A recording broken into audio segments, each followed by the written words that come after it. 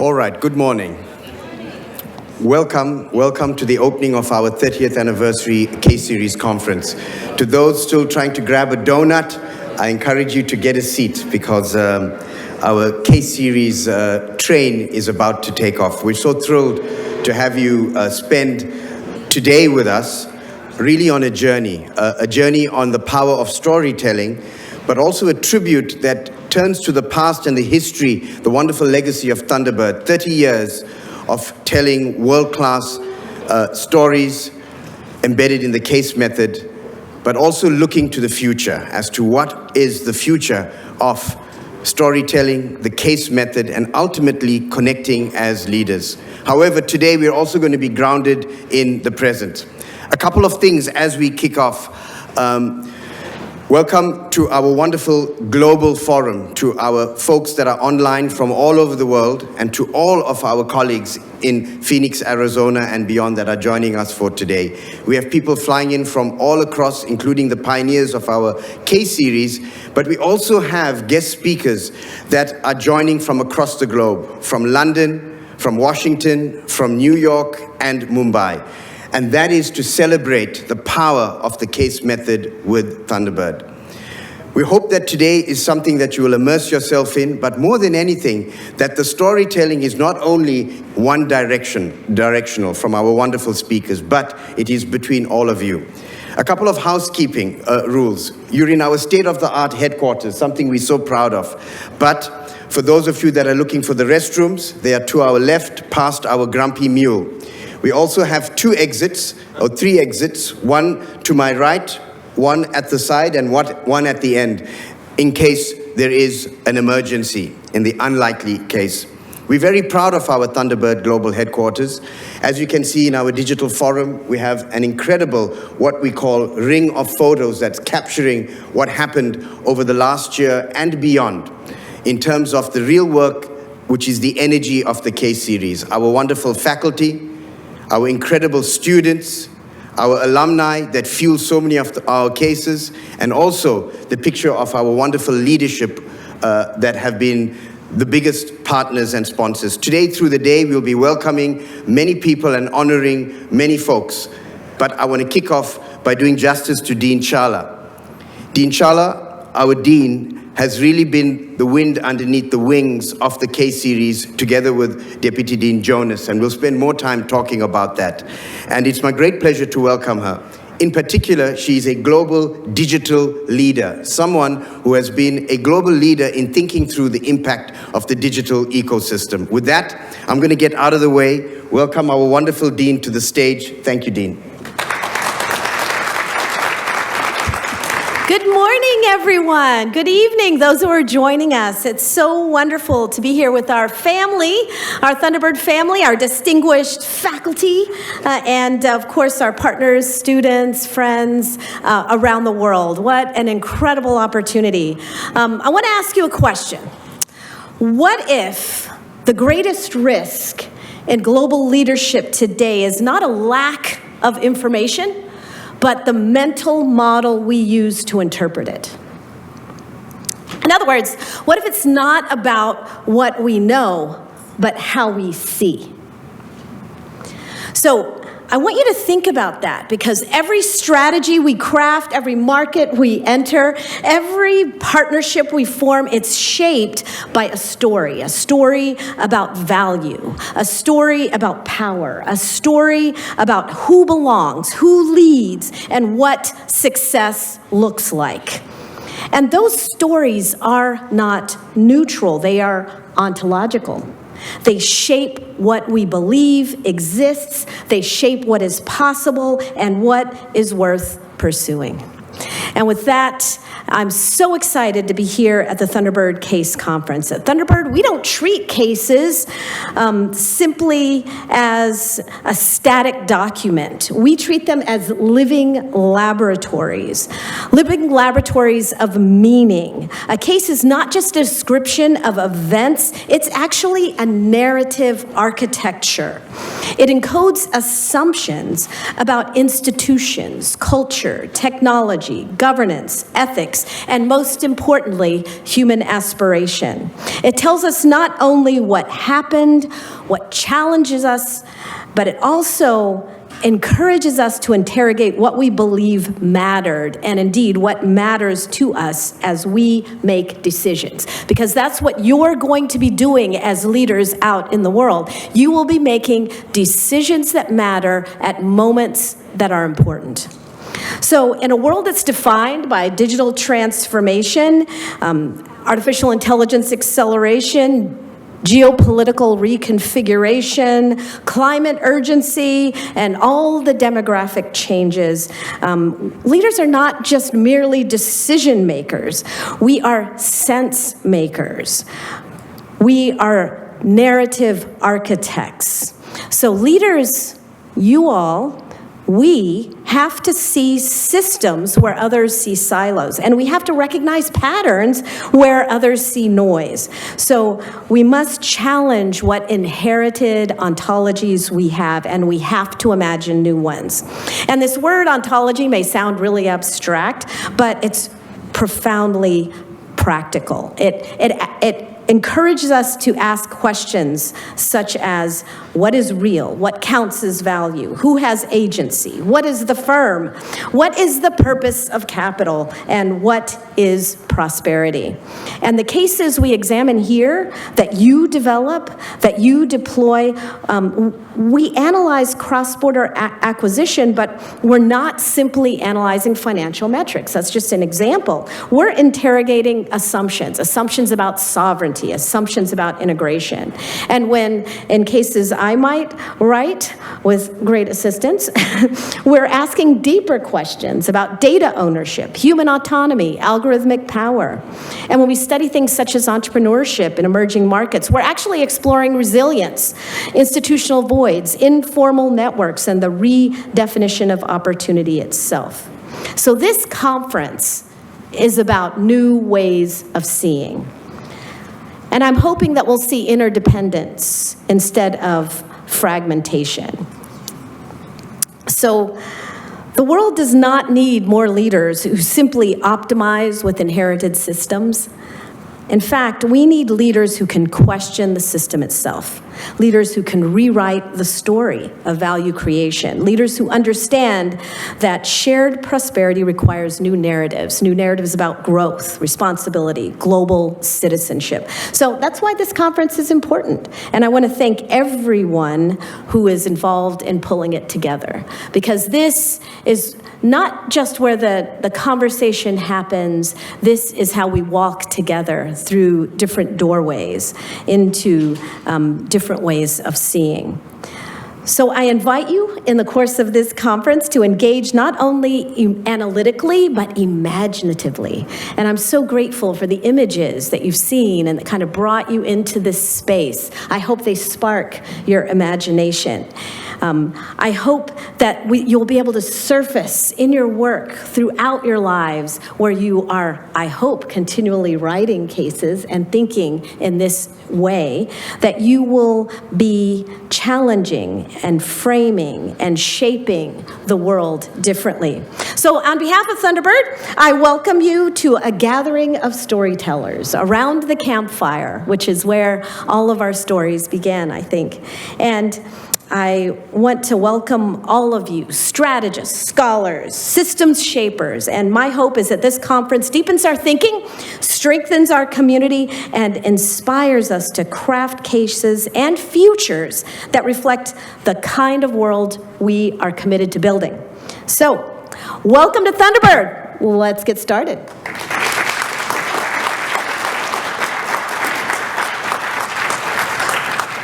It's really been fantastic for our terrific faculty to join us. They have a faculty meeting from 10 to 11, and so we will be seeing folks coming in and out, because this is going to be a very interactive forum. So thank you, and please give our faculty a round of applause for joining us at the beginning. It's my great a great pleasure to play a very special welcome note from President Grosse, and I just want to get into that. President Grosse was here actually for a special lecture that Dr. Chan delivered, and was absolutely thrilled about the Case series and its progress. This started as a moonshot from the organizing students who put a list, and they will talk more about that. When Dinesh, who's one of the co-chairs, said, "What's your dream list of things to do?" He said, "It'll be great for President Grosse to do a welcome message." And our students initiated an outreach, and much to our delight, we received several messages from the school's leadership that we'll be playing. So let's give it a bash. Hi, Michael Crow here, President of Arizona State University, the home for the Thunderbird School of Management. Congratulations on the 30-year anniversary of Thunderbird Case. 30 years, fantastic program. One of the top programs in the U.S. Meeting schools all over the world. I'm really excited about how this works. Case method is so powerful, how it's been so powerful for 30 years, and it's just we're just very proud here at ASU of all the things that Thunderbird is doing and all the things that they're impacting. So congratulations. Wonderful. Let's give our president a thank you. Between the vision of President Grosse and vision of Dean Charla and Thunderbird, this alignment of connecting with the rest of the world is important. And I want to immediately thank the team, Professor Teagarden, who's joining us online, and we'll hear from her later, our Deputy Dean of Knowledge Enterprise, who's one of our biggest champions and a big architect of today. And of course, I'd really like a round of applause for Arlene. If you can give Arlene, our manager, who's been tireless. Also want to make sure the folks who fought us not to put their pictures on, Aditi and Janal, we just want to say the loudest round of applause for you. Thank you for everything. We want to hear from our students, and it's my pleasure to invite our student leaders onto stage, Ishi and Sarah, who represent both our grads and undergrads. Welcome, and thank you.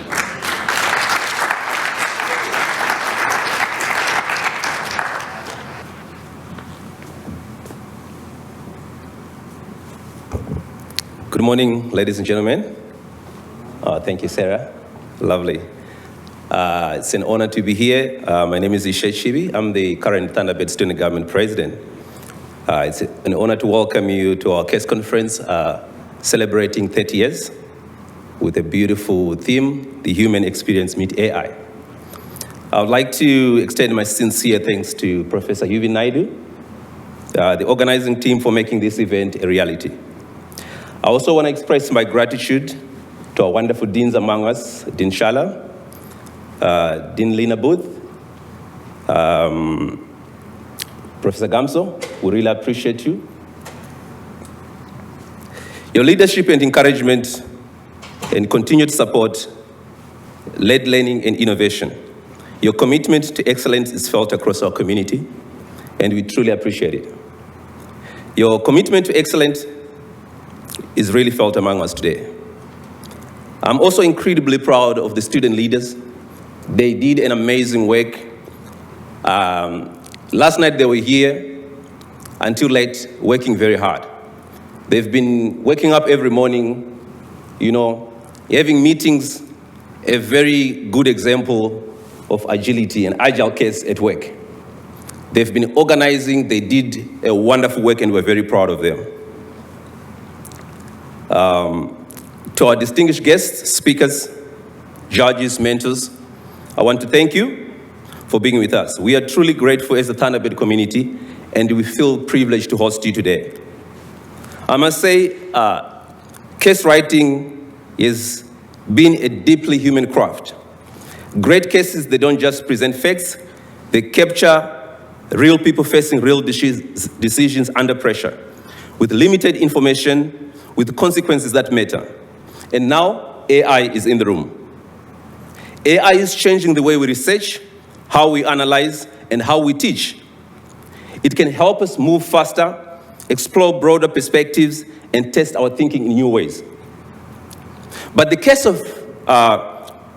case writing, it really remains human, even in the presence of AI.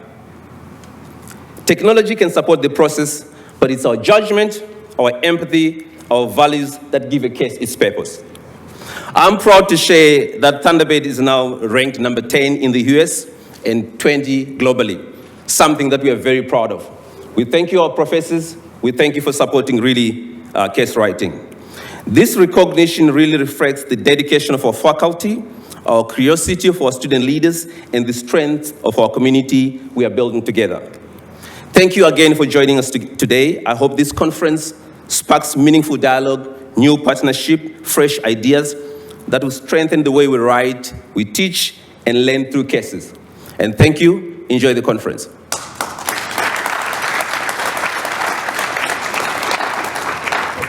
Thank you, Ishe. Good morning, everyone. My name is Sarah Kumeis. I'm the president of the undergraduate Thunderbird Student Club, and it's an honor to stand here with you today, not being here, but also being alongside Ishe, the president of TSG. So the case method has always been about more than solving a problem. It teaches us how to think under pressure, how to navigate uncertainty, and how to defend a recommendation when there isn't one perfect answer. For generations of Thunderbird students, cases has actually been our training ground to global leadership. But now we're operating in different landscapes. We are the first generation solving cases with AI. To our fingertips, AI can summarize faster, we can get the questions faster, but it cannot actually exercise judgment. It cannot understand cultural diversity, and it cannot tell a story with conviction.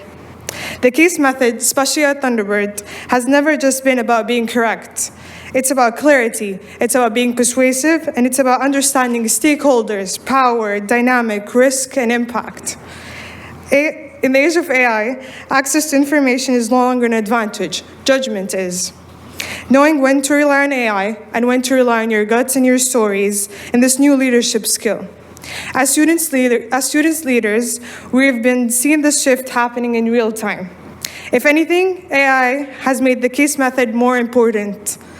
Because when structure becomes automated, the human experience elements becomes the differentiation. Your confidence, clarity, creativity, and storytelling is a differentiator. As we celebrate 30 years of Thunderbird Case Series, we're not just honoring a tradition, we're redefining it. The future of the case method is not human versus AI. It's actually human empowered by AI.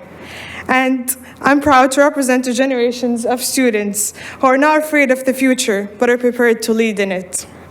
Thank you again to Mary Teagarden, Professor Naidoo, Professor Gamzo, Roy Nelson, and also the Case Series team, Arlie, and all the student body, our co-chairs and our student leaders for organizing this amazing conference ahead of us. Please, to all our guests joining us in person and online, welcome, and I hope you enjoy the rest of your day.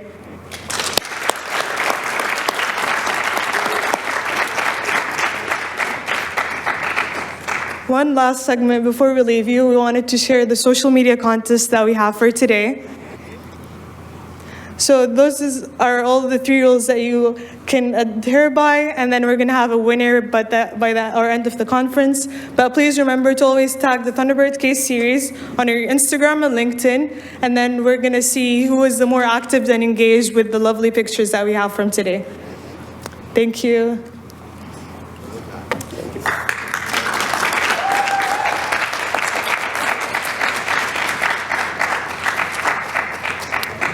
A big part of today is going to be your experience to immerse yourself in the story and see today as one giant example of what we call the living case.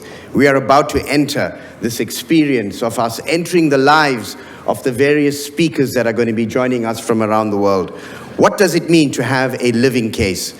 A living case is to walk in the shoes of entrepreneurs, to walk in the shoes of global leaders, and for you to get a chance to ask questions, tough questions, questions that really work to push insights to the brink. And this is the heart of the case method. The case method is not about providing answers. It's about hopefully honing leaders to ask the right questions. With that, we're going to start what we call the interactive session. It's my great joy to connect you to a global leader, a young global leader at the World Economic Forum. Gaurav Gupta is no stranger to honing leadership in the furnace of entrepreneurship. As the COO and a co-founder of Zomato, they were responsible for one of the most remarkable businesses globally, driving a unicorn in India. that on its debut reached over $12 billion in its IPO. It's a remarkable company. And we'll get to spend time with a leader hearing all about what it takes to have that amount of pace, innovation, and drive. But more than that, we will be focusing on a new innovation. Many leaders stop at that point, and Gaurav could have easily stopped. Yet his vision to make a change has continued into Gabbett. And so we will dial Gaurav in right now for you to interact with you and our colleagues from around the world. But you will notice a QR code at the far right. And I would encourage all of you to open your phones, because this is your gateway to ask the powerful questions. We want everyone here to get a chance to ask Gaurav all of the questions, and you can put in multiple questions. There's also a way to put in your name and your details. And as we get into the interaction, one of the things that's going to happen is that Gaurav, at the end of the session, working with us, is going to pick his favorite questions that were asked, not just the ones that verbally get through, but from all of the questions on the list. And at the end of this conference, we are going to announce what those favorite questions are. And if you are still here, we encourage all of you to be the marathon case method leaders. If you join us at the end, one of those folks is going to get a chance to spend an hour on a coaching and mentor call with Gaurav. I hope each of you sharpen your Thunderbird skills to ask questions and engage, and that you are the one that gets to engage Gaurav. So with that, I am absolutely thrilled to introduce you to Gaurav, and let's see if our technology is able to connect. So I'm going to call on our Zoom experts to see if there's anything that we need. Thank you, Vikram.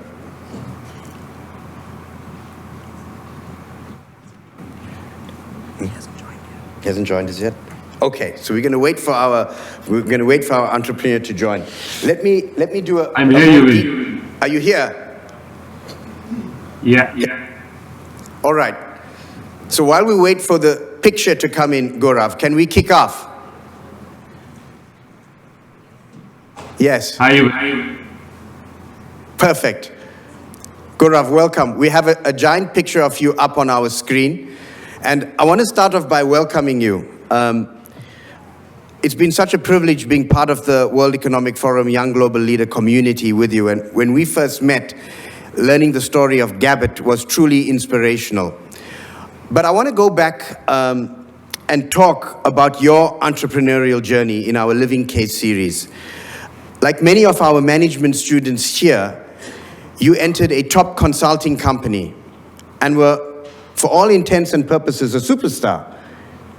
You could have easily have had a terrific life, but you were inspired to leave that path onto paths untracked and enter the world of entrepreneurship. What was the driver of this? Because many students are facing this. Hi, Euvin. It's great to be here. Hi, everyone. So honestly, the true answer is that I was actually having a great time in consulting, living in my own bubble. And post that, I by chance got into an entrepreneurial journey. It was not planned. I was planning to be a consultant all my life, I think. But at some point, I just met someone interesting, and that got the thought triggered that since doing business school, I'm a chemical engineer. I had not done anything else besides consulting for 10 years, and I didn't even know whether I could do something even better. The mission in front of me looked super exciting, and I jumped into it.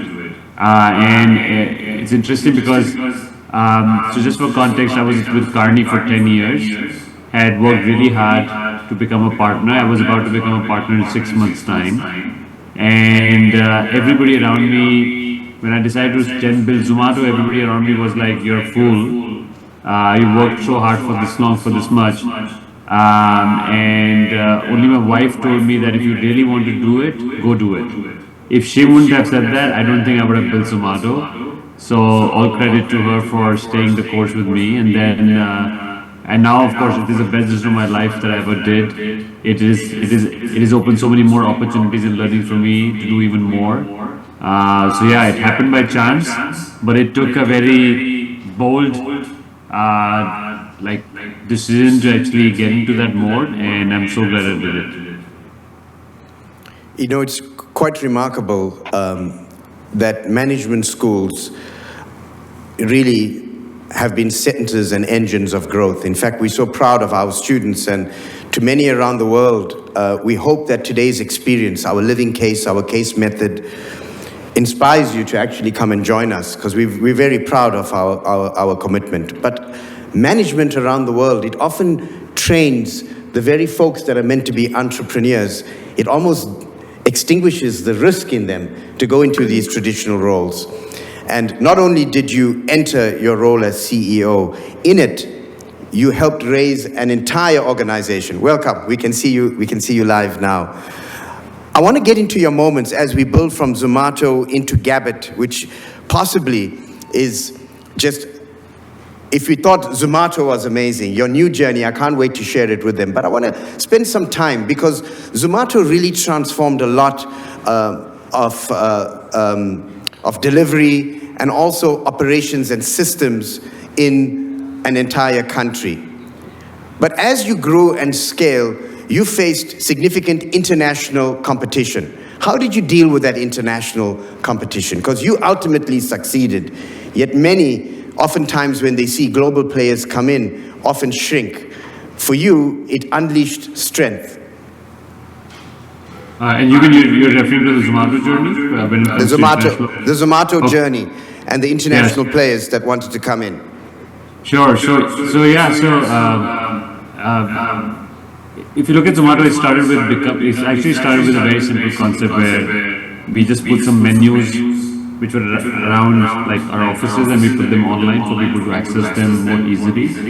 And people started coming to that website or that web page to actually look for restaurant details and information. From there, it grew to become India's leading search and discovery platform. And it was like just for context, it was like Yelp for restaurants. For the first, I would say, 8 years of its existence. And then after that, we actually got into the transaction business. But before that, we actually were market leaders in restaurant search and discovery in 24 countries. Half of them we had actually grown greenfield, and half of them were actually acquired. And I think there we just, like from 2013 to 2014 end, we went from almost one country to 24 countries. It was a very agile implementation of a playbook that worked for us, that we replicated across 24 markets, greenfield, and through acquisitions. So that is the first part of Zomato. And then 2015 onwards, we built out the food delivery business, the table reservations business. We also have a raw material supply business for restaurants, which is called Hyperpure. So we built all that out over the next few years. But I think the essence of every business to be successful is essentially execution. If you really ask me, one success factor for building a successful company is just execution.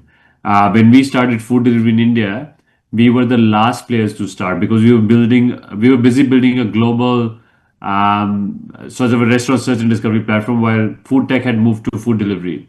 And when we started food delivery, there were 150 food delivery companies in India already operating. And today, there are only 2 of them who exist, but the remaining 148 have actually gone away. And the only difference between these 2 and the remaining 148 is that the 2, which is Zomato, and there's another player called Swiggy, which is the second player in the market now, we just out-executed everyone. To the extent that we even acquired the Uber Eats business in India in 2020, just before COVID.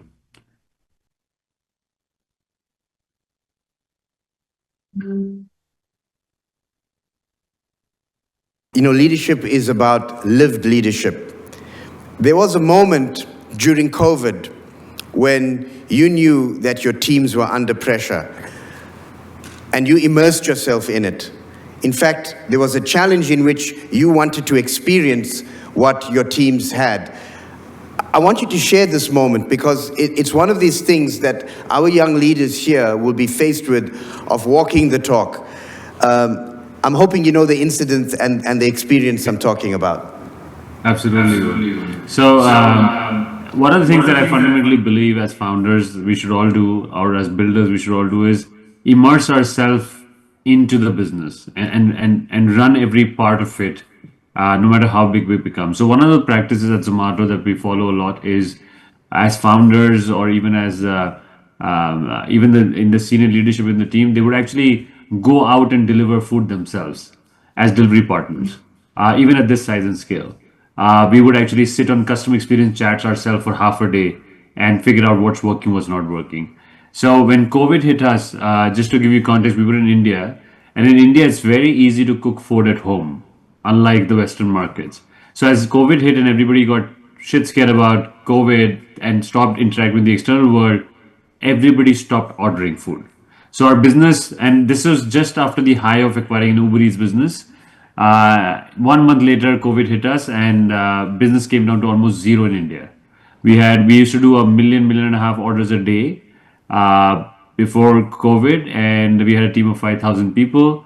And overnight, that was reduced to 10% of the business, and it was a very tough time. But the even more difficult thing was to see how to adapt to this new environment. And within 1 week into COVID, I and some of my fellow founders, we decided to go do deliveries ourselves, because if in this new environment, we weren't sure how delivery partners were operating, what difficulties were they facing, what were customers expecting, and we decided to do that. And as you can imagine, this is the first week of COVID, and my wife and my daughter were up in arms saying, "This, you can't do this. Everything is okay, but you can't go into the field to deliver food right now." I said, "But I have to do it, because if I don't do it, then how do I expect my delivery partners to do this, right?" So went into the field, of course, anxious, a bit nervous. And I had one of the most remarkable experiences of a lifetime, I would say, in terms of what I discovered and what it made me realize in terms of learnings, and so the importance of doing this in these times. So my first food order was to be delivered to a hospital. And I saw that, I'm like, I can't go to the hospital right now in the first week of COVID. How will I go back home if I go to the hospital? Like, I have my wife and daughter at home. How would I go back? And it was a cake to be delivered, a birthday cake to be delivered to the hospital. And I'm like, in COVID, somebody needs a cake in the hospital, so it has to be super duper important. So I thought about it for a couple of minutes. I had to do it, of course. So I called up the customer and made a request. I said, "Can I please request you to come to the gate of the hospital? I would not be able to come inside, but I can deliver it till the gate." She was kind enough and she said, "Absolutely." So I went and delivered the cake to her at the gate and left from there. Of course, I had my mask on. I had all the equipment on. I didn't even remove my helmet, a visor, anything like that. But this told me how difficult times were our delivery partners operating in, and what customers were expecting or what we need to do. And just as an example, one of the policies we had, or one of the rules we had, was we didn't want delivery partners to call customers when they receive an order, because we wanted the order to be seamless. So we don't want customers to be disturbed. We just wanted it seamless. But this episode told me that in times like COVID, you cannot not call the customer. The first thing I did was call a customer to make a request. So we changed that policy, changed that rule during those times. And many other things that we figured in this time period. But I think just seeing what was happening on ground gave me so much insight of what should be done. And I think we'll be able to do a lot more just because we were experiencing it ourselves. Otherwise, we wouldn't have experienced what they're going through on the ground. And many more things. This is just one of the incidents. I want us to just pause and reflect on that in terms of the quality and caliber of leadership, that you've built a billion-dollar company, a multi-billion-dollar company. You commit yourself to living the values, and then it's leadership on the line. And how do you follow through?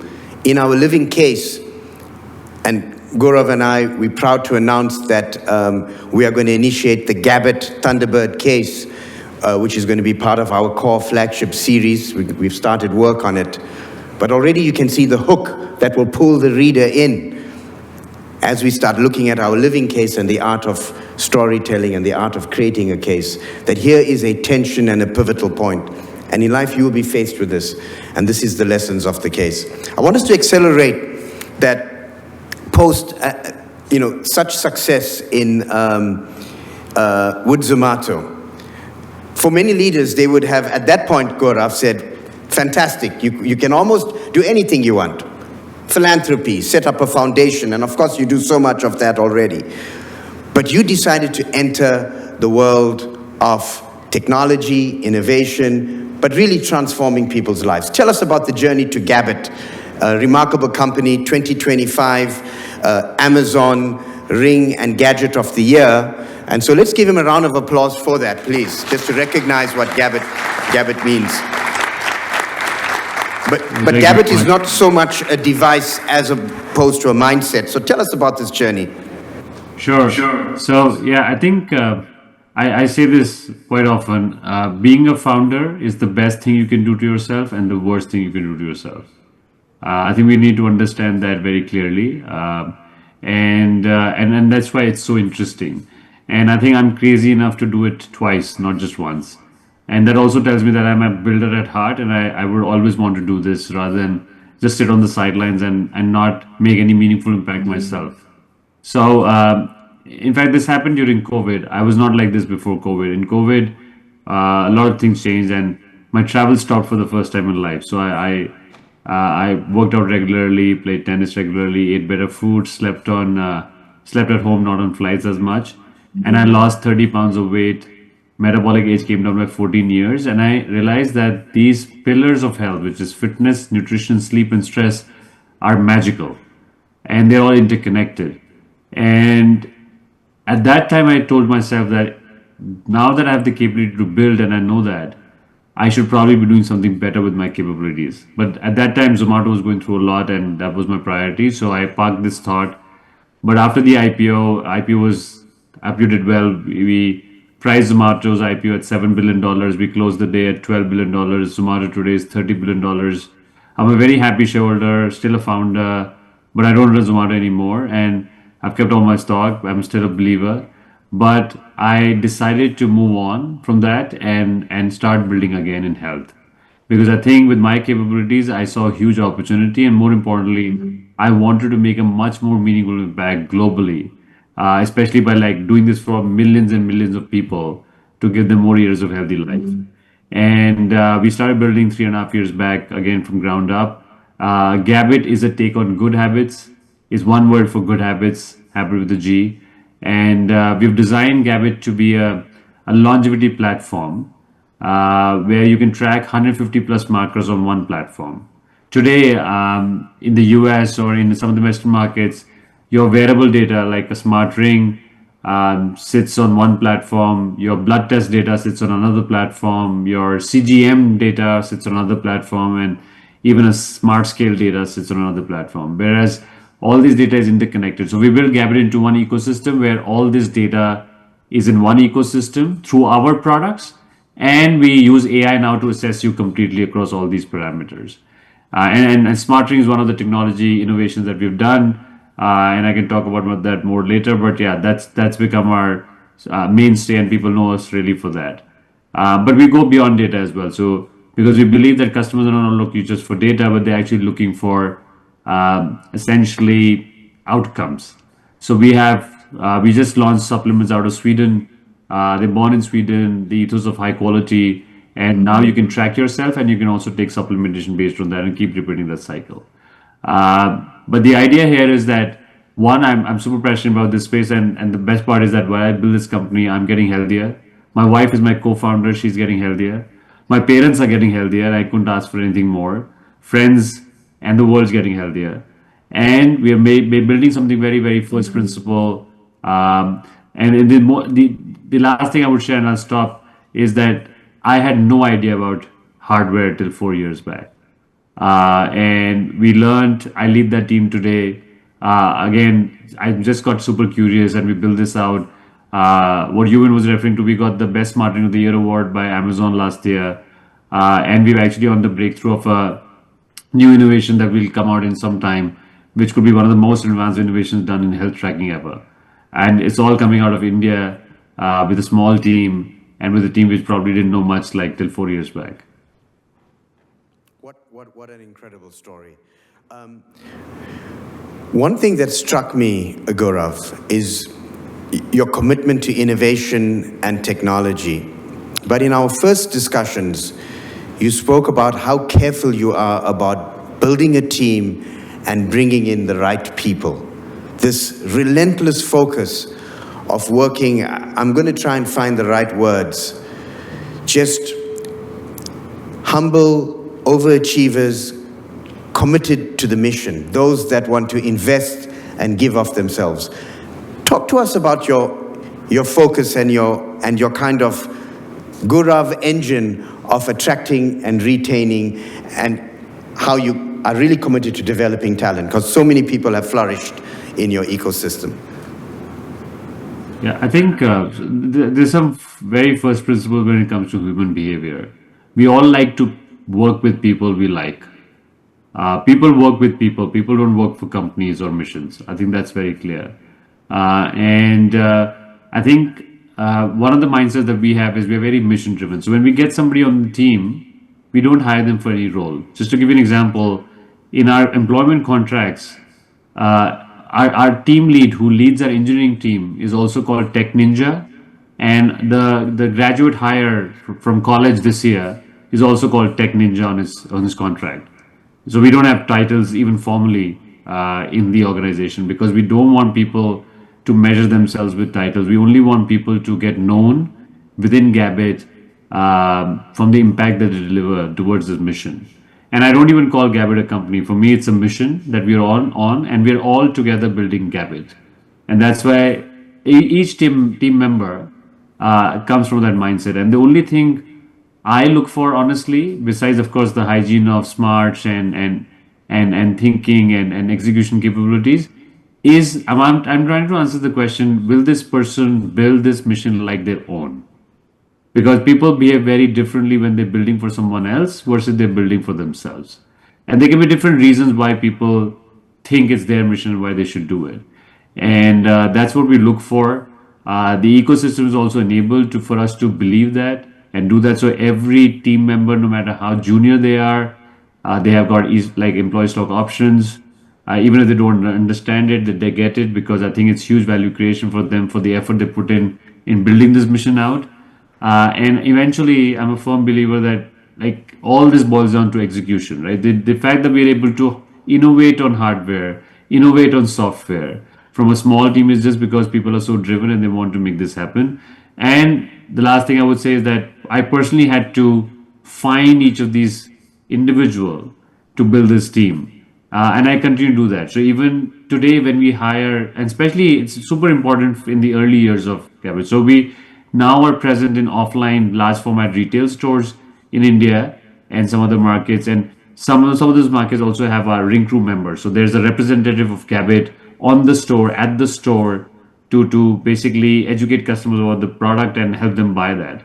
Even till date, every ring crew member that we hire, they have to go through a final discussion with me. And even in them, I'm looking for whether they are driven to build this mission or they're only coming for let's say a sales job at a retail store.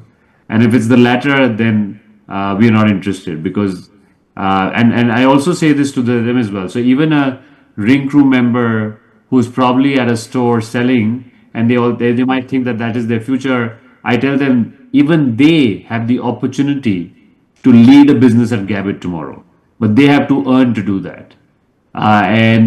So we don't box people, we don't constrain people, but people have to earn the right to do more, and there is plenty more, and nobody will actually ever question saying, how can you move from this role to this position, or how can you actually move from this outcome to the other one? So it's very, very progressive that way. Fantastic. Let's we got all the material you shared. I thought we may share your general advertisement and ad and it's to get a feel of it. And then of course we have the very special ad also loaded. But let's start with the first one. Let's try and test our technology, and then we're going to work our way to questions. Let's see. Here we go.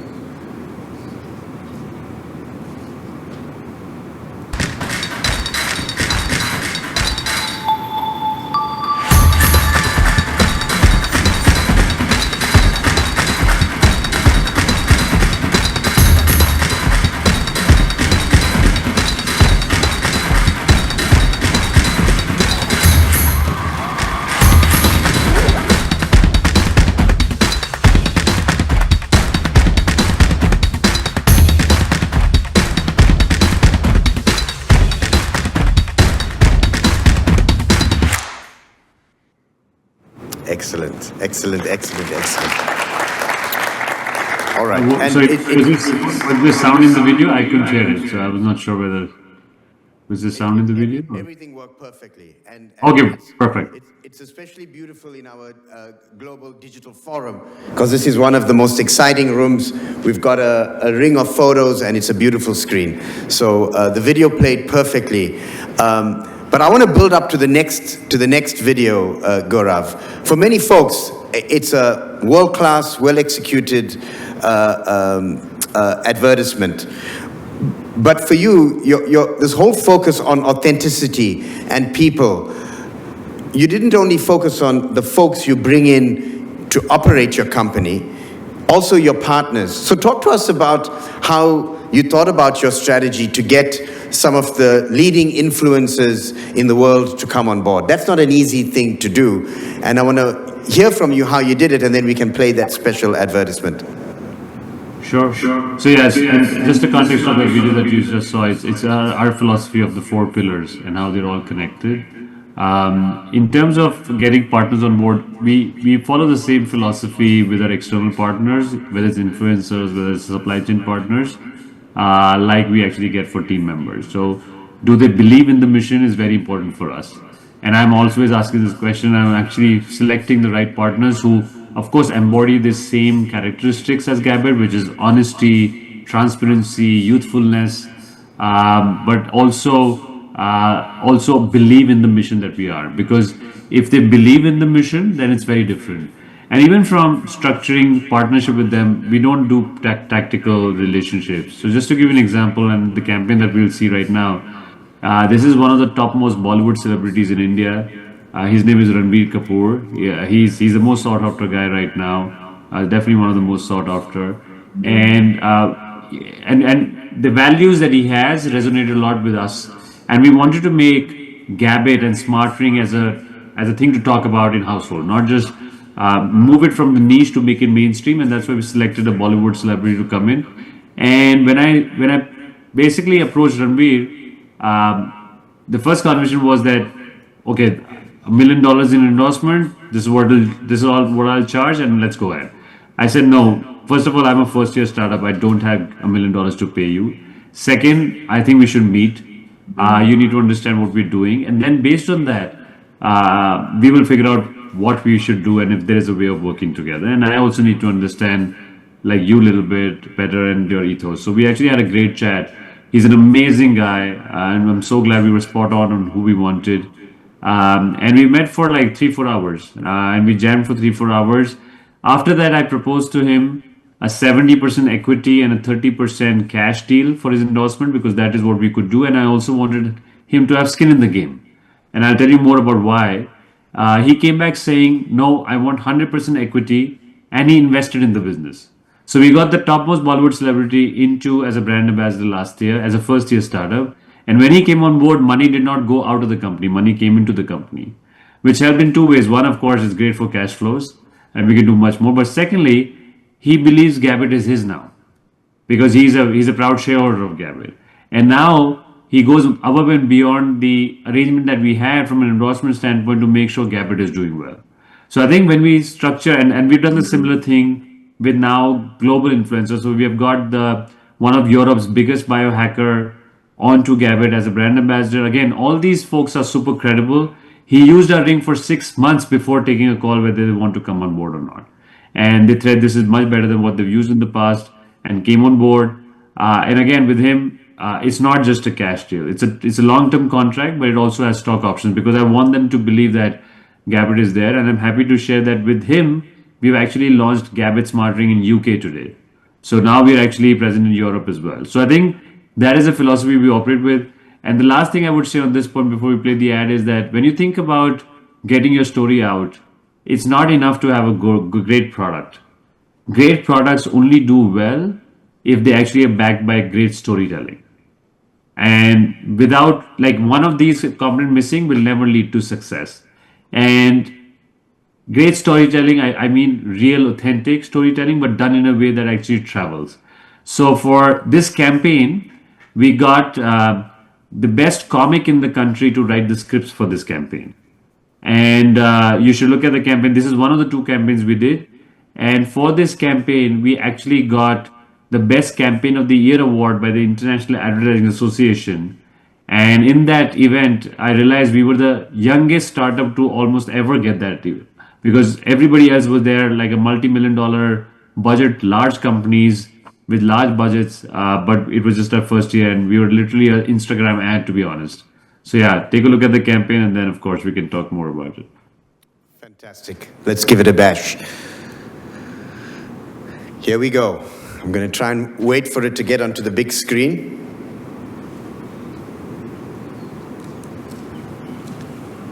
Seven hours, 30 minutes, sleep score 86, and deep sleep to be improved. 11, 12, 13, 14. 30 grams protein, 200 calories in, maintain 300 calorie deficit. 61, 62, 63. Heart rate 120, VO2 max 48. Recovery score good. 2015, 2016. अब सारे health experts हैं इस एक गैबेट smart ring में. Once you get Gabbit, you'll always have good habits. You'll work out better, eat better, sleep better, and feel better. Start your health journey with the Gabbit Smart Ring. Fantastic. Fantastic. Fantastic. Let's try and get Gaurav back on screen. Tell us about that adventure. What a fantastic ad. It pulls people in. And what was the impact? Go for it.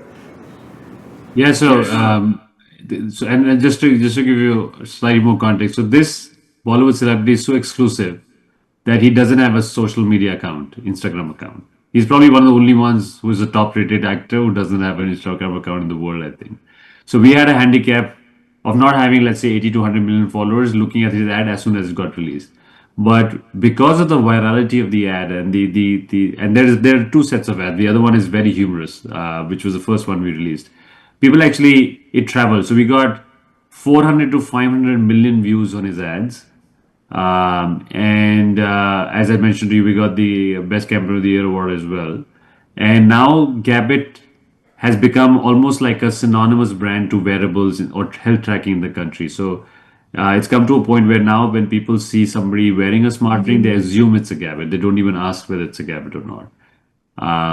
And people were really happy to see the fact that we took health and added some humor and some excitement to it rather than actually just scaring people about bad health and so on and so forth. Honestly, it took a lot of time to get to this script. To pack so much about a ring into just 30 seconds was super difficult.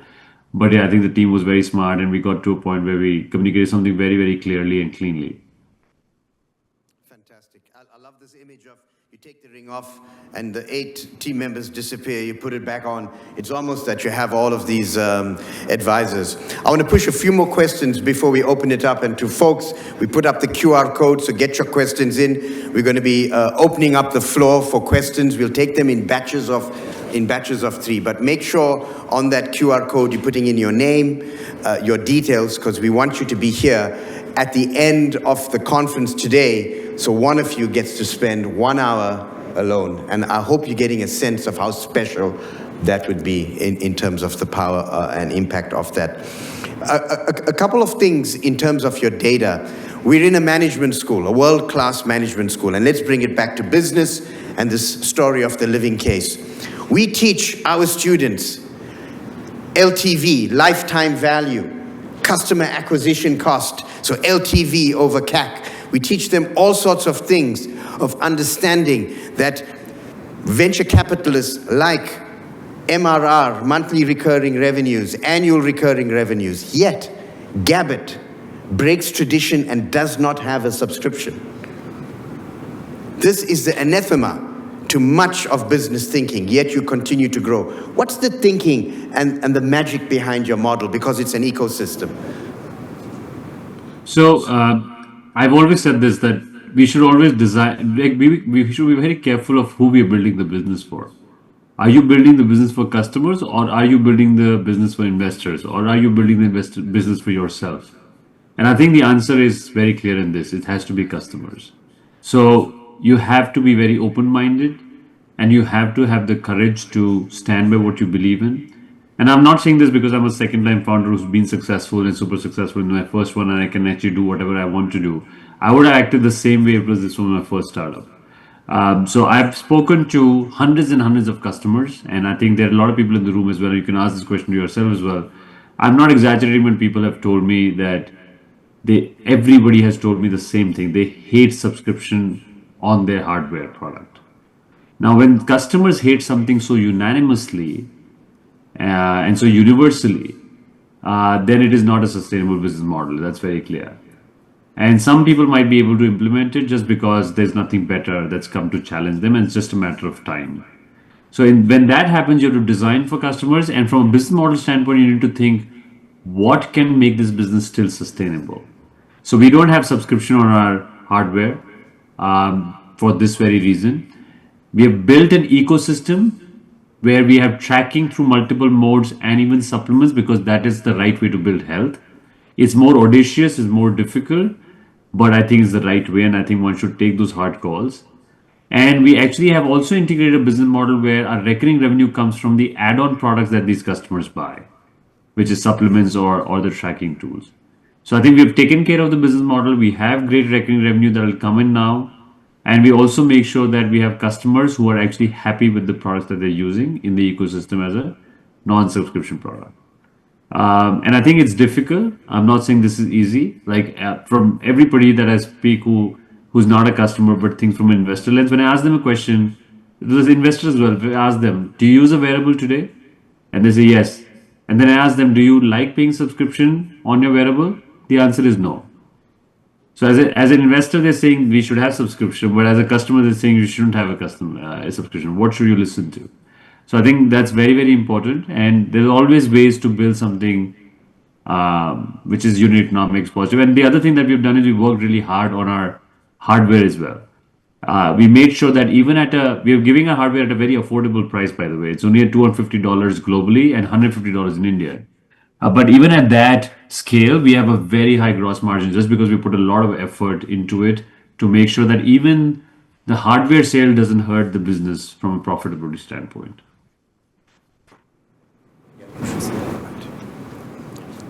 Gaurav, that is a remarkable approach. I want to spend 2 or 3 minutes just going through the model and then opening it up for questions. Part of your business is not only just the hardware and the ring, it's a lifestyle in terms of your product. And it's very rare for a hardware business to vertically integrate to offer this. And you always believe in quality. So Sweden was very important to launch at the highest level, the quality of the ingredients. But what was this link that you didn't just want to have the monitoring? You wanted people's lifestyle and diet to change. Usually venture capitalists will say, focus on one thing and do it well. But you are going into a couple different dimensions. And again, doing it with great focus, care, and a concentration on quality. Yeah, so I think, of course, it's difficult to build multiple things. But I think I will always go for the right thing than the easy thing. And the right thing here is that we're building health. And in health, all of this is interconnected. I can't have a customer improve their diabetic condition or their obesity condition by just addressing tracking for them or just addressing fitness for them, because all the four pillars have to come together. And at the end of the day, customers are not looking for just metrics. They're looking for what do we do with these metrics. And as a platform, it's our responsibility to make sure that we are able to offer those solutions to them at the highest quality. So yes, it's a lot of effort. We build capabilities to do products and services across multiple lines. And I think at the end of the day, it comes down to the same ethos that what are the values you stand by and you don't let them dilute. For example, each of the products that we actually have built are our own formulations and I think and by the way, there's some times where you can actually simplify some of these things. For example, our benchmark, so my wife is my co-founder. I have a daughter, she's 14 years old. And we are very happy users of all our products. And the benchmark is if I can use the product in myself, if I can use it for my tracking, if I can actually consume that supplement, then it's the right supplement for customers. And as you can imagine, I will not put anything in my body that I don't think is right for my body. So I think that just first principle thinking just sets the bar of quality for everyone, including myself, in the team, and we just try to follow that as much as we can. And there's always scope for improvement. But I think I would say build for the right thing than the easy thing, because that's the way you solve a problem. The easy things can be very productive in the short term, and the longer term, it'll not work for you. And I think in health, I fundamentally believe this, that eventually ecosystem plays like ours will actually survive, whereas isolated companies solving one part of the ecosystem will actually fall into someone, or they will actually peril. That's a fantastic answer. Now the moment we've been waiting for. We have enough time for questions. We're going to take them in batches of 3, so please put your hands up. I hope you've recorded your question as well on the online platform, but we have roving microphones, and hopefully we can get several sets in batches of 3. So it is open floor to each of you, and we can't wait for your Thunderbird questions to be asked. So we have one person. Let's get a couple other mics in hand. We have 2. So let's kick off. Go ahead, yes. Before you start, we have a protocol. Introduce yourself, your name, if you're a student or not, and then we record that. While we're waiting for you, we're going to start here. Not working as well? Come over and, since you're the closest, while we're getting our tech sorted out, come join me. Come join me. And to all of the others that want to ask questions, let's form a line. We usually do this in the World Economic Forum. Come and join, and we'll form a line here, and you'll be able to get in line to ask a question. Hello. Okay. Introduce yourself. Okay. Hi Gaurav, my name is Samay Arora and I'm a student of Global Management here at Thunderbird School of Global Management. First of all, thank you so much for taking out time and enlightening us about your journey and how things have been going on till now with both of your ventures that you have started. I know it's a little late in India right now, but still you are here. Thank you so much for that. So my question is, if you were starting your third venture today, which problem space would you choose, and what exact traits of operating styles and founder market fit would you be looking into? And a follow-up to that is, as a 22 years old management student, how can I inculcate those particular traits in myself in the next couple of years? Wonderful question. We're going to take them in batches of 3. Karina? Hi, Gaurav. I'm Karina Ribeiro. I am a student here at Thunderbird currently, and while my question is directed towards students, I think it is applicable to everyone. So we know you've been shifting this focus towards health and wellness, a more holistic lifestyle. But it's also well known that Western perspectives on hustle culture have had a huge influence on businesses around the world. And we know that individuals from marginalized groups like yourself are often at a disadvantage in the business world. We feel like we have to work harder, be better than our peers to be successful. So what is your advice for minority students who are attempting to launch ourselves successfully while still making space for our health and wellness habits? Thank you. We've got space for one more. Hi Gaurav, I am Tejaswini Panjari. I am a student at Thunderbird. So my question is, apart from curiosity, what drives you ahead to change your domain so rapidly? One day you were into food delivery business and now you're in market for wearables and tech. So what are the strategies you approach while solving a problem? Thank you. Fantastic. Thank you for our first round. Over to you, Gaurav, in any order that you would like. Yeah, so I'll go the order the questions were asked. So in the first one, I don't have a third sector to tell you right now because I'm so focused on what I'm building right now. I know I'm going to build this for the next 15, 20 years. So I haven't thought about anything else. The other thing I would tell you is that, like all of us, I tell this to everyone, you can only build if you're a consumer of that particular business or sector. You cannot build a successful business or product for customers if you're not a customer yourself. So for example, when I'm building food delivery, if I'm not a person who likes to order from outside, I will not be able to build a good business. It's very simple. as health. If I'm not, my journey in Gabit or my love for health only came from my personal journey. And I found it to be magical in what it did to me. Like I was metabolically 49 when I was 39. Now I'm metabolically 35 when I'm 45.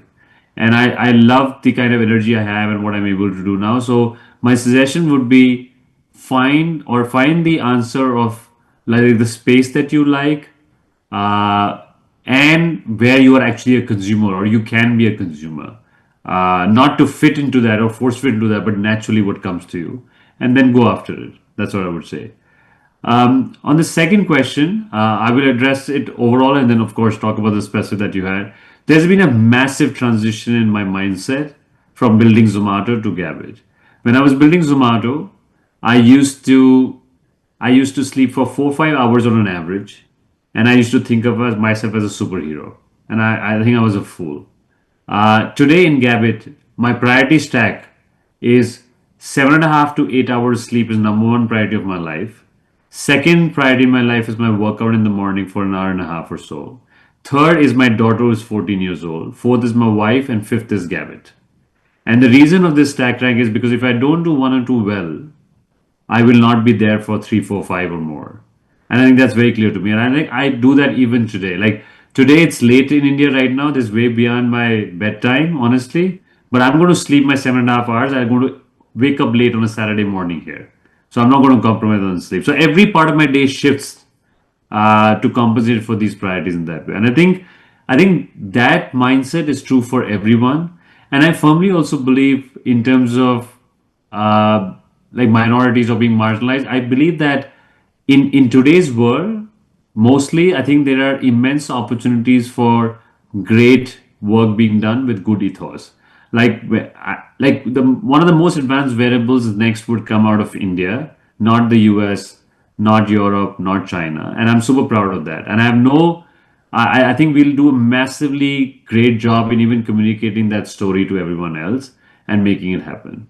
So if you get the right set of folks together on a mission, I think everything is possible nowadays. And I think as I said, you have to find people who believe in what you're trying to do, and don't waste your time with people who don't believe in what you're trying to do. Yeah. And the last thing I would say is that worry about things that are in your control. Things not in your control, never worry about them because you can't do anything about them. It's just like reduce your stress tremendously. I think we get stressed most by things that we worry about which are not in our control. The last question was about me switching between sectors quickly. I don't think it's a quick switch. I thought very hard about it before making the switch. Being a successful founder in India of the most valuable startup at $30 billion and leaving all that away to start find an office for yourself tomorrow morning, starting with the one team member that is you, is not easy. And I think I thought about it quite enough, but it was my personal journey and I wanted to build in health. And I think what helps me do well in both is just a bit of, like, I would say just drive. I really want to make the world healthier. Our vision is to enable everyone to live healthier and longer. And I'm very driven by that right now. And when I see even my parents getting healthier with our products, I feel super proud about it. So I think it's the drive. And the second I would say is what helps us solve complicated problems in different situations is our first principle thinking. When you think first principle, then you're able to solve all of that. Like, for example, human psychology, right? So people are lazy. We want most effort, like most outcome and least effort. That's who we are as people. You can't change that. Then you have to design your products around that. That's why we build like 10 days battery life into our smart ring so you don't have to charge enough. The next one will be even better. So I think it's things like that. When you think first principle, you can solve any problem over a period of time. And I think that's how you should approach any new area.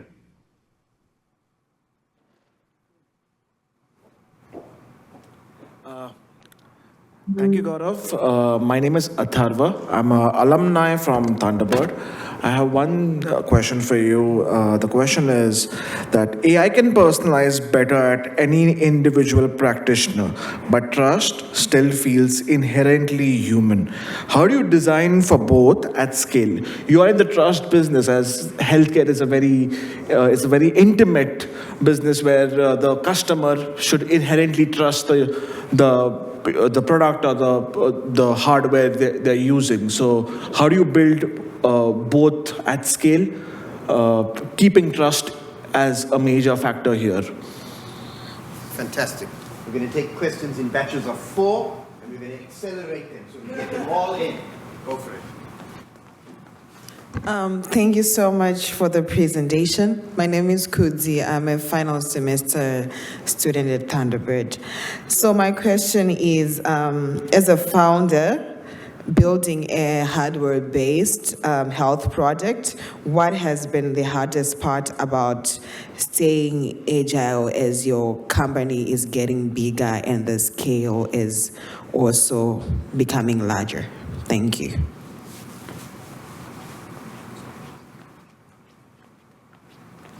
Hello, Gaurav. My name is Quinn. I'm also a Thunderbird student, and I'm actually working as an AI product manager. So that's why I'm very interested in learning about Gabbit. It's actually a journey when I see how you leverage the data to learn, like help people to see how they are doing in their life, and see like things that we never seen before. Because for me, the data is like the digital version of the human experience. So my question is that, what is your vision of, because I believe that one of your philosophies is that the data alone is useless without intervention. And I think for now you have two intervention, which is the AI and human, the coach that you integrate into your system.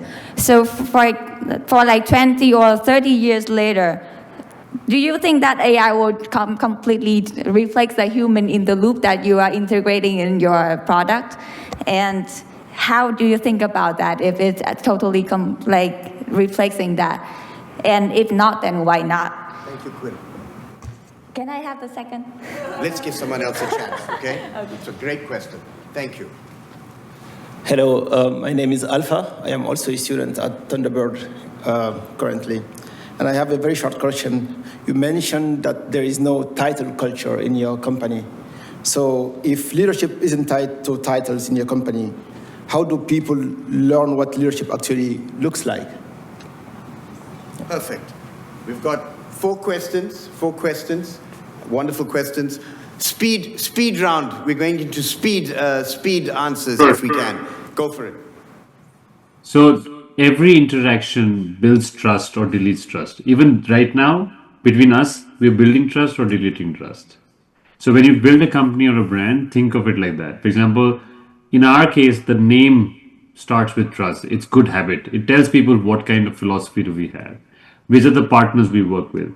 What does our customer experience team say, and would they actually abide by what they say? So it's very small things over a period of time that build trust. And the last I would say on this is that data itself is personalized to you. So if you believe in your data, that is the best way to build trust. And that's what we focus on a lot. The second question, the hardest part, whether it's a hardware business or any other business, the hardest part of building a business, every business that I've built till now, is finding great people who want to build the mission like you want to do. Hardest part, even till date. Third, will AI replace the human? I can't predict what will happen in 20 years' time. We'll see it together.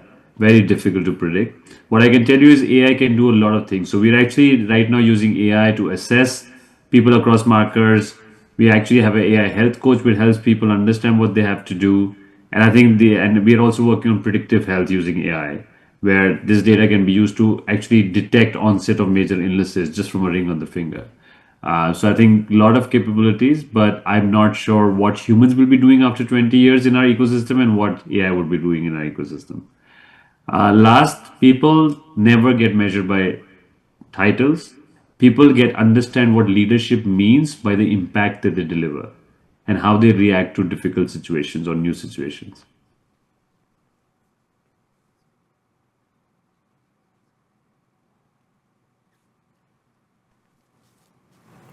We are very fortunate to have time for a few more questions. So our colleagues that were here in line, Danesh has got our microphones working. I want to just make sure we get the right folks that were, Danesh, we had the folks that were in the line. So before we hand over the mic, who was in the line at the beginning? Yes? Danesh? Do you understand, the folks that were in the line? If you stand, we'll be able to see you. So we have one. And then I think Carola was in line as well. And yes. Hello. Thank you so much. So speed dating again, a punchy question too. Let's go for it. For sure. My name is Jason. I'm currently a master's candidate. You mentioned how, first of all, congratulations on how successful your campaign was. It really was an amazing ad. You mentioned that it's not only important to have a great product, but it's also important to have that storytelling and marketing aspect as well. So I was curious if you could break down what do you attribute to the success of Gambit, and when did that first idea for that story, that campaign, first come into the company's head? Terrific. Share, please. Did you lose your mic? Come join me. She's been so patient. Please. Thank you. Take your time. Hi, Gaurav. Thank you so much for coming to Thunderbird. I'll make this really quick. So Zomato has shaped consumer behavior in food discovery, and Gambit is playing a huge role in influencing how health and wellness is being seen in the Indian market specifically right now. My question is more towards the AI aspect of it. How, as a founder of such two big huge companies in India, in fact, where do you draw the line between making it a smart personalization and manipulation? As in, how do you decide what is personalization and not influencing a consumer's choice based on business preferences? Fantastic. And we'll have our last question in this round. We're going to get a fresh question from a fresh person. Yes, go for it. Hi, thank you, Gaurav, for your insightful session. My name is Hugo, and I also love data, and I really believe how data can improve our daily lives. So my question is related on, as human beings, we like immediate pleasures. So you make a transition from Zomato, where the reward is instant, right? And you pivot into Gambit, where the reward for the customer is going to be delayed because you need to wait until you see results. So how do you psychologically engineer this variable in order to, in your ecosystem, in order to make the customers return to see, until they see the physical results? Thank you. Fantastic. And Danesh, let's take one more from Melissa, one more question, and we'll close it out. Hello, my name is Melissa Torres. I'm a master's student right now, and congratulations. I'm very impressed for everything that you have done, and I'm very curious about when you lead a company that it's globally well positioned. You have conquered the world, basically. What are the next steps? What are the goals? Where do you want to be in the future now that you have accomplished all of this? And what could be the gaps that you're facing to get there at this point? Thank you. Wonderful. In any order, Gaurav. No, I'll go in the order of the question. Thank you so much. And just a clarification, Zomato is a very big company and Gambit is a very small company right now. So Gambit has a long way to go. We just got started 2 years back. We're just a large player in India, but there's a world to conquer, and even India can grow a lot. In terms of success factor for the campaign, I think it was a lot of things. The choice of the brand ambassador, the choice of the script writer, the quality of the shoot, the simplicity of the script, and the added humor. And if you see very clearly, the ad is actually made in Hindi, but all of you got the ad. You don't need to know Hindi to understand the ad. It was that simple. So I think all those things were success factors. The idea came to us 1 year into the business, where we said we want to make this a mainstream thing. And first we got the actors involved, and then we decided on the script.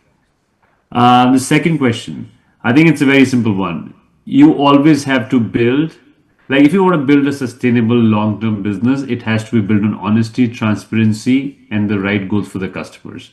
Manipulation can only help in the short term, in my view, never in the long term. So you have to decide what you want to do. Are you building to exit in 2-3 years? Are you building to leave a legacy?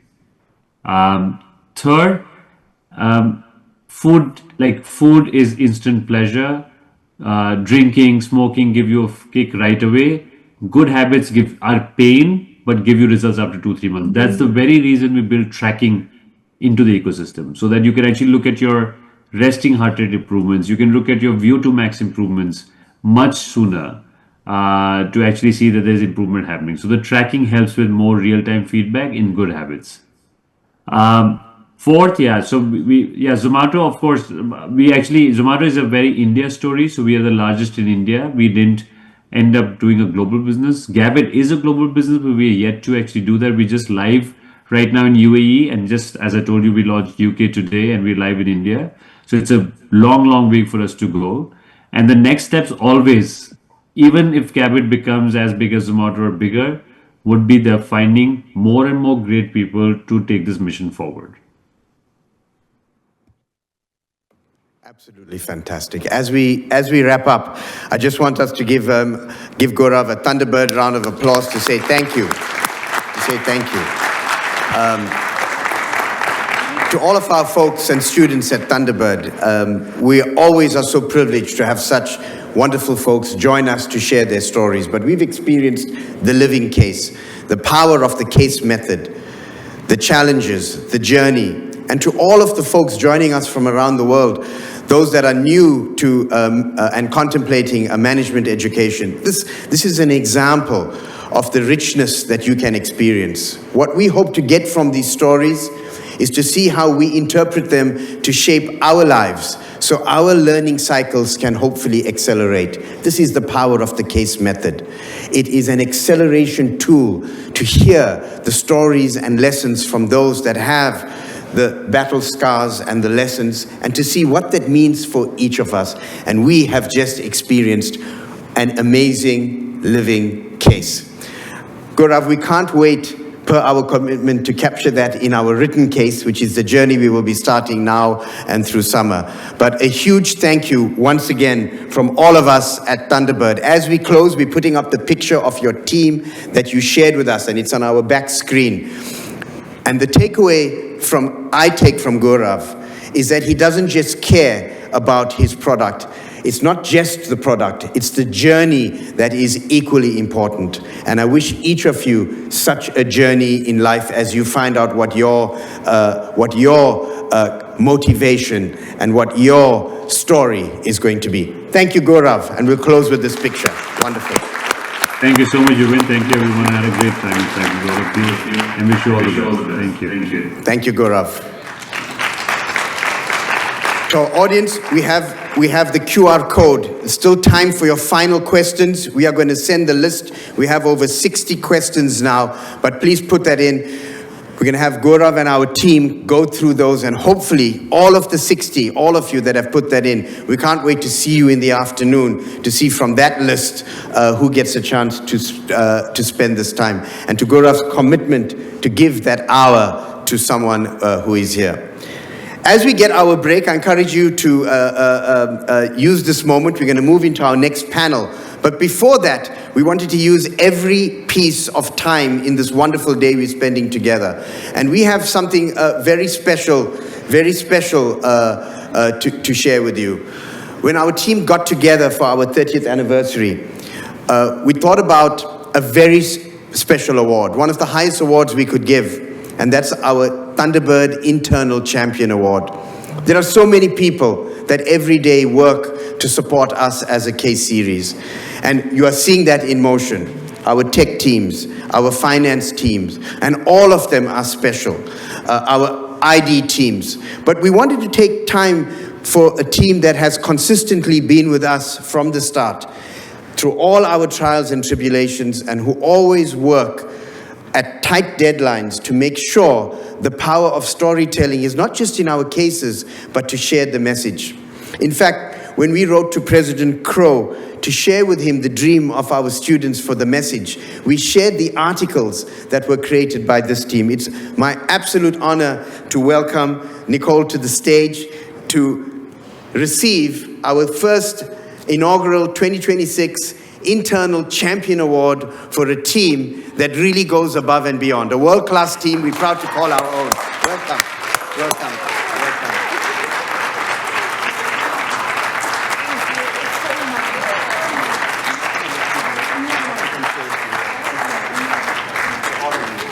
Do the hugs across the furniture. Thank you. Thank you. Please, You want me to say please. Alrighty. Thank you. Okay.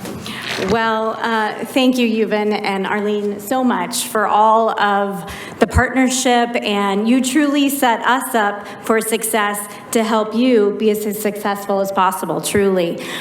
We work across all of the Thunderbird School of Global Management units.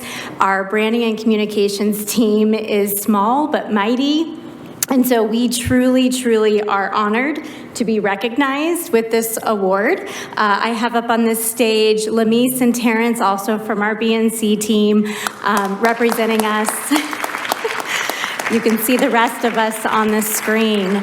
And truly, being able to tell the incredible stories that come out of the case series, the lab itself, the student volunteers, and the students that are part of the club, truly, and the rankings, I mean, when I hear from Euvin, I jump, because I know it's going to be amazing news that we get to tell. So thank you all for being here, and thank you both again for this award.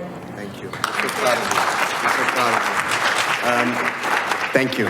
Thank you. Now, we have a challenge because Terrence takes all the photos. Now he's on the stage. So we have to.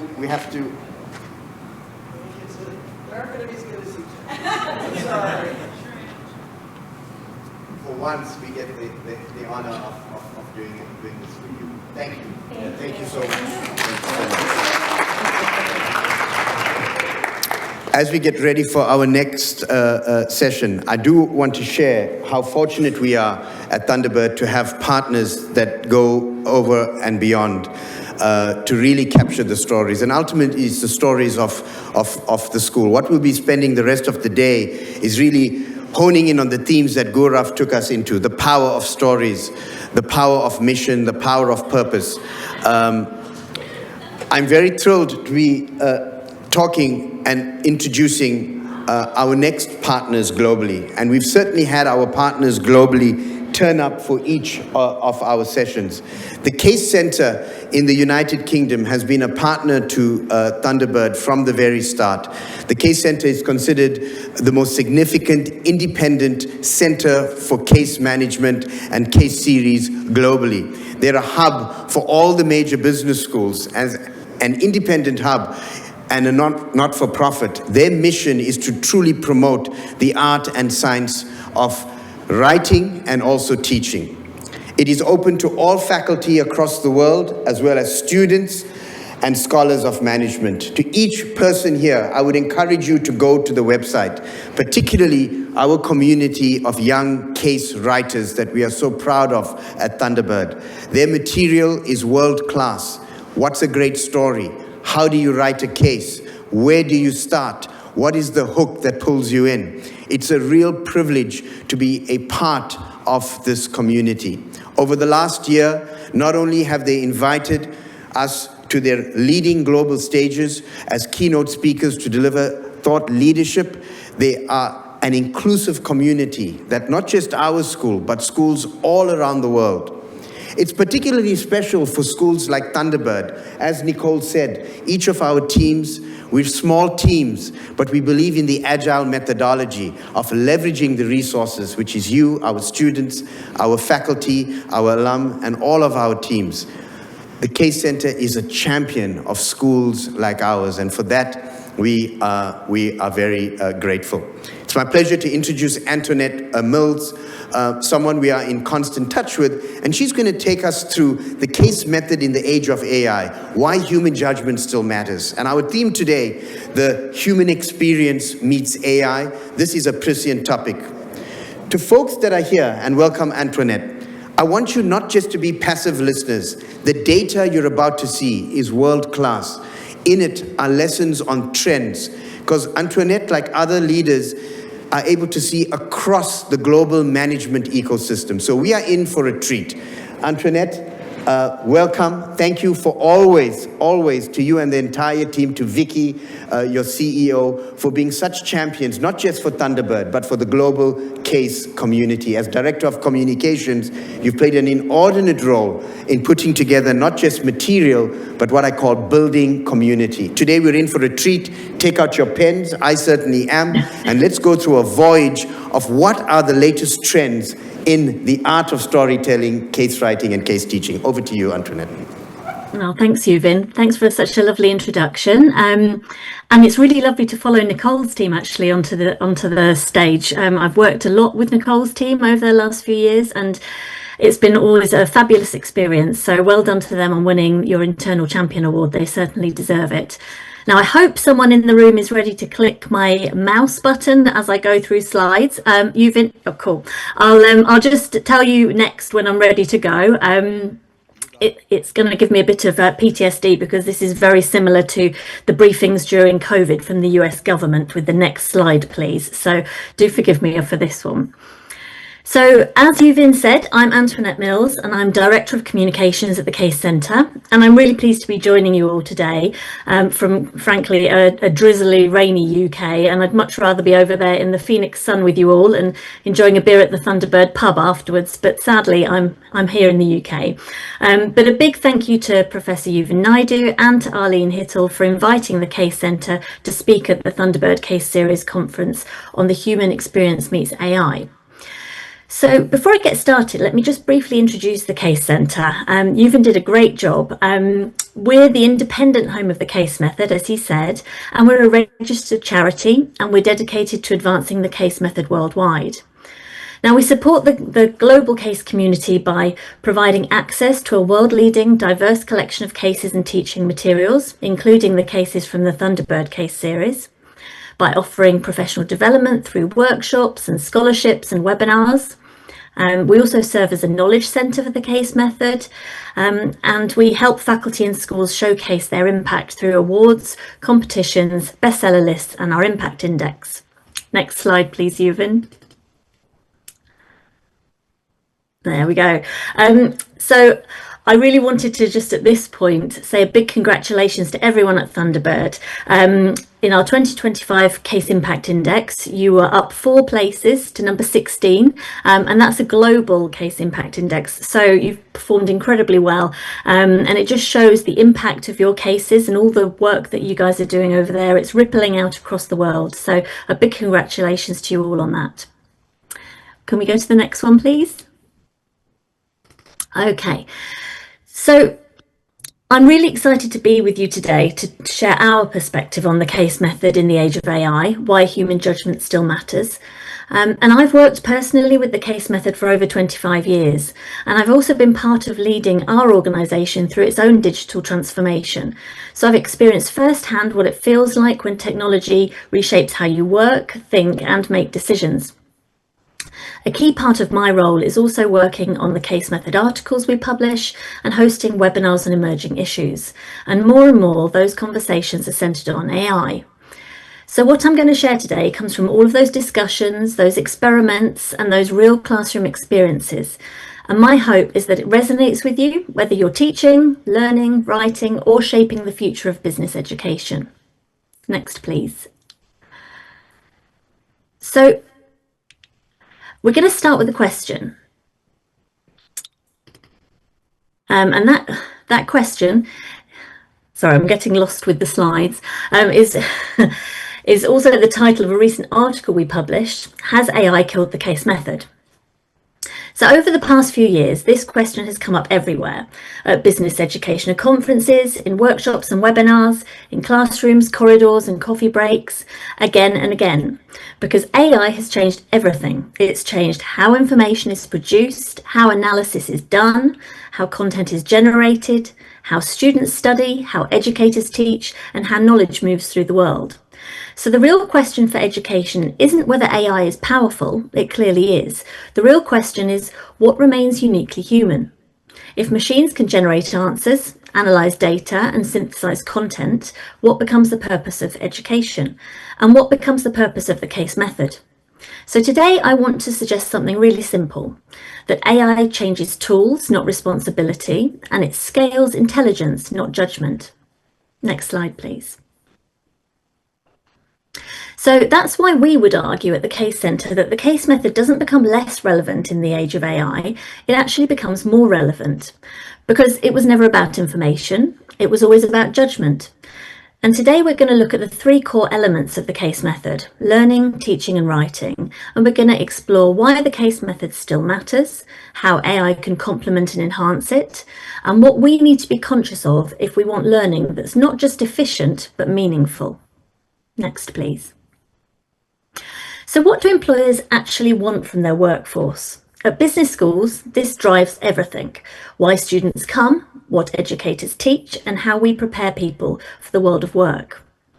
In 2025, the World Economic Forum's Future of Jobs report gave us a really clear snapshot, and I think the findings are fascinating. They show not just the skills in demand today, but how the workplace is evolving, especially in the age of AI. Next, please. So this graph from the report shows the skills that employers see as most important for workers today. Analytical thinking tops the list, the #1 skill for the third report in a row, showing just how consistently valued it is. Following closely are resilience, flexibility and agility, along with leadership and social influence. And rounding out the top 5 are creative thinking and motivation and self-awareness. So taken together, these top skills combine cognitive ability, interpersonal skills, and self-confidence. Employers are looking for a workforce that's agile, innovative, and collaborative, where problem solving goes hand in hand with judgment and resilience, exactly the areas where humans still outperform AI. Next, please, Euvin. But skills, they're not just static. So really, they look as well at skills of the future. And this graph highlights that what they want to see growing in importance over the next 5 years. So while technical skills like AI and big data are understandably on the rise, the same human strengths we saw in the first graph, creative thinking, resilience, flexibility and leadership, remain crucial. The future workforce will need to combine technological know-how with these socio-emotional skills, staying adaptable, innovative, and capable of making sound judgments in complex situations. So as AI changes the workplace, the question becomes, which of these skills can AI actually replace? Next, please. This graph looks at the current capacity for Gen AI to substitute human skills. Some of the skills that employers value the most, like analytical thinking, resilience, flexibility and agility, empathy and active listening, have low or very low potential for AI substitution. In other words, these are the areas where human judgment, understanding and interpersonal ability remain essential skills that AI can't replace. And this is exactly where we believe the case method comes in. Next, please. So on this slide, you can see the skills that the case method develops. And these are the very skills that AI struggles to replace. From critical thinking, creative problem solving and decision making, to ethical reasoning, adaptability and collaboration, the case method builds the abilities that employers continue to value the most. And that's why this matters for everyone in the case ecosystem. Learners develop judgment and the ability to navigate complex real-world problems. Teachers design learning experiences that stretch thinking and foster reflection. Case writers create materials that challenge students to integrate knowledge, make decisions, and learn from consequences. In short, the case method doesn't just deliver content, it delivers the uniquely human skills that define success in an AI-driven world. Next, please. So here, Catherine Duggan, the Dean at the University of Cape Town Graduate Business School, she captures why cases are so powerful. Notice how she emphasises the holistic, real-world nature of the case method. Exactly the kinds of experiences that build the skills we just looked at and that AI can't replicate. Next, please.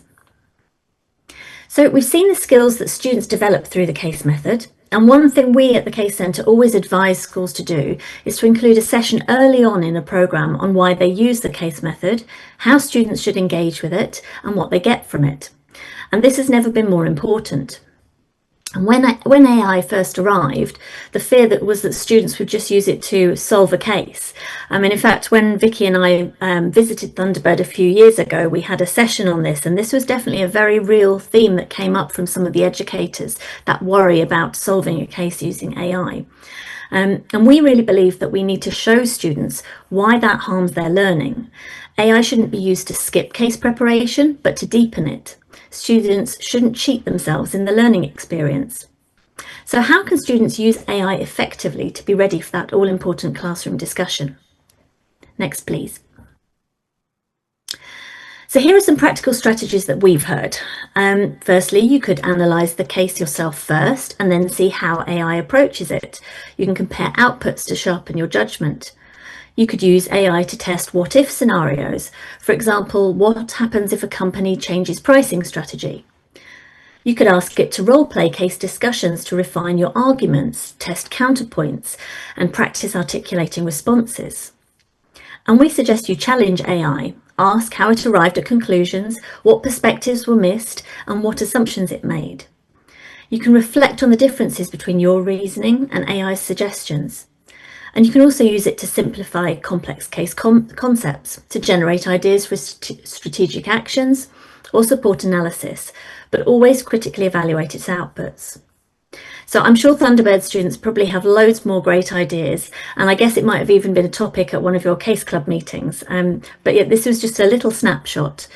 Next, please. So whilst AI can enhance case learning, there are still some important guidelines that students need to bear in mind. And the first and probably most important is don't upload full cases to AI due to copyright and IP restrictions.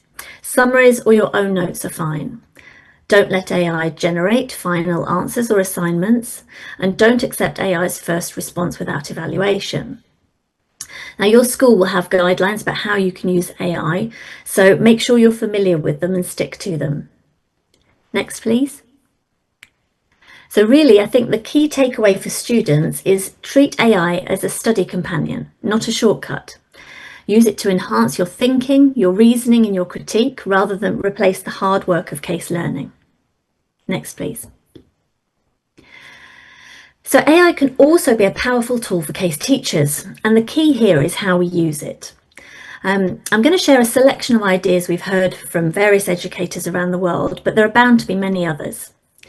So in course and lesson design, AI can help brainstorm ideas, draft teaching materials, and plan the sequence of cases across a course. And it can even support the creation of teaching notes. Essentially, it's a way to design engaging, coherent case learning experiences more efficiently, giving teachers more time for facilitation and reflection. It can help prepare interactive elements like role-play scenarios and simulations, anticipate discussion points, and model multiple perspectives for case discussions. This can make sessions more engaging and ensures teachers are even more prepared for a dynamic case classroom.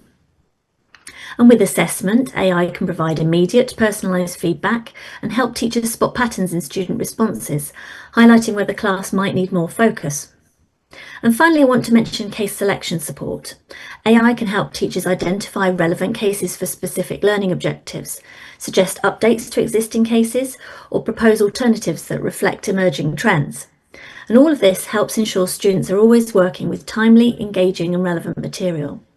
So as we can see, AI can be a powerful companion for case teachers, but there are still important considerations we need to bear in mind to ensure it enhances rather than undermines teaching. Next, please. So AI, as we all know, can produce errors or biased outputs, and it's really important that case teachers always check the facts and reasoning before putting them in a teaching note or using them in class. AI can often give surface-level answers.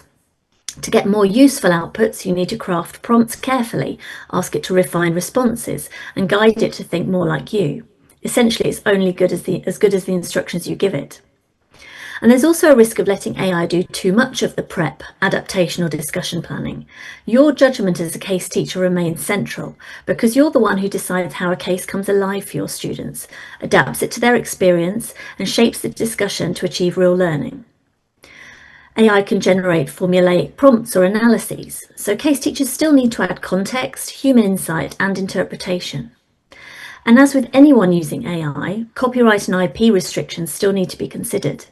Be careful with inputting full cases or proprietary material. Make sure you know what's allowed in the same way that we expect from students. And following on from this, it's every educator's duty to maintain confidentiality and privacy at all times, so avoid sharing student work or sensitive case data with AI tools. And if you are using AI, make sure its use is ethical and aligns with your school's policy, and be transparent with students about how it was used in your preparation. Be a good role model for them. So I would suggest that AI is a thinking partner, not a replacement for teacher judgment or thoughtful design. It can enhance and accelerate your preparation and redistribute workload, but it needs guidance, prompts, and refinement. It won't do the thinking for you. Next, please. So moving on to the third element, case writing. And before we talk about the really important responsibilities, I'd like to look at the real ways that AI can genuinely support you as a case writer without replacing your expertise or judgment. AI can accelerate research and spark ideas. It can help you quickly gather background information on a company, an industry, or an issue, or suggest angles that you might want to explore, giving you more material to work with in the early writing process. And if you're facing writer's block, AI can help outline a structure or generate possible scenarios based on your topic and teaching objectives. It can be a really great sparring partner, so use it to bounce those ideas. This doesn't replace your creativity, but it does give you a starting point to build on. And AI is an excellent partner for editing and polishing. It can help improve readability, tighten up language, and suggest phrasing alternatives. This is particularly helpful if English isn't your first language, or when you need an extra set of eyes on clarity and flow. It can also review the structure of your draft to make sure your narrative flows well and it's easy for students to follow. You can ask it to emphasize key points or add subheadings to enhance comprehension, especially useful for learners who scan text rather than read every line. And AI can also support inclusive and accessible language by flagging biased or unclear phrasing and helping you condense lengthy sections without losing essential meaning. And finally, although I'm sure there are many others, AI can support your teaching note development. It can suggest relevant academic theories, frameworks, or articles to include, even proposing alternative ways to teach the case based on your objectives. In all of these roles, AI acts as a creative and organisational assistant, increasing efficiency and helping you think through your ideas. But the decision-making, the narrative shaping, and the pedagogical judgment remain with you. Next, please. So we've seen how AI can genuinely enhance the case writing process, but it also introduces responsibilities that we can't ignore. AI cannot be the author or co-author of a case. It can't hold copyright, it can't take responsibility for accuracy, and it can't be accountable for ethical standards. That responsibility always sits with the human case writer. AI can support the process, but authorship, ownership, and intellectual responsibility must remain human. If AI is used in the writing process, then that should be acknowledged. And we ask at the Case Centre for this to be explicitly stated on the front page of the case. Transparency matters, not because using AI is wrong, but because academic and educational integrity depend on honesty about how work is produced. And all AI-generated content must be reviewed, corrected, and validated by a human author. As we all know, AI can hallucinate, fabricate sources, produce really plausible sounding inaccuracies, and reflect the biases that are present within its training data. So final responsibility for that accuracy, fairness, and balance always lies with the case writer, not the tool. Writers mustn't upload copyrighted material, confidential interviews, proprietary organisational data, or sensitive documents into AI tools. That includes unpublished research, interview transcripts, and case data. This is not just good practice, it's essential for legal, ethical, and professional protection. And leading on from this, writers should remember that when case drafts or materials are uploaded into an open or public AI system, they may be stored, retained, or used to improve models, depending on the platform's policies. This creates a real risk of loss of control over content, unintended disclosure, and potential information leakage, including the possibility that students could access additional information about a case through AI tools. An AI-generated text should not be copied verbatim into cases. Beyond copyright risk, it risks flattening the narrative voice and stripping away context and nuance. Cases are powerful because they feel real. They're grounded in human experience, tension, uncertainty, and complexity, and that authenticity can't be automated. We did a student survey in 2025 and the responses supported this, with 66% saying they prefer cases written by humans with real-world experience. And finally, we must mention educational integrity. AI should not shape learning objectives, pedagogical framing, or the educational purpose of a case. It can support structure and clarity, but educational design must remain intentional and human-led. So the core principle is simple. AI can support the case writing process, but human judgment, responsibility, authorship, and educational intent must always remain central. Next, please. So alongside enhancements to the traditional case writing process, we're seeing some really interesting new players like Avris and LiveCase, reimagining how cases are experienced. They use AI to create immersive learning journeys. Now, we really think this is an exciting development, and we're actively partnering with Avris and LiveCase and other organisations like them to ensure the broader case community can benefit from this evolution. Next, please. Now, I was going to ask you to break out just for a few moments here, but I think we're quite short on time. I think I probably need to skip just a couple more slides, Euvin, to the one with the future on it. There we go, that's perfect. So I'm just going to wrap up what I've covered today. And it's clear that AI in the future is going to get faster, it's going to get cheaper, and it's going to continue to get more capable. But it's not going to become responsible. It won't carry ethical accountability, and it won't bear the consequences of decisions. That remains human. So the future of education is not about smarter tools, it's about wiser humans. And the case method through learning, teaching and writing is not pre-AI pedagogy, it's post-AI pedagogy, because it develops the one thing that AI cannot automate, human judgment. Next, please. And at the centre of everything we do in the case method is judgment. For students, it develops the ability to think critically, navigate uncertainty, take responsibility for decisions and learn from consequences. And for educators, it's about designing learning experiences that challenge, stretch and guide thinking, not delivering content. For case writers, it's about creating materials that reflect real-world complexity, ambiguity and human decision-making, not simplified problems with neat answers. Next, please.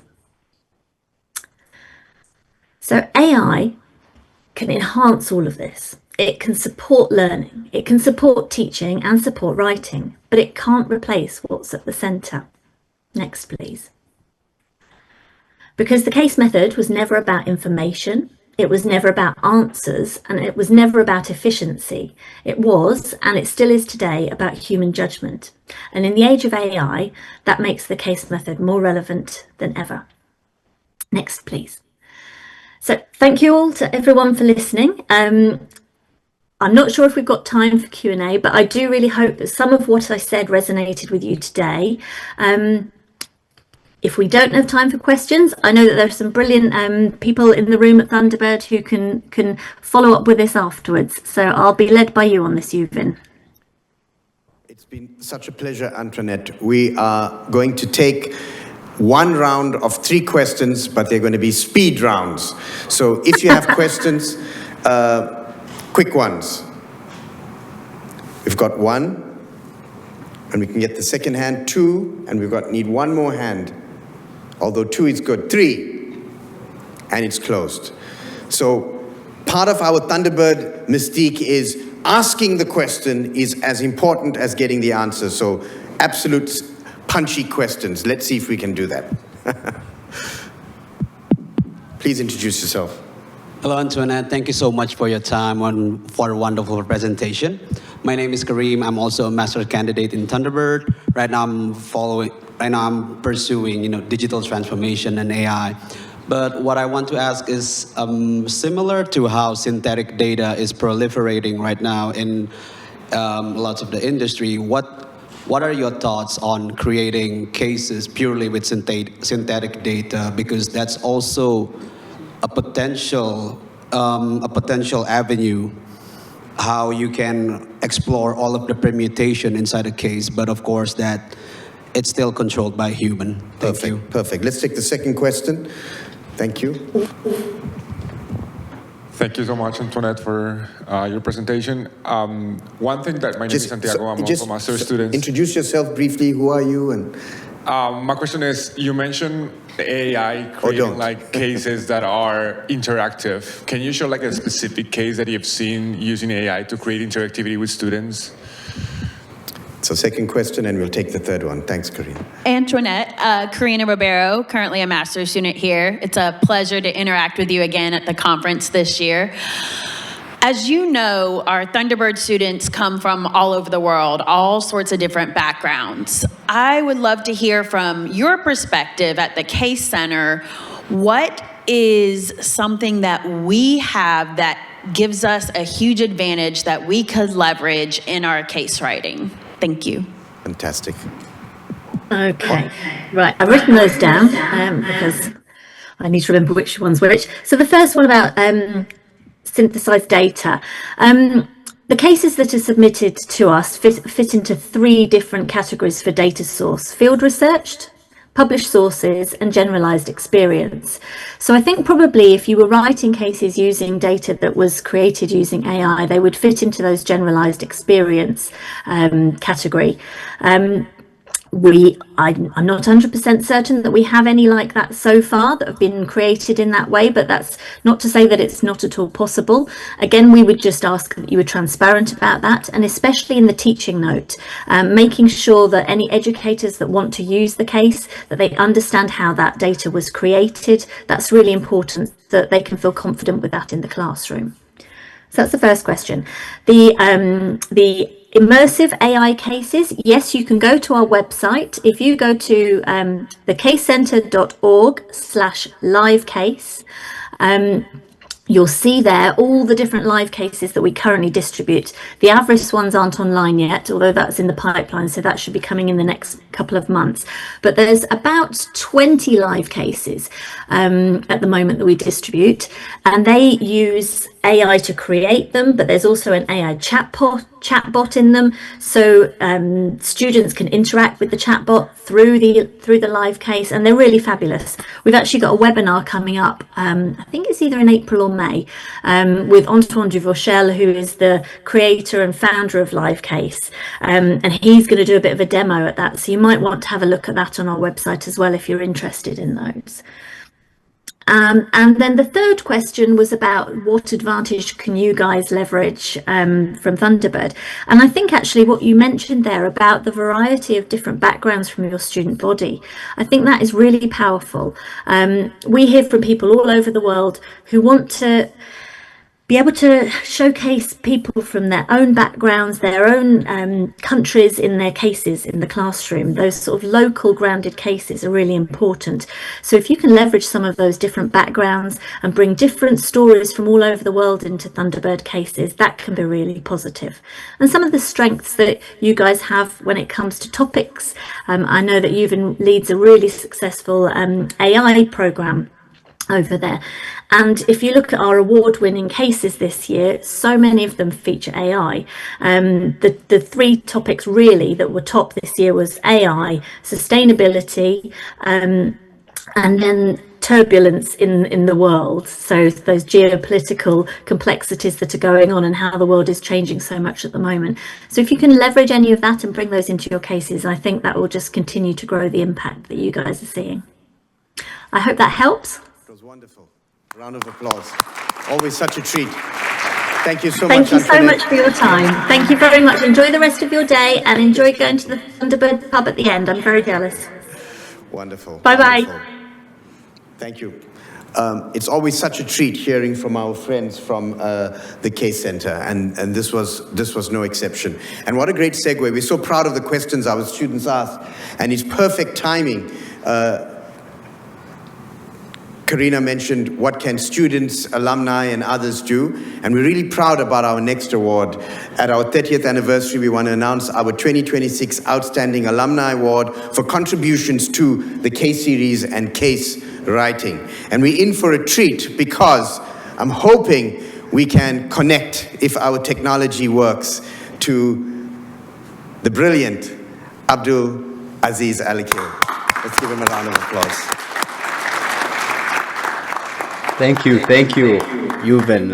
It's really a pleasure to be here, and I really thank you and the whole team for putting such a wonderful conference together. I've tuned in for the past hour or so, and I've learned a lot, and happy to be back now virtually from Zoom. Well, we are the fortunate ones, and as the team, between Arlene, the team thought about our 30th anniversary, something really special came out, a tradition we wanted to introduce for our alumni. And since graduating, Abdulaziz has been a powerhouse of case writing 4 cases. And this year. And there were like 25 and 26. Correct. Yes. And we're so proud of them. Each of the cases are absolutely remarkable, and it's really a gift to have you a part of this. So hearty congrats from everyone, Abdulaziz. Well done. Thank you, Euvin. Go ahead. Yeah, I mean, being a part of the case community really is one of the core pillars that is keeping me connected to the Thunderbird community. And this passion really started when I was in one of the classrooms, potentially led by yourself, where I got interested in not only knowing how to tackle and solve the cases in the classes, but rather how can I be in the driver's seat and lead the thinking and the structuring of these cases. And since graduating, this passion has continued. And I'm proud to have 4 cases this year and many more to come. So stay tuned. We can't wait. We hope it's an example for all our students to realize this is an ongoing ecosystem, and the partnership with the professors that obviously are there. Something else we're quite proud of is, since graduating, Abdulaziz in the MENA region has been instrumental in a number of AI initiatives, from starting an AI association. But more than that, the case method has played a role. A remarkable consultant, a sought-after young alum. Not only in his current ecosystem has he done well, he's really making a name. And any advice on how the case method has helped you, Abdulaziz, just in terms of your thinking? Because we're so proud of you in the consulting world as well, because you genuinely are a star and a rising star in that. Yeah, 100%. I mean, the case approach, or the case method really allowed me to be able to have a different lens when it comes to working on different projects. So I would really compare it very closely to a real world case where, you have a vague scope, and you really need to be structured to solve these different phases in pieces.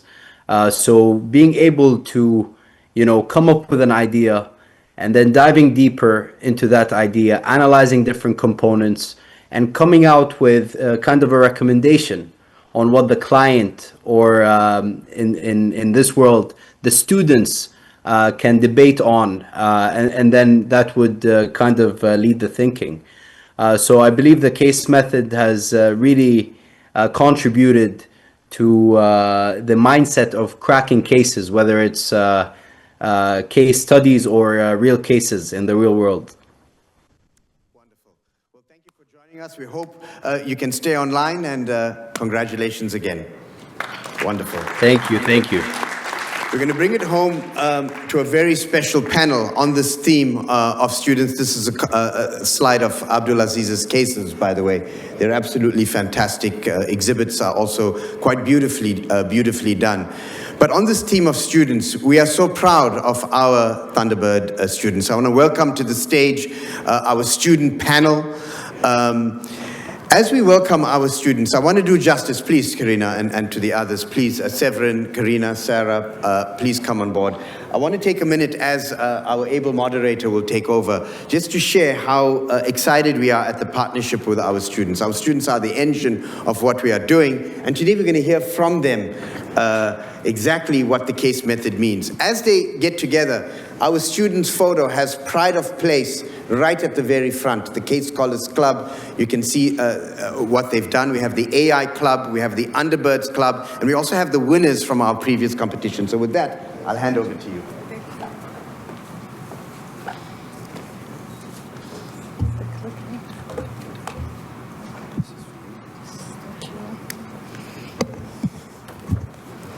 Perfect.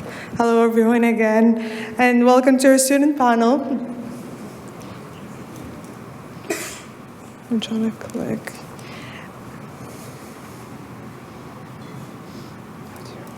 Okay, there we go.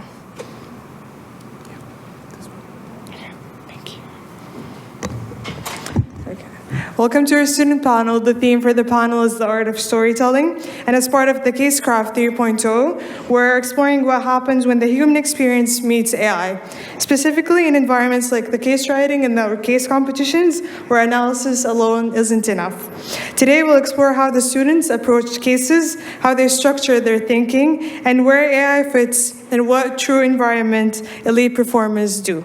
So please welcome with me. I'm joined here with incredible student leaders and competitors. I'll keep introductions short just to continue on our conversations. Karina, please start. Sarah, thank you. Always a pleasure to interact with you. I'm Karina Ribeiro. I am the president of the Thunder Pride Club. I wear many hats, but I also am currently doing research and writing some case studies with Professor Doug Guthrie. Hi, everyone. My name is Vikram Vinod. I am the president of the AI Club at Thunderbird, and right now we've been working with the Case series and the Case Scholars Club to make a lot of interesting events with respect to case writing. So thank you for having me here. Yeah, my name is Severin. I'm the president of the Case Scholars Club here at Thunderbird. And leading up to this conference, we've put a lot of work into facilitating the competition, encouraging a bunch of students to participate, and showing up today. So we're so happy to see so many of y'all. It's a pleasure. Thank you. My name is Stanford Rososo. I'm last year's winner of the mixed track of the case competition. I'm very much excited to be here and to learn a lot from my colleagues as well as you.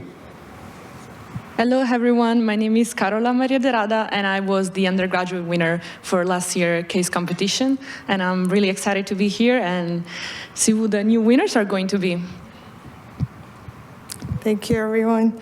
So when we talk about storytelling in case competitions, we're not talking about making things up or being dramatic. We're actually talking about turning analysis into impact and making complex ideas clear, persuasive, and memorable. For our first question, we have, when you first read a case, what immediately stands out to you? What are you searching for? I'll go ahead and take it. When I first read a case, I am looking for something that is going to grab my attention. And for me, especially as the president for Thunder Pride, you know, one of our big things is encouraging inclusiveness and diversity. So I'm looking for cases where it's something different that I haven't, you know, I want to read a case about Indonesia, and I want to learn more about it. Those are the kind of things that grab my attention. So on the same lines, when I take a case, whether it's to read it or if it's been assigned academically, I look at what is the headline of the case, and what draws me to it is if it's a problem that I haven't seen before, or if it's a problem in a field that I'm interested in.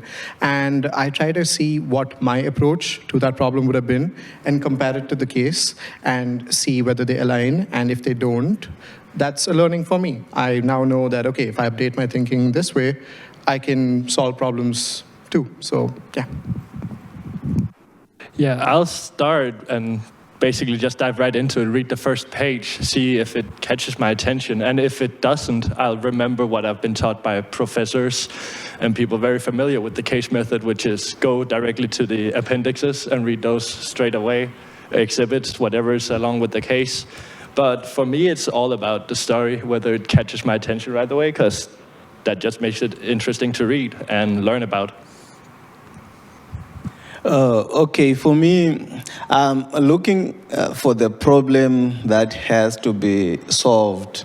And like in class or during our lessons, we have in that framework, the principles, like we being taught to solve the problem. So I'm looking for those two things, how like I'm going to apply the framework to solving the problem, yeah.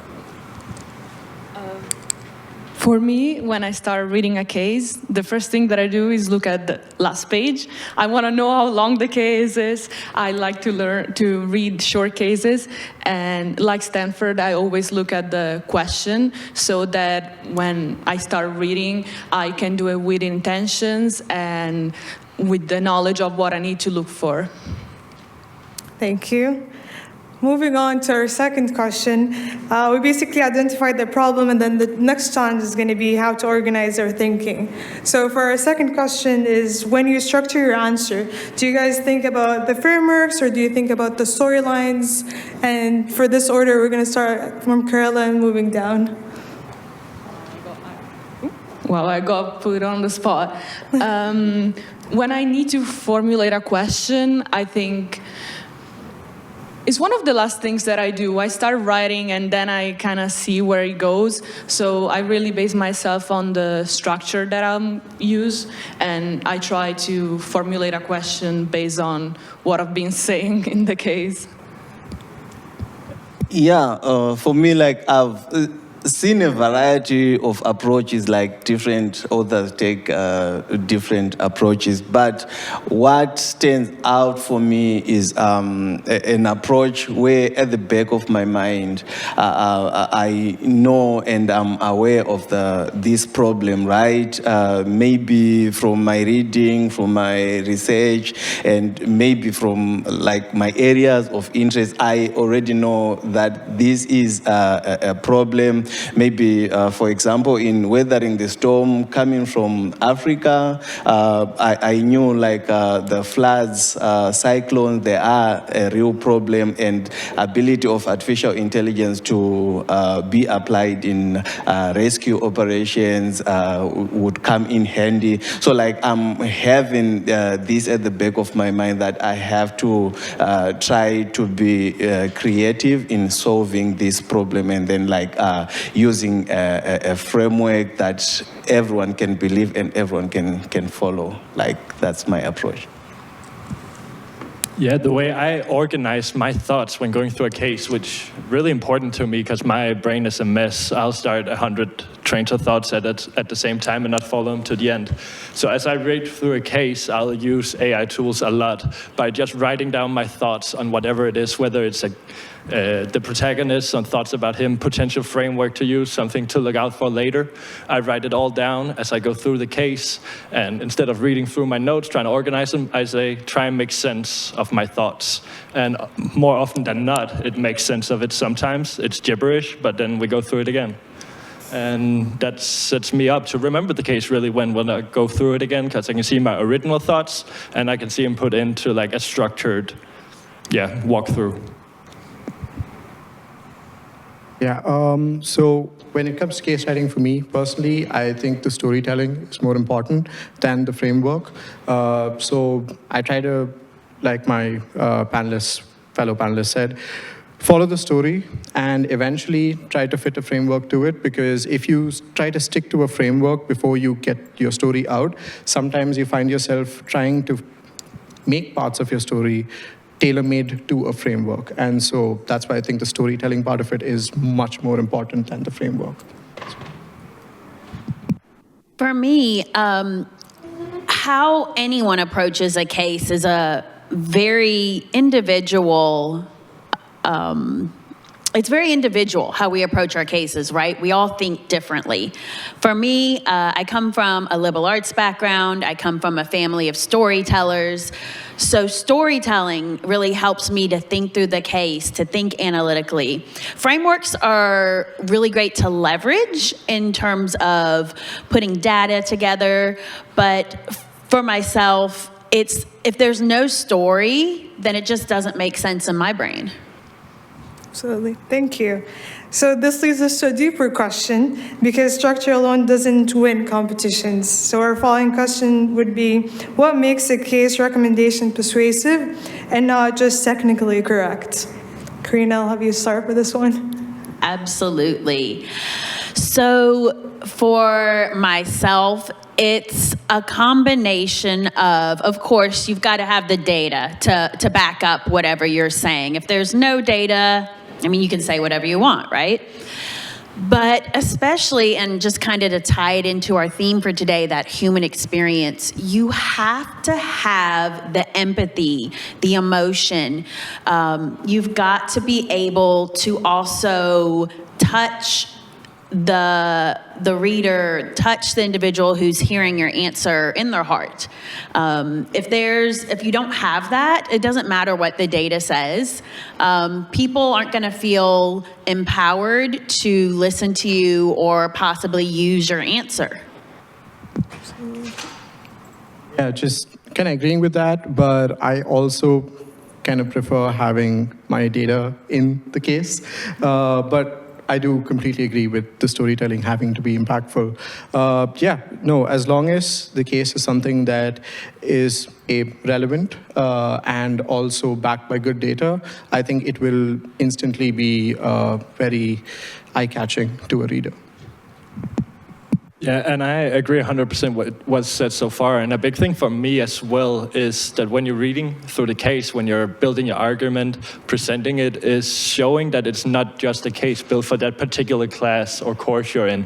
Showing that you can see how it's interdisciplinary, how all of this is actually connected and work together as well. So that's a thought I often try and incorporate, is how can I actually take stuff I've learned from my other classworks, from my other courses, and help build my argument in this class. For me, the whole value of the case is in making sure that at the end of the day, students benefit from the teaching, right? They benefit not only from the storytelling, but only from the fundamentals of the subject being taught. So I'm trying to bring out everything that I feel the student has to know, from that perspective. And as a student, I'm trying to get the broader picture, not just generic, but to get to speed with the details of the subject that I'm learning there. I agree with everything that my fellow panelists said. I think one of the most important things when writing a case to make it meaningful is the intention, is understanding your audience and who you're writing for, because you can have a great argument, you can have lots of data, but if you're tailoring to the wrong person, to the wrong class, even just to graduates or undergraduates, that's going to change the whole meaning behind your case. Yeah. Thank you. And now let's layer into the reality of 2026 and tie it back to our theme, AI. I'll make the president of the AI Club start our question here. How do you personally use AI when solving cases, and where do you draw the line between support and over-resilience? So this is something that comes up a lot as to where is the line. And I think the line is, if the AI is doing the thinking for you and you're not doing the thinking, you've already crossed the line, right? Yeah. So as long as the story is yours, the thoughts are yours, and it's just helping you articulate those thoughts better, or it's helping you put it out in a way that is more accessible to people, or make your thoughts more understandable to you sometimes. You mentioned, it's helping you organize your thoughts. Then you're very much within the realm of being within the line of using AI for case writing. But the moment you're so I think this is a good idea, help me write a case on this topic, you're way past the line, right? Because it's doing the thinking for you, and you don't have any particular way to validate what its thinking is, because we all know AI does hallucinate. And and that can be very detrimental to the quality of your case. So as long as it's an assistant and the story is yours, it's your original story, your original thoughts, and you're just using AI to kind of further that, you're way within the line. Thank you. Severin, go ahead. Yeah, I think it's a good question also because it's impossible to give a straight answer and say where the boundaries are. And I'd say the presentation just before from the Case Center touched upon it very nicely and actually put something I found very untangible into some boxes, which was very interesting.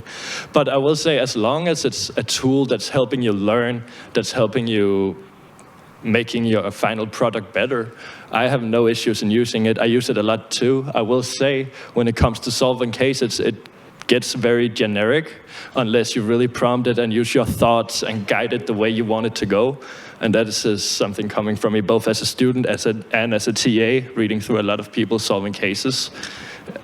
It ends up the same way, explained differently, but depending on how you usually communicate. So however you use it, get all your thoughts in there, use your own language, modify it as much as possible, because it's a tool, make it work for you as good as you can. Yeah, and so apart from what these guys have said, I believe it shouldn't replace your involvement. Like you are the greatest beneficiary in this whole process, and then the greatest temptation is to let it do everything for you. But when you kind of get thorough with it, you see maybe because of how the model is trained, it really doesn't sometimes get to the point that you want to bring out, or the real you in the case. So it has to be used with sort of boundaries. That's what I can say about this. And from experience, over dependence on it is detrimental. You won't benefit a lot. Yeah, I agree with that. It's very difficult, to give a straight answer to this question. I think using AI in case writing is all about balance, because at the end of the day, everyone has different needs. With AI, personally, I'm an international student. Sometimes my English is not the strongest, so I use it to polish, to edit the grammar, and yes, but that's where I keep it. I think it's all about using it in percentages. If your work is 100% AI, you did not do the thinking, you did not fix the grammar, then that's definitely over lines of AI. But as long as you use it where you feel like you need it, so maybe for brainstorming or for, again, grammar polishing, I think that's fine. So yeah, it's all about balancing out where you want to use this assistant and where do you think is necessary to use your own mind. Yeah. Yeah, so I think Antoinette and I think a lot alike. I personally like to use AI kind of like I would bounce ideas off an individual. But just to kind of touch on something Severin had mentioned, because I'm also a TA, in a class of 50, when I get 48 responses that are the exact same perspective, even if I can tell that you wrote it, it's in your own words, it's really disappointing. And I'm gonna go ahead and tell you that if you're using AI to solve and problem think, you're throwing all your money down the drain that you are spending on this program. The whole point of being here, of using the case method, is to help you get those analytical skills, to help you be a better person, to help you be better in business, a better strategist. And so just be really careful. Leverage it as a resource, but don't lean into it. Don't let it do the work for you. Absolutely. I love the phrase that was used in the last presentation, use it as a companion, walk with it and not just rely on it completely. Absolutely. So for AI, it's now accessible to everyone, but that changes the competitive landscape that we have. So that gives us off to our following question. It's if everyone has access to AI, where do you think the real differentiation in the case storytelling is? And I'll put Carol on the spot again. To be honest, I'm not really sure how you can differentiate yourself with AI. I guess it depends on your ideas. At the end of the day, what really makes a case unique is the idea that's behind it. So as long as everyone has access to AI, the only way to shine is to just bring a great idea and develop it in a way that is interesting and interactive for the students.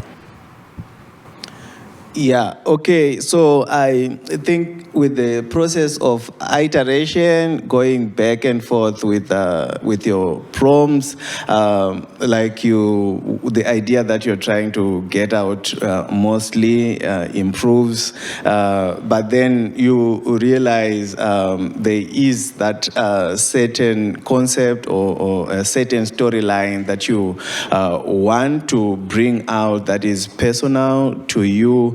So I see it as a differentiator, AI doesn't have it, no one else has it, it's only you who have it. So if you aim to bring it out, it differentiates yourself from everyone. So I think one of the great things with AI that also helps you and your case differentiate is how easy it is to make compelling exhibits and illustrations using these AI tools, even if it's just for a first draft or the publishing company needs to own the rights so they'll make their own version. It just communicates information so well compared to just having tables and words in your exhibits. I think that's one really, really great use case for AI and an easy way to make a case more compelling. Getting back to the topic of how do you differentiate yourself with everyone having access to AI, again, this is something I tell a lot in the club. AI is a tool, just like a calculator. All of us have calculators. Some of us use it to, do 2 + 2 is 4, and some of us are doing rocket science. So the differentiator is always you. It's, again, the human-centeredness of the case writing experience. AI is just a tool that someone can use to do great with respect to storytelling, and someone might just use to, just synthesize their story, right? So it's a tool, and it's up to you to be the differentiator. So, yeah. Yeah, I'm going to push back and say that in a world where everyone has access to AI, what is a differentiator is the individual that doesn't use it. For myself, whenever I am trying to write a case, I don't write a case because of something that ChatGPT or Claude tells me. It's a topic, a theme, it comes to me. It's something that resonates with me. And that's what's going to differentiate myself from other case writers, because what's in my brain is not, in online. It's not something that AI has access to. And so, yeah, I'm going to say, if everyone has access to AI, don't use it. Amazing. So this brings us to the final and big picture question. What separates a good case solver from an elite one? In clarity, confidence, judgment, or simplicity? Karina, I'll put you here again. Yeah, just kind of to expand on my last answer, I'm going to say none of those, Sarah. I'm going to say creativity. I am personally neurodivergent. I'm very open about it. And so, having ADHD or dyslexia or autism, these are things that allow me to be creative. They allow me to look at the world differently. And so what is going to, make me stand out and give a great answer is not you know, simplicity necessarily. It's not any of those other words you mentioned. It's the fact that what I'm going to give is going to be so uniquely me. Yeah, feel free to give whatever word that describes.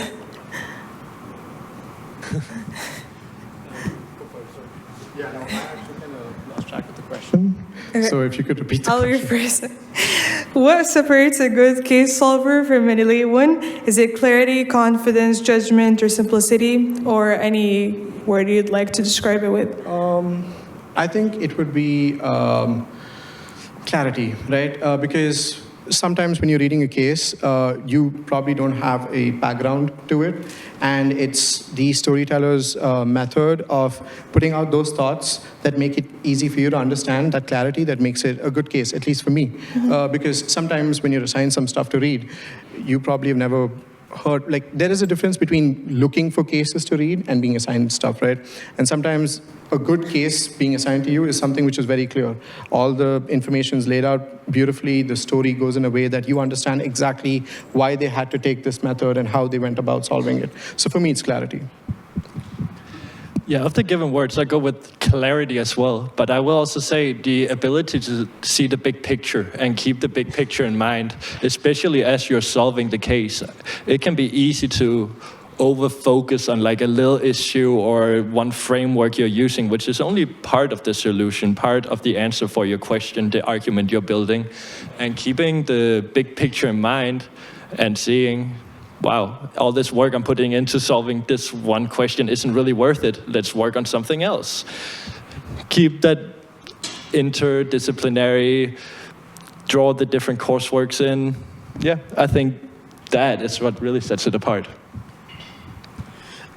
So in solving the case, I would think maybe more of application to like the taught principles can be one of the greatest differentiators, because like you're not using the case in isolation. It has to explain something that you are learning, and you have to show that you have grasped whatever you are learning, and the case sort of amplifies it. So I would think like connecting the dots between the case and like the principles that you are learning. I think a word that really ties together all of the concepts that we talked about is curiosity. I think the best quality to make you an elite case analyzer is to have curiosity, because to think of outside of the box, you need to be curious enough to do so. To be creative, you need to be curious enough to be asking the right questions and developing new ideas. And yeah, curiosity was drives people to look into every detail and get informed about the case and give the best answers. So yeah. Amazing. Thank you for joining us today. I don't know if we have time for questions from the audience. 4 minutes, okay. We'll open it up to 1 to 2 questions from the audience to our panelists, please. Okay.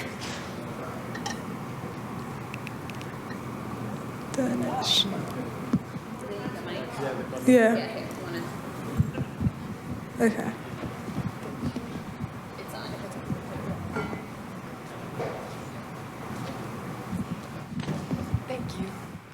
Hi guys, thank you so much for all your words of wisdom. As a fellow student, are there different ways or methods you guys have used to make your student voice more heard through storytelling and case writing? And if so, if you could just share with us students, that'd be great. Thank you. Yeah, mind if I start? I can very specifically, last year at this case competition, the case me and my group wrote was something we thought was very important to talk about. It was a company who introduced a 4-day work week, and all their efficiency metrics improved. Their investor ended up including a 4-day work week as well. And I think that kind of speaks to it, where it was an issue, or not necessarily issue, but a topic that we found really important, both to us as a student. At Thunderbird practices the 4-day work week, something a lot of people would love in the professional life as well when they leave Thunderbird. And I think that was the way we used it and put it into a case, made a compelling story, and ended up getting a second place. Damn you, Stanford. But yeah.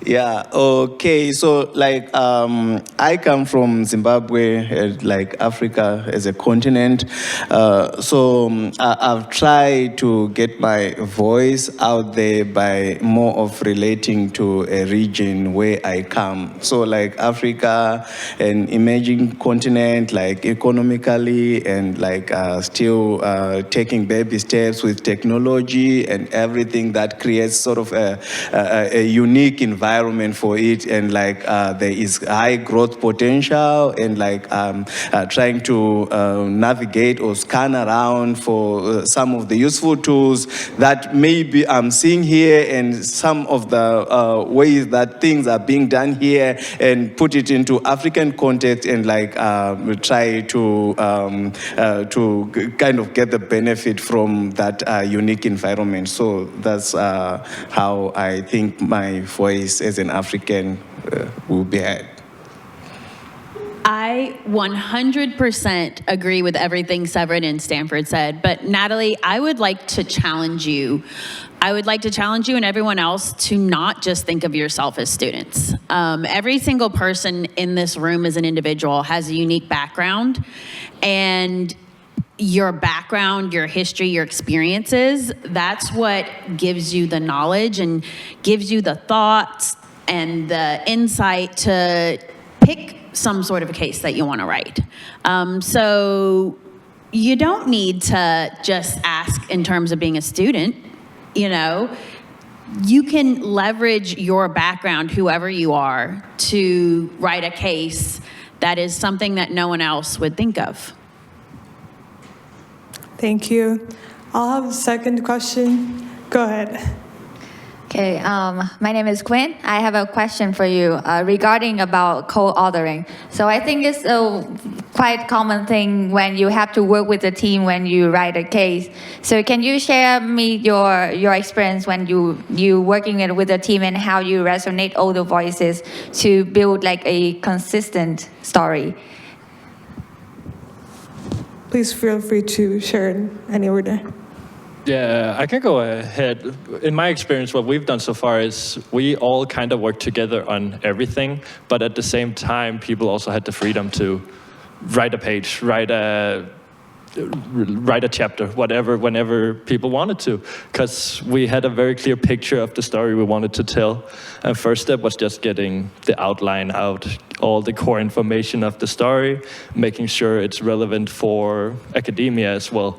And then we went through it together and made sure it was coherent, the voice was the same all the way through, and one person would focus on the exhibits, a third person would do all the formatting at the end. So we made sure like there was some consistency at the end, because it is an issue when you have multiple authors, and sometimes when you read a case or a book, you can read one chapter, the next chapter it seems like it's completely different and you can't recognize the writing. So definitely something that's important to address. And I think as long as you're considering it from the beginning, it shouldn't be a big issue. So I actually have written a couple cases with folks, and I'm going to lean into what Gaurav was saying earlier about finding kind of your synergy with individuals. And it's going to look different for everyone when you're picking, you know, co-authors. For example, a case I wrote last year, I was a really strong writer. We had an individual that was really strong at designing exhibits. We had another individual who loved to do the research. And so we were able to really pull together and use all of our strengths to enhance our case and make it much stronger than any one of us could have written. So look for people that are going to complement you. Thank you. Do you have any other questions in the room? Yes, please. Okay, I'll project. Thank you. I missed it. intro of your session, so I hope I'm not asking a question that you already touched on. But I can see the benefit of this case series or writing cases to academia, right? To myself, to Thunderbird, while you're here as a student. But what does that translate to outside? So some of you are in the job market. Have you used that you've written cases? How do you actually translate it into a work advantage?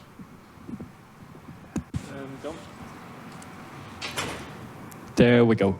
Yeah, definitely it's a bunch of use cases. That's why we do what we do at the Case Scholars Club too. It's also to, but it's not just to make students more prepared to classes, for classwork in general. No, it is also when you go out to the job market, more likely than not, you do have to do case analysis, case work as part of your recruiting process. So it's an important skill set to have. It shows that it's the closest thing you get to actual real life cases that you can go out and say, hey, this is something I've done.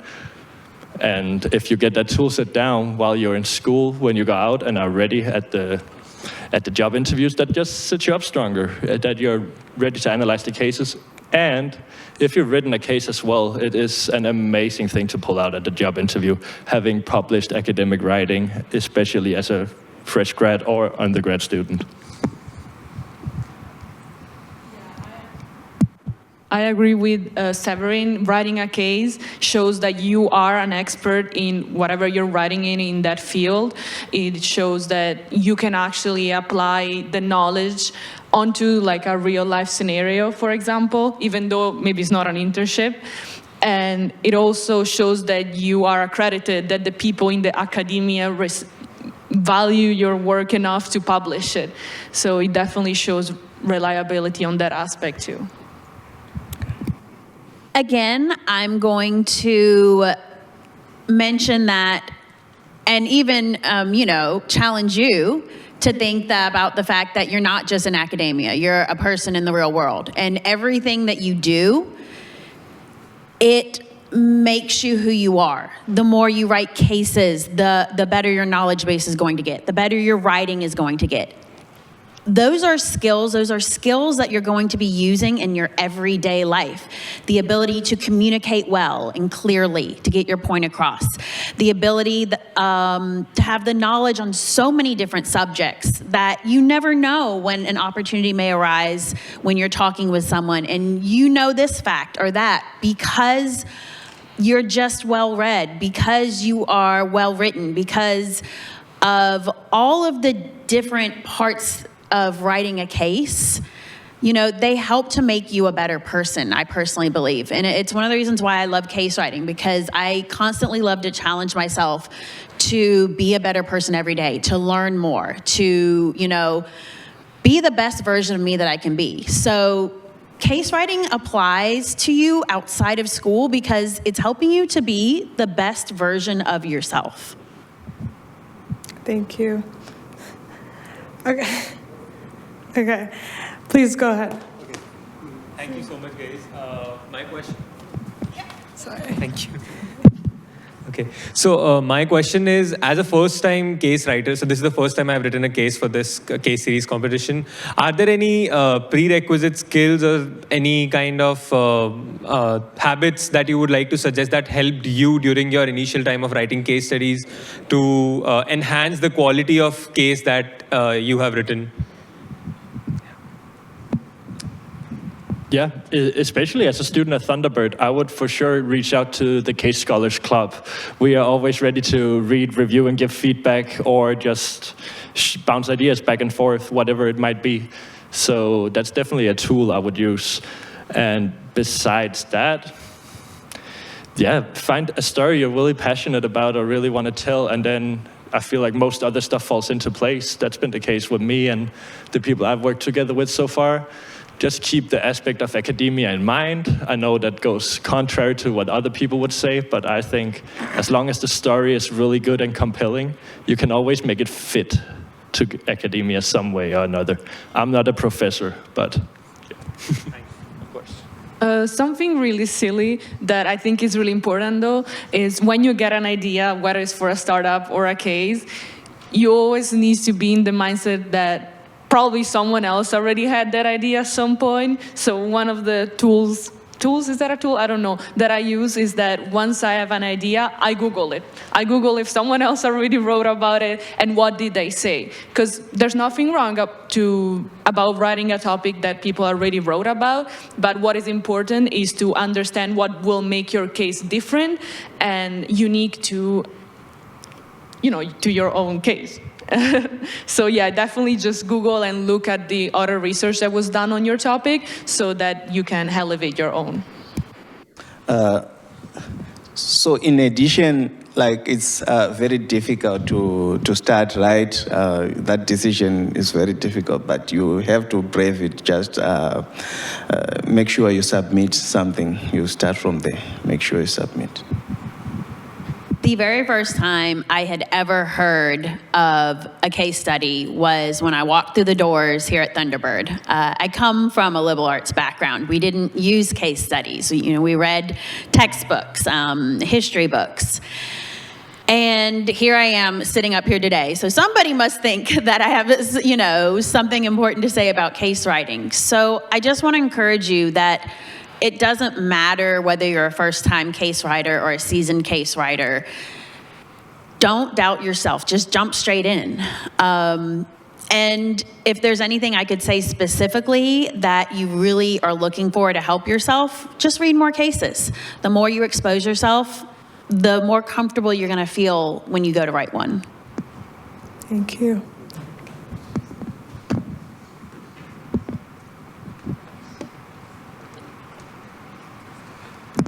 Thank you.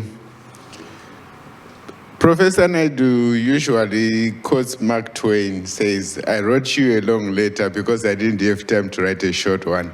Just wanted to find out from you guys, when do you know that you are done, or is there an X factor that is involved, or you are chasing perfection? Hello. Yeah, I think I can take that one.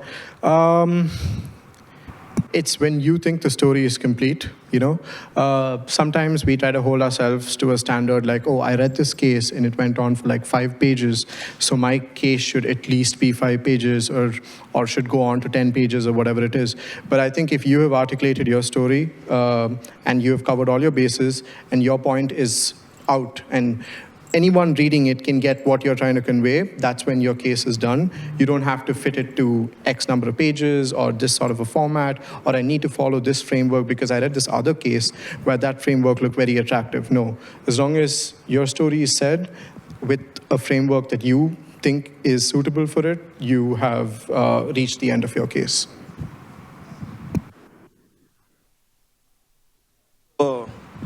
For me, it's I'm trying to improve the case. Maybe if we're having deadlines like in competition, I always submit maybe 15 minutes or 30 minutes before the deadline. Always, you just want to correct something, you just want to work a little bit more on something, to make it more clear and everything. I think that's me. But when you have tied all your loose ends and you feel I have a case now, you can submit it. But the polishing will just go on and on for me. For me, I'd say you never feel like you're completely done, and I think that's all right, and it will have to go through an editing and review process as well. But for me, when I feel like I'm about done, the biggest thing is getting outside eyes, getting other people to write it, get their ideas, feedback. Both other students, friend of mine, I've sometimes sent a case to former co-workers to hear what they had to think about it, or even a professor of mine, I was like, hey, you have any thoughts, inputs, ideas, without asking to be co-author. But if you have those solid relationships, people will also love to help you out. And I think outside eyes is everything, because once you've written on something for a long time, the changes you make, you can't really tell the difference, I feel like, anyways.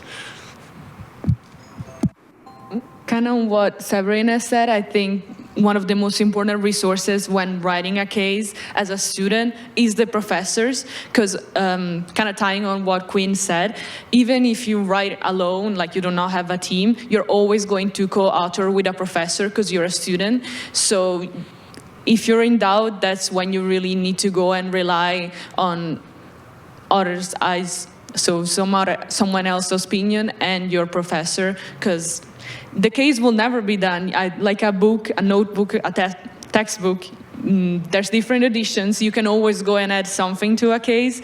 So when in doubt, just rely on the professor that's helping you write. Or the case scholar. I'm just going to say there is an art to brevity. Thank you guys for giving your time today. I've learned a lot. Just my first time participating, so I'm very excited to see how it becomes.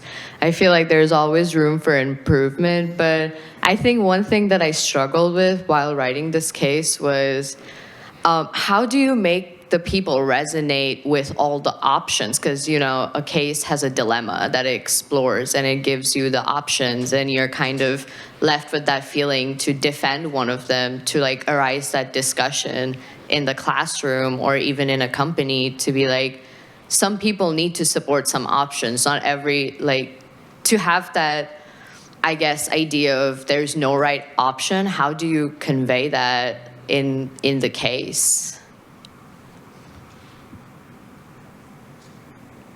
So I think for me, and I saw this with some of the cases I was reading through leading up to the competition as well, where it is presented, you have a really, really great protagonist and they have this option, but throughout the entire story, it seems like there is one option that's more right than the other one. And the feedback I gave to people trying to suggest was introduce a contrarian, another character who simply is the devil's lawyer, devil's advocate, whatever it's called, and will, yeah, come with counterpoints to everything that is presented. So you get all the arguments out there, but you can do it dynamically. It could be a discussion back and forth, boardroom discussion, anything. But I would always, if I'm stuck or whatever, you can add another character or change a character. But the contrarian is always a good way to get the other arguments through. Perfect. We'll keep it short and sweet. Thank you for our panelists for their insightful experience and all the stories they shared. Thank you for the wonderful questions. We appreciate you guys for being here today.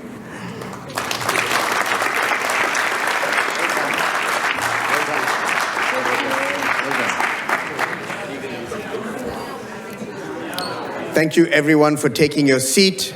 We're going to start arguably one of the more exciting parts of our session, which is our award ceremony, honoring 30 years. We're going to celebrate our case competition winners, and I hope we have representatives from the case writing teams here. I want to also kick off by welcoming Sarah Spencer. We were so fortunate to be introduced to Sarah Spencer, who's from 26 Letters Graphic Recording Studio, because she was capturing the images at Folkfest. And so through Folkfest, we got in touch, and she's so kind to so generously spend time with us for the second half, capturing our awards and all of you here. So thank you. Let's give her a welcome. Thank you so much. All right. As we kick off, we started the morning with a President Crow's message, and we're so fortunate before this important next section to have another message from someone who's also been a champion for the case series. Let's hear from Dr. Chris Howard, Executive Vice President and our Chief Operating Officer. I'm Dr. Chris Howard, Chief Operating Officer and Executive Vice President of Arizona State University and a professor of practice at the Thunderbird Case Series Conference. What a remarkable milestone, 30 years of case excellence at Thunderbird. Today is a celebration of people, purpose, and progress. For 3 consecutive years, Thunderbird has ranked among the top 10 in the United States and top 20 globally for case writing impact. That achievement reflects the energy, creativity, and commitment of this extraordinary community. I remember joining Case Series Director Professor Euvin and Professor Mary Teagarden at the inaugural Summer Stage Writing Immersion, an adjacent initiative designed to equip students and first-time case writers with the art and science of powerful, evidence-based storytelling. To see how this vision has expanded and to celebrate the opening of the Thunderbird Case Lab today is truly inspiring. So, to our faculty, staff, students, alumni, partners, volunteers, award winners, and student co-chairs, thank you. And congratulations to Dean Charla, Griffy-Brown, and my friend of 25 years, Professor Euvin Naidoo, and to the entire team at Thunderbird. 30 years is a proud milestone and a powerful foundation for an even greater impact in the years ahead. How wonderful. Thank you. We're going to kick off our awards and recognition ceremony. We're going to kick off with Professor Jonas Gamso, and there he is, always immersed. Over to you, Prof. Thank you. Thank you so much, Euvin, and thanks everybody for being here. Maybe I could start by just asking you all a question, and you can just shout out a couple answers for me. What do you guys feel like makes Thunderbird special? What's the special thing about Thunderbird? Just throw a couple things out there, just shout. Diversity? Innovation? Culture? People? All right. Yeah, those are all great answers, great answers. And obviously it's all of those things, and I would add another piece to that as well. And it lines up with diversity. And it's how multidisciplinary and interdisciplinary we are. And that's in the foundation, in the DNA of the school, right? Foundationally, our perspective has been that you cannot successfully conduct international business without understanding geopolitics, culture, language. And our approach is always evolving over time as the world changes and evolves. So now we add to that list sustainability, innovation, entrepreneurship. And that's what makes us different from traditional business and management schools. And I think every day when you look around the world, it becomes clear what an advantage that is. I think we all understand that you cannot conduct international business in a silo. And so that's, among the other things that you all mentioned, that's the thing that stands out to me about what's special about Thunderbird. And our diversity and our multidisciplinary nature is reflected in our scholarship, in our research, in our knowledge production. And that's knowledge production by faculty, but also by students. And so it's important to know that we prioritize theoretical, empirical studies for academics, just like any other high-tier academic department. Our faculty publish empirical articles and theoretical articles in peer-reviewed journals, in academic press books.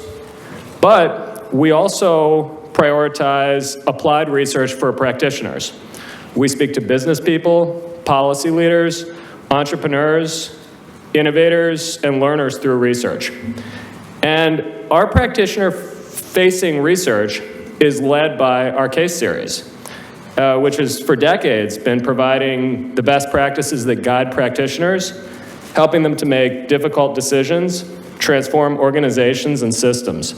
And as you all know, because this has been mentioned a few times now, our case series is one of the best in the world. And that's not just me saying that, that's not just Professor Naidoo saying that, comes from, it's in the rankings. You can see right up there our case center ranking that puts us in the top 20 in the world and top 10 in the United States. And recently, as the world has evolved and as our approach has evolved, we've increasingly emphasized innovation and artificial intelligence in research and in case writing. This has been supported by a generous grant from ASU, and through that, we've been able to support path-breaking case writing on AI and innovation from our faculty and from our students. So just a few kind of high-level examples.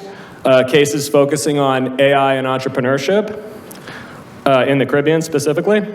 on the ethics of AI in finance, on AI and surveillance in Southeast Asia. And I mentioned that one just to highlight that we also look at this with a critical eye, right? We understand the importance of innovation and technology and the power that it has to transform people's lives for better, but we also are critical analysts. And so we also need to understand the challenges and the hurdles that we have to overcome with regards to innovation and technology to make the world a better place.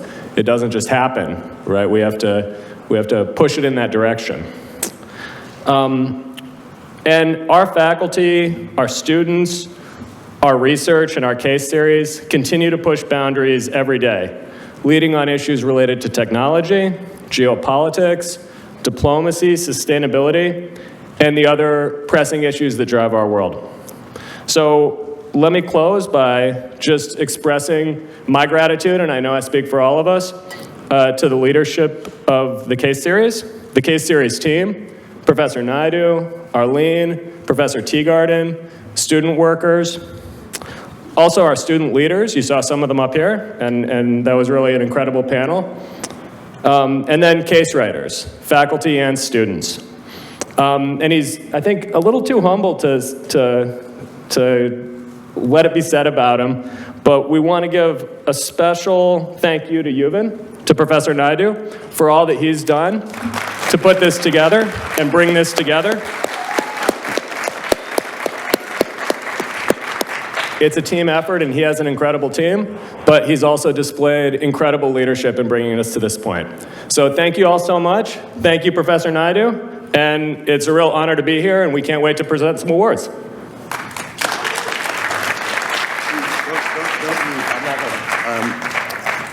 I have to say very kind words, but all of us in the case series feel like we are the lucky ones, and we're going to see now why we are the lucky ones, because we're going to celebrate case writing, starting with our wonderful students. So I'm going to invite our Dean of Undergrads, Roy Nelson, and Dean Charla to also be here. But Aline runs this awards like the Academy Awards.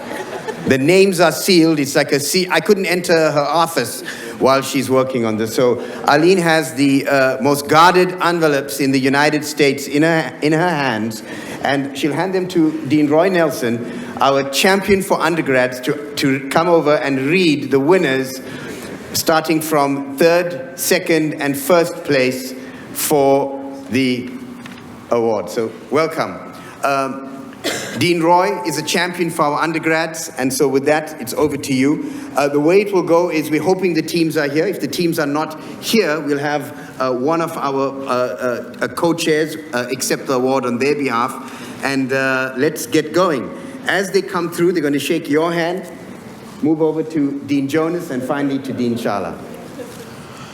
Okay, well, this is a very exciting moment. I have no idea what is in these envelopes, but in 3rd place for the undergraduate award, undergraduate track, is Carola Maria de Rada.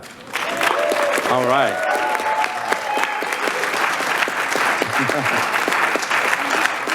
Wow, congratulations. That is awesome.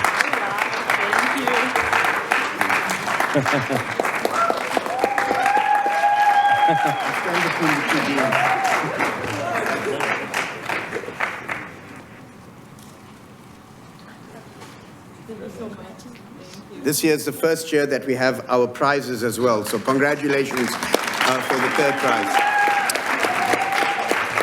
Well, congratulations. And then in 2nd place, here we are. Sarah Kumes. All right.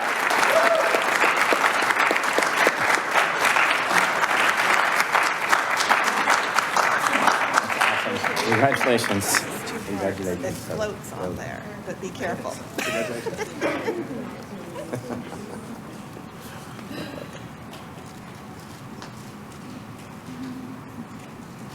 Well done, Sarah. All right. That's awesome.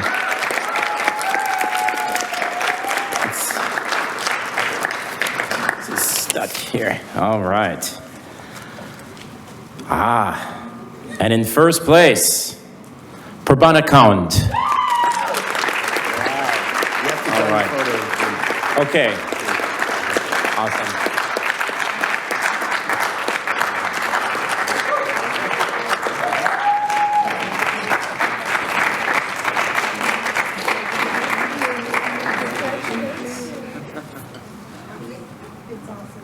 Well done. Oh, okay.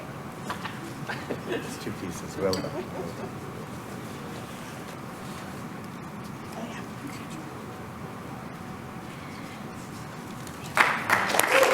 Those are our intrepid undergrads. I just want to share with you the trophies carefully chosen by Aline and the team of representing the globe of Thunderbird.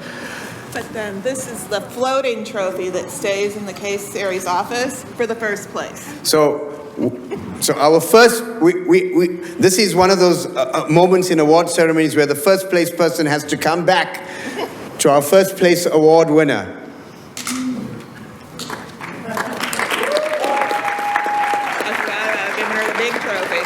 You also get a big trophy, which is our floating trophy. And thank you for being a good sport. So you get to live the moment twice, which is great. And we need Dean Roy back as well. It's heavy. So. It's very heavy. Yeah. Okay. Come back. Here we go. Don't worry. Congratulations. Thank you.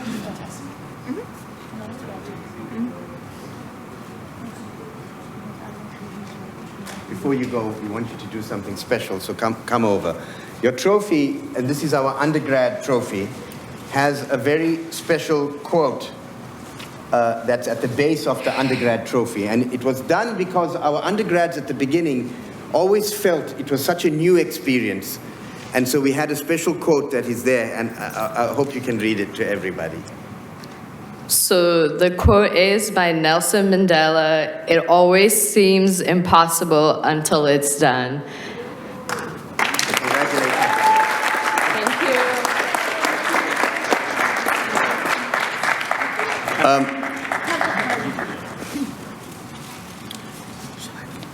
Perfect. We're going to go to our graduate and mixed track awards for first, second, and third. We're going to call our intrepid Dean Lena Booth to join us for this.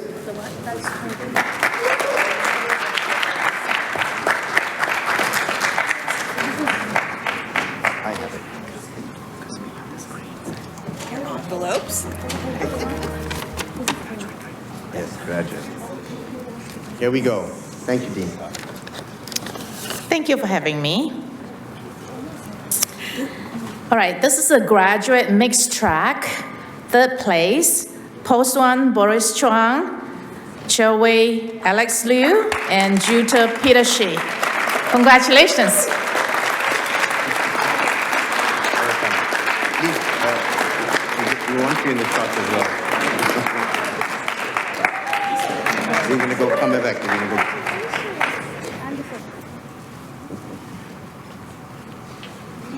This is your certificate as well. Thank you.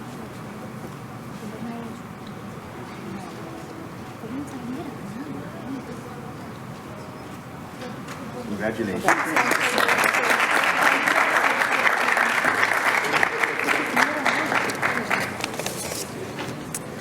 Okay. Second place for the graduate mixed track, Santiago Perez. Congratulations.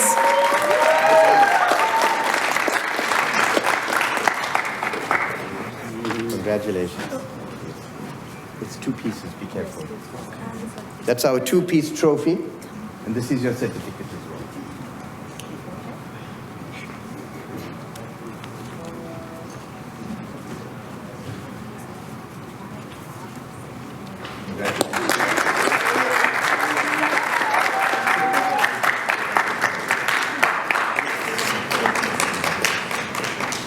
Boom, boom, boom, boom, boom. This is our first place for the graduate mixed track. Sanford Rusoso and Tino Mabundo.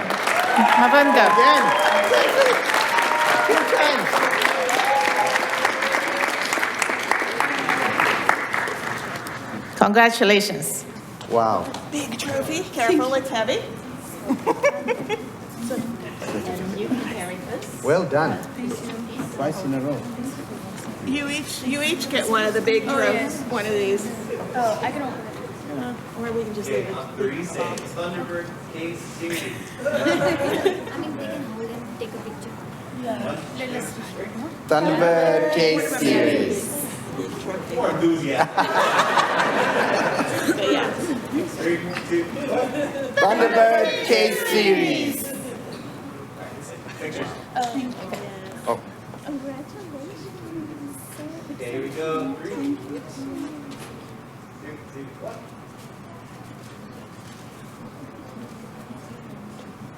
Thank you.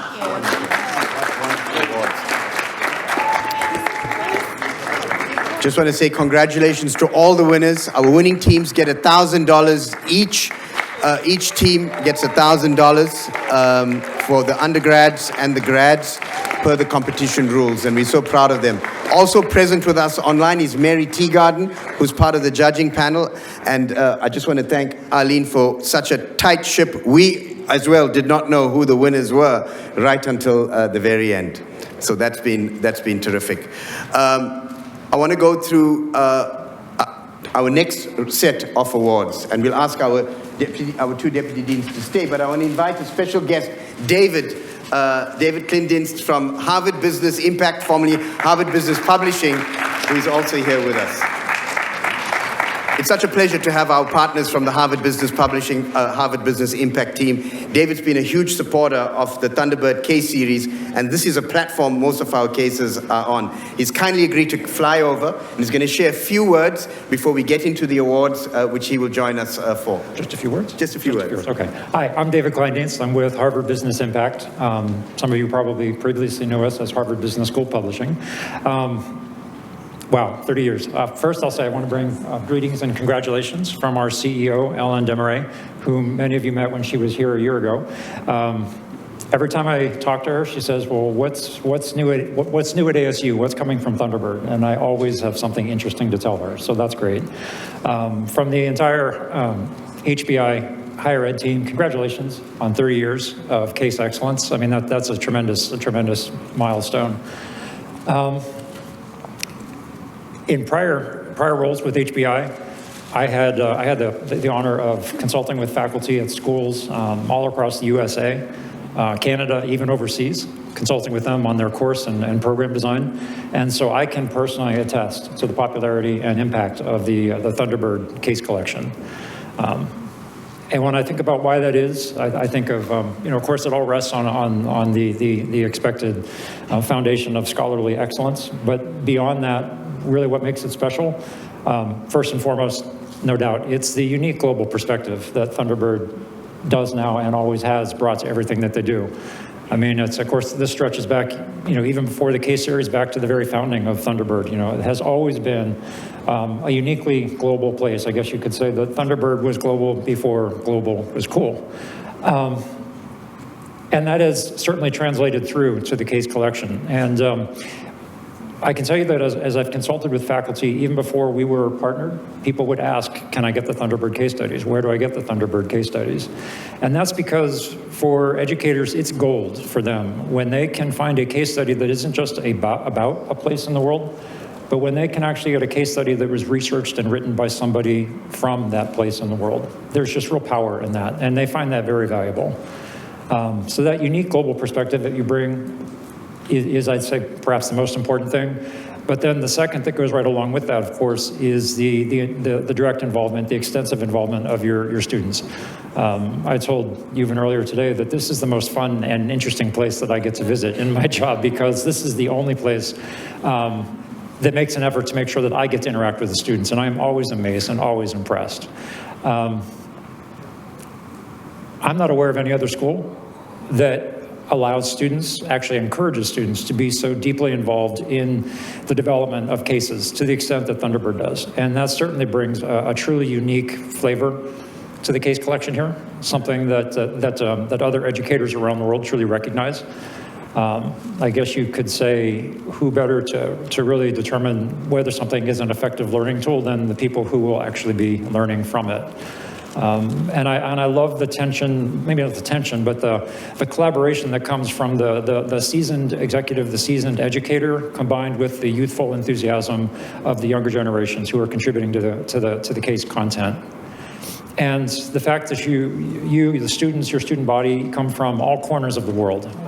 What you're bringing in is, you really have given your faculty a leg up on most other case publishing schools.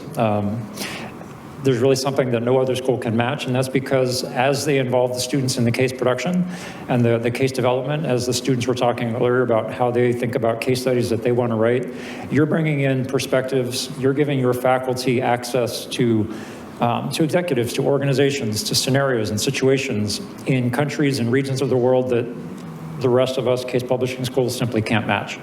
You're giving your faculty access to people and places, to your home countries, your home cities, your hometowns, to organizations that most other schools and case authors could never access. And so between the truly global perspective, as well as those unique features that the student involvement in the case production brings, that's really, I'd say, what adds the spice to this Thunderbird case collection that makes so many other schools sit up and take notice, and why they ask me and why they now thank me for the access to the Thunderbird case collection through our platform. So again, congratulations to the faculty, to the students. Thank you, Arlene and Euvin, for inviting me to be here today. It's really been such an honor and such a joy, and I'm looking forward to the second half of the day. Congratulations, everyone.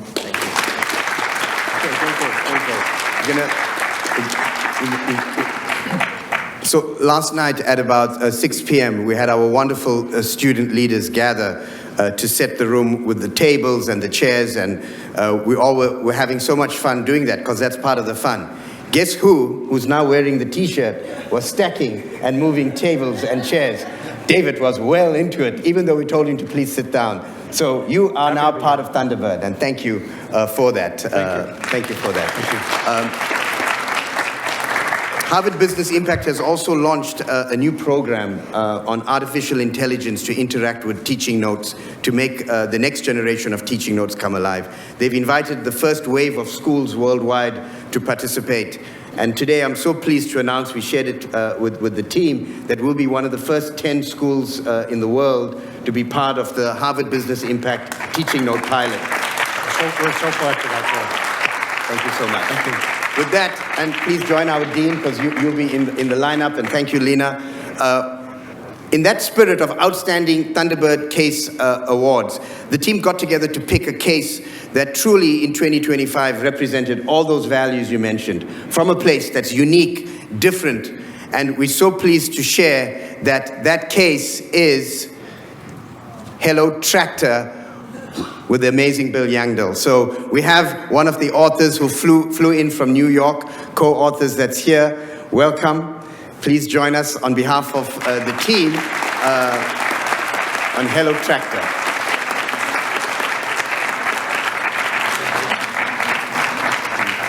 Slide in between our dean. Yep.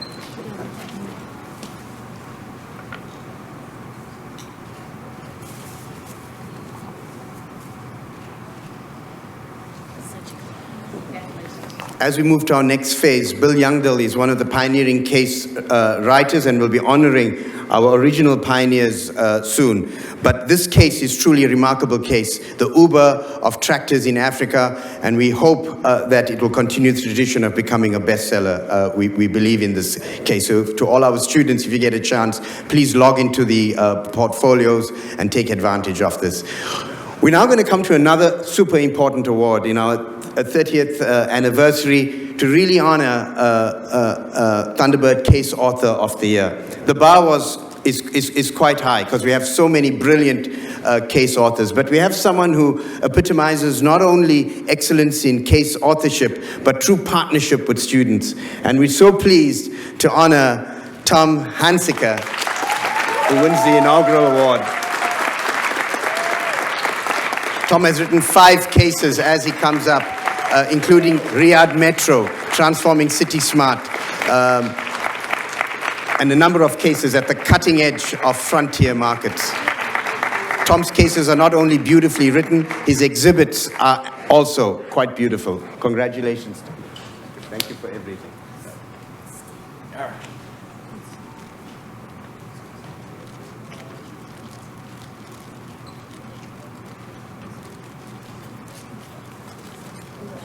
Fantastic, fantastic.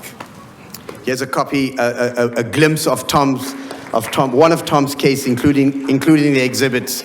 And so it's so beautifully written that not only is it a great case, it's a city tour guide. So if anyone's going to Saudi, try and also get a copy. But beautiful, beautiful case. Look at that work.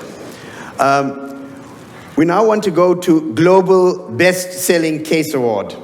And how nice is it when the Agile methodology makes this really simple?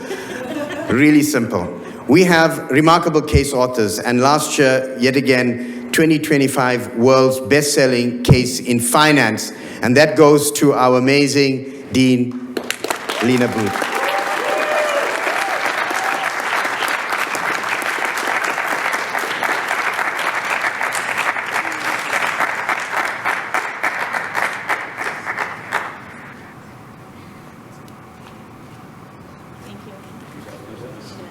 While we have Lena up, just a few words on Ola Kola, the case that's there.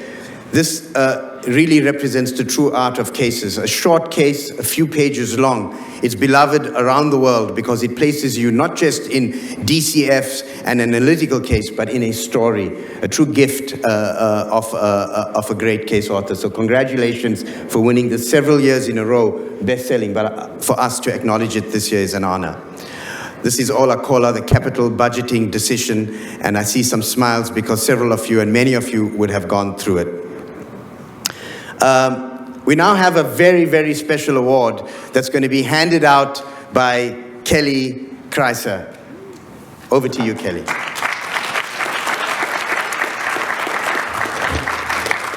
I'm so tickled to be up here. So I'm Kelly Kreiser. I'm the Executive Director of Global Impact here at Thunderbird. And last year, Thunderbird received a grant that's called the Principled Innovation Grant. And that gave us money to be able to fund great research, academic research, and case studies by our faculty.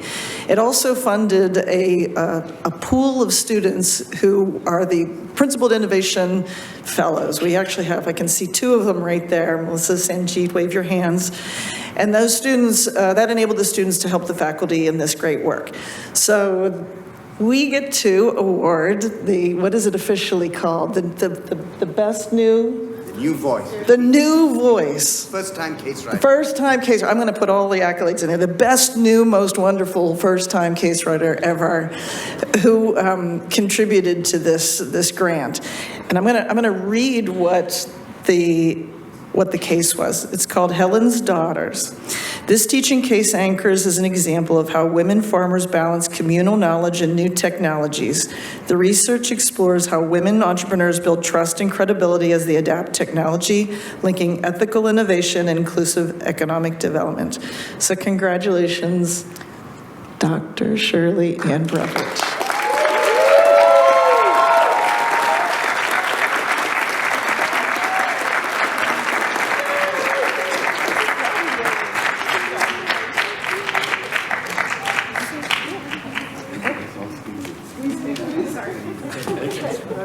We're so proud of you.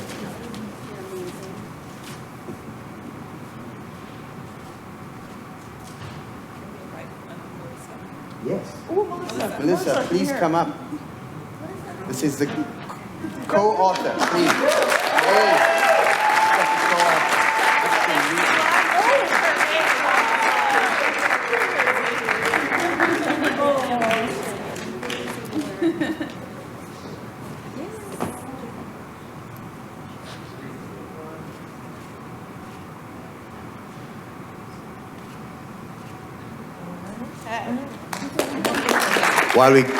While we're moving on, just want to mention that it was such a joy editing and reading Shirley Ann's case, which truly is in a new region focused on AI, focused on women entrepreneurs. But we also want to acknowledge that it's a PI grant case, which makes it extra special. And in the spirit of case writing, Shirley-Ann has already submitted her second case. So we have the bug. We have the bug. We come to a very special moment where we start moving into the phase of acknowledging why all of this exists.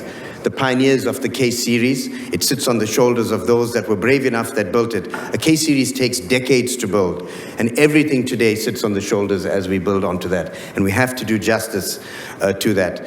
The Distinguished Service Award is someone who, behind the scenes, has really been there for generations of case writers, faculty, and students. And so today, we are so thrilled to honor Susie Howell, who has been a stalwart here. So Susie, hoping she's still here. She was with us earlier today. She stepped away? She's going to come back. But I want to take the time just to acknowledge Susie. And I'm going to call up Josh to accept this on her behalf. They sat together for many years, and he's been also someone so key to all of this. Thank you. You're welcome. Not taking photos, right? You're not taking photos. Wonderful. I'm now delighted to call up someone himself a pioneer, not just in the case method, but in education overall. Professor Grosse, please come up for one of, and arguably our most special moment of our award ceremony.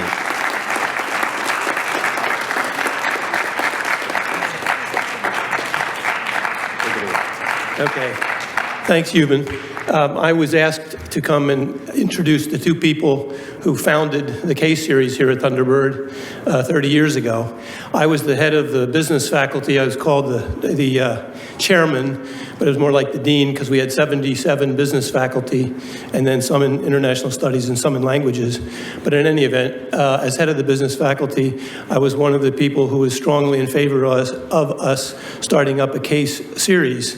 And Ed Barrett, the head of executive education at that time, was writing cases, was encouraging people to get involved with that activity. And so two of our faculty members at the time, who were case writers themselves, took on the responsibility of building up a case series or a case center here at Thunderbird. And I would like to recognize Michael Moffett, a finance professor who was one of those two people, but who couldn't be with us here this afternoon. Both he and Andrew, whoops, I gave it away. Andrew Inkpen came the year I arrived at Thunderbird in 1994. And so I saw their entry into the faculty, and they're launching the case series a couple of years later. So let's congratulate Michael as being one of the two founders of the case series.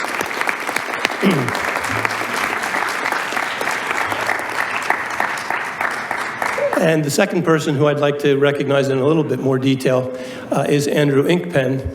He studied with one of the, so to speak, deans of case writing at the Western Ontario Business School, or the Ivy Business School, and that's Paul Beamish, who's probably written more cases than Thunderbird has published himself.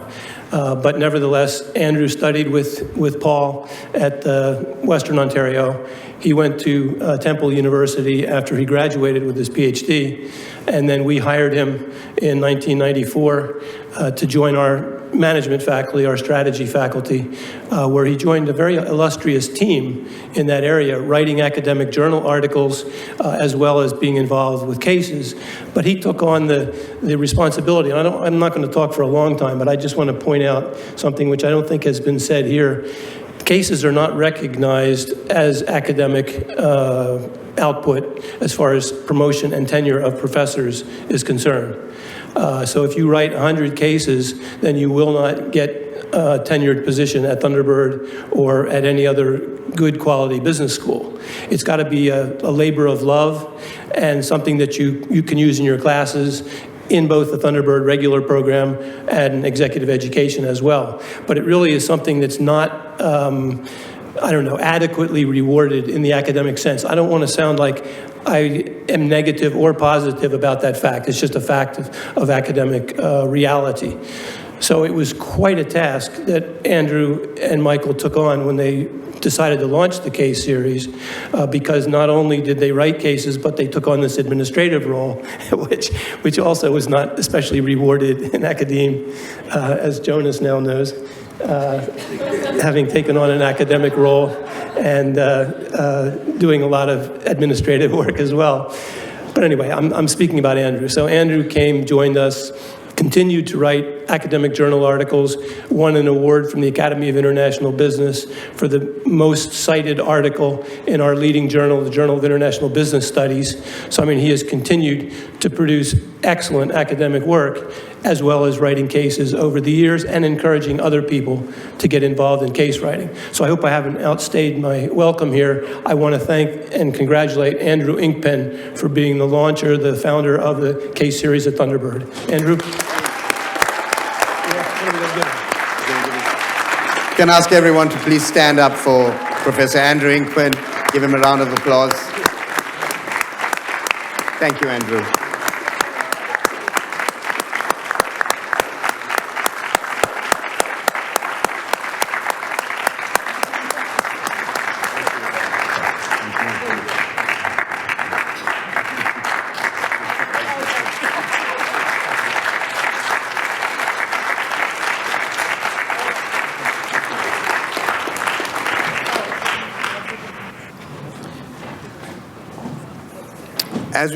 As we get ready, we have some wonderful time for some reflections, and we're hoping we're going to call back Susie for. You can't escape from us, Susie. So let's give another round of applause for Susie Howell. I'm going to go back to the slide. This is for you. Please come. Don't escape. Always come. Alina.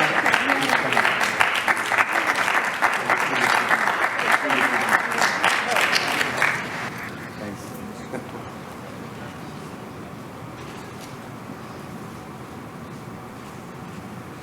Thank you. Congratulations. Wonderful. Thank you, Euvin. You know, Andrew, when we first kicked off some of our workshops, was one of the leaders that shared such deep insight. And being a great case writer, we're going to also hope that he's a great impromptu speech maker, because we do want you to come and say a few words, Andrew, if it's not too much, just to share, because you're still producing such great stuff. But we'd love to go back in time, hear about your adventures, and also share with this new generation your thoughts about what they are grappling with. AI, case writing. Okay. Thank you so much. Okay, well, thank you very much. And I think, I wish my colleague had come. Michael, he's out in the desert somewhere, four-wheel driving today, so he couldn't make it. But yeah, it's hard to believe it was 30 years ago when we started. In those days, there were no PDFs. And everything we did was on paper. And we would write cases, publish them on paper, and we would try to market them to other institutions, and we would ship boxes of paper to other institutions. And because in those days, we didn't have a relationship with Harvard. We were marketing our cases ourselves. And I think the toughest thing I did as the director of the case series was getting Harvard to agree to partner with us, because Harvard's pretty picky about who they partner with. And I think I cannot remember exactly when that partnership started, but I'm going to say around 2002, maybe 2003, something like that. But it took us almost a decade to get Harvard to, we needed to build a library, but then we needed to convince them that our cases were actually good quality. We had a quality control process that Harvard would actually be able to sell them, because Harvard's running a business. And I don't know if you remember, David, when it started, but when we got the partnership, earlier than that. Yeah. But 2001 is the number I've seen. Okay, yeah. Well, it took a while to get us, but we got into Harvard, and I don't know what the current sales are, but I think we sell many thousands of cases per year through Harvard. So it's been, it was a great, I think, startup experience.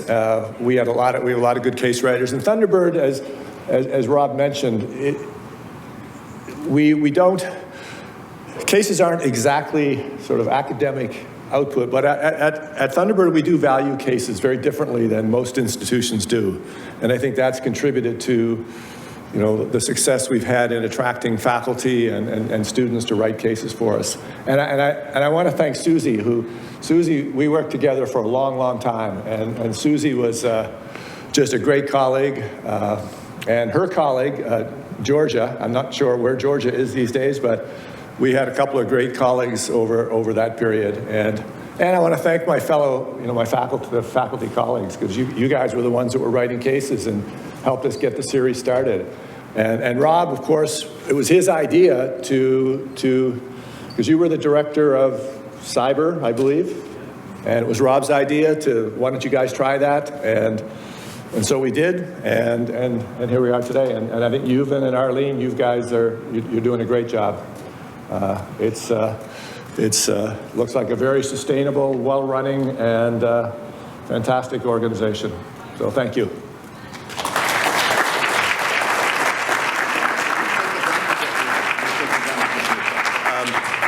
I want to open it up just for some questions, if that's okay, in terms of students. Professor Inkpen is a master of the art of case writing, but also a master of innovation. And I'll share with you, in terms of multimedia being introduced, he's arguably one of the leaders in introducing videos and other articles. So he's come and he's spending time, and we're going to take advantage of it. And we'd love to get you to tee up your questions, because this human experience meets AI, and you're leading all sorts of new innovation in cases. We'd love to get some of your thoughts on that, but also open it up to students that are also grappling with this. There's all this fear that AI is going to destroy the case method, case writing, and we're entering the world. And even our case centers are worried about this. Yeah. Well, I actually have another job. I'm retired from Thunderbird, but I'm the academic director of the Nordic Case House at Copenhagen Business School. And we launched our equivalent to Thunderbird Case Series 4 years ago. And we started from nothing, just as Thunderbird did, and we are trying to build it up. We're much, much smaller than Thunderbird, although we do have a partnership with Harvard. That was after my battle scars the first time around, I knew I had some experience to get us into Harvard. So we do distribute our cases through Harvard and the Case Center, but we are, and I'm not an expert at all. I'm wondering about AI myself. I've seen what AI can do. I can write a case in 10 minutes with, or 10 seconds with AI, and I don't think we know how this is all going to play out. So I'm watching just as you are, and Euvin and others are. So. Now, one of the sessions you had, may have been two years ago, was on integrating multimedia into cases. Mm-hmm. You've always been a fan of this. In fact, you've pushed it. Yep. What are some of the insights to our students who are very much in that video, and why have you been such a champion of this from the get-go? Well, there was a time when video could only be used in the classroom if you had a video cassette that perhaps the case writer at Harvard had interviewed the CEO, and that video cassette was available, and you could plug it in the classroom. And then with YouTube and all the things that the internet provided, all of a sudden we had a wealth of video that was available. And I started using it I've been using video for a long time, but video to me brings cases alive. I'm a strategy guy, so I often write cases about big companies, And so that gives me maybe a little bit of an advantage over someone who's writing entrepreneurship cases, because I have access often to maybe the CEO or a competitor or all sorts of, or an analyst or something like that. So, but to me, video just brings cases alive when you can see the real people. And we never at Thunderbird had a particularly deep budget for writing, sort of the latest and greatest multimedia cases that cost many, many thousands or tens of thousands of dollars. We never had that budget. So we had to create, let's say, multimedia budgets on the cheap. But that's very, very doable today. It wasn't back in the 1990s, but it is today. And I love multimedia cases because they're just, they're lively and they're fun and they have lots of, they keep the students kind of interested. So there's lots of opportunity to do it. Just want to do a check if there are any questions. We'll take them in batches of 3. It's wonderful to see Professor Peschero as well. Please, go ahead. Thank you. The first thing I want to say is thank you to Professor Euvin, because when I came here, it's Thunderbird the first time around, which was... Thank you. Back in the 2000s, I learned a lot from Professor Euvin, Professor Moffat, and also Professor Ramaswamy, who I think it was that kind of a trio, who was really experimenting with the case method. And they've been great mentors to me, and I know to also other faculty members, so I wanted to thank you. Then I have a question for you. Where do you get your best ideas from, for writing cases? That's a great question. I don't think I have an easy answer for that. I've always been a very opportunistic case writer. So, in fact, Barb and I just wrote a case, published a case, not in Thunderbird, unfortunately. We published it at Copenhagen Business School on BYD, and it's actually a finance case. So Barb was the lead author, but I mean, that was an easy case because BYD is, I have another case on BYD at Copenhagen Business School, and it is by far our best-selling case. So it was easy to come up with the idea for that one. Let's do a case that actually has a finance orientation, because a lot of questions about BYD and, do they have lower costs and so on. So for me, it's just opportunistic. I read about something or I meet somebody, and Chris, didn't we write a case together? You and I? We did, yeah. I forget what it was about. But yeah, it was some kind of leadership or middle management type case. Yes. And I think I had met the person who was involved in the issue, but I'm sort of a strategy guy, and Chris is a leadership person, so I asked her if she wanted to write the case with me. So pretty opportunistic. It was fun and easy, actually. Working together was great. Yeah. We've got time for a few more questions from students, from others. If you have questions, please raise your hand. We can bring the mic to you in advance. Hi, thank you for everything. Obviously, you have... I'm Natalie Ward, sorry. Hi, nice to meet you. I'm a current student here at Thunderbird, and we really appreciate you taking the time to come today and all of your hard work, so thank you. Obviously, with a lot of experience, I guess I'm just wondering, do you have a most interesting case you've ever come across, or most interesting storyline you've ever written? And what made that the most interesting? Maybe something you remember to this day? That's a good question. I think the case that my Barb, weren't we just emailing about this the other day? I have a sort of, myself and Professor Ramaswamy and Barb and Michael Moffat, we kind of have a daily email chat on the topic of the day. And The other day we were talking about Southwest Airlines and how Southwest Airlines has basically become just like United. And I wrote a Southwest Airlines case in 1995, and then I updated it 3 or 4 times. And I made a lot of money from that case because I taught it about 400 times, probably 500 times, mostly in executive education. And I would say of all the cases I wrote, that is the one that I probably like the best and know the best, and I should write another one because it's not the case, it wouldn't be the same case that I wrote. It would be like, why are they now just like United Airlines and not so unique and different? But that's probably the case in my mind that sticks out the most because I just used it and taught it so many times. And I like that company, I like the case. So. Well, thank you. That sounds like a case that Professor Naidoo teaches us as well. So it's still happening at Thunderbird. Something with the airlines. They really like the airlines, yeah. But thank you so much. Yeah, Professor Grosse. I just want to make a comment about getting students involved in the case writing.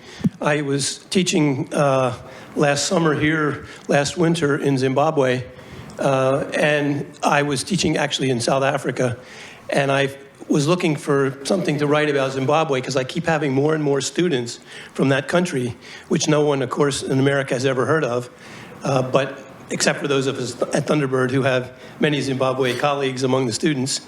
So I talked to some Zimbabwe students here on campus last fall, northern time zone time, and I found somebody whose brother was a friend of the general manager of the Elephant Hills Resort in Victoria Falls. So I arranged, when I taught there last July, to go up to Victoria Falls and interview this guy, and wrote the case and published it. This is like Andrew, at the Gibbs Case Clearinghouse, not at Thunderbird. They paid for me to go up to Zimbabwe. In any event, the case is published, and it worked out really great. And then 2 weeks ago, I invited the general manager to come here through Zoom and speak to my class on a Monday or Wednesday morning at 9 o'clock here, 6 o'clock p.m. his time. And he had 55 students in my one class and another 50 from my other 2 classes who came on Zoom. And it was a fantastic experience. It really worked out great. But getting the students involved was what made it all happen.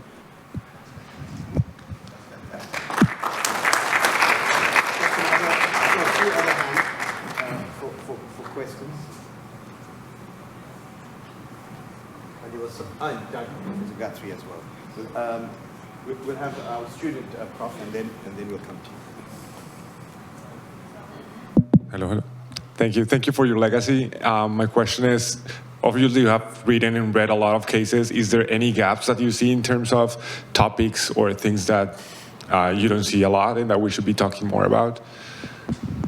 I'm not sure. I think that's a question for our Harvard guy here. He knows what's being published and what's not being published. Honestly, I don't think I don't really know. I can't really say. I'd have to think about that question. Kind of put me on the spot. And you said legacy. You're making me sound really, really old. I guess I am pretty old, but I don't know. Maybe that's a question for David, if you can corner him, because it's. You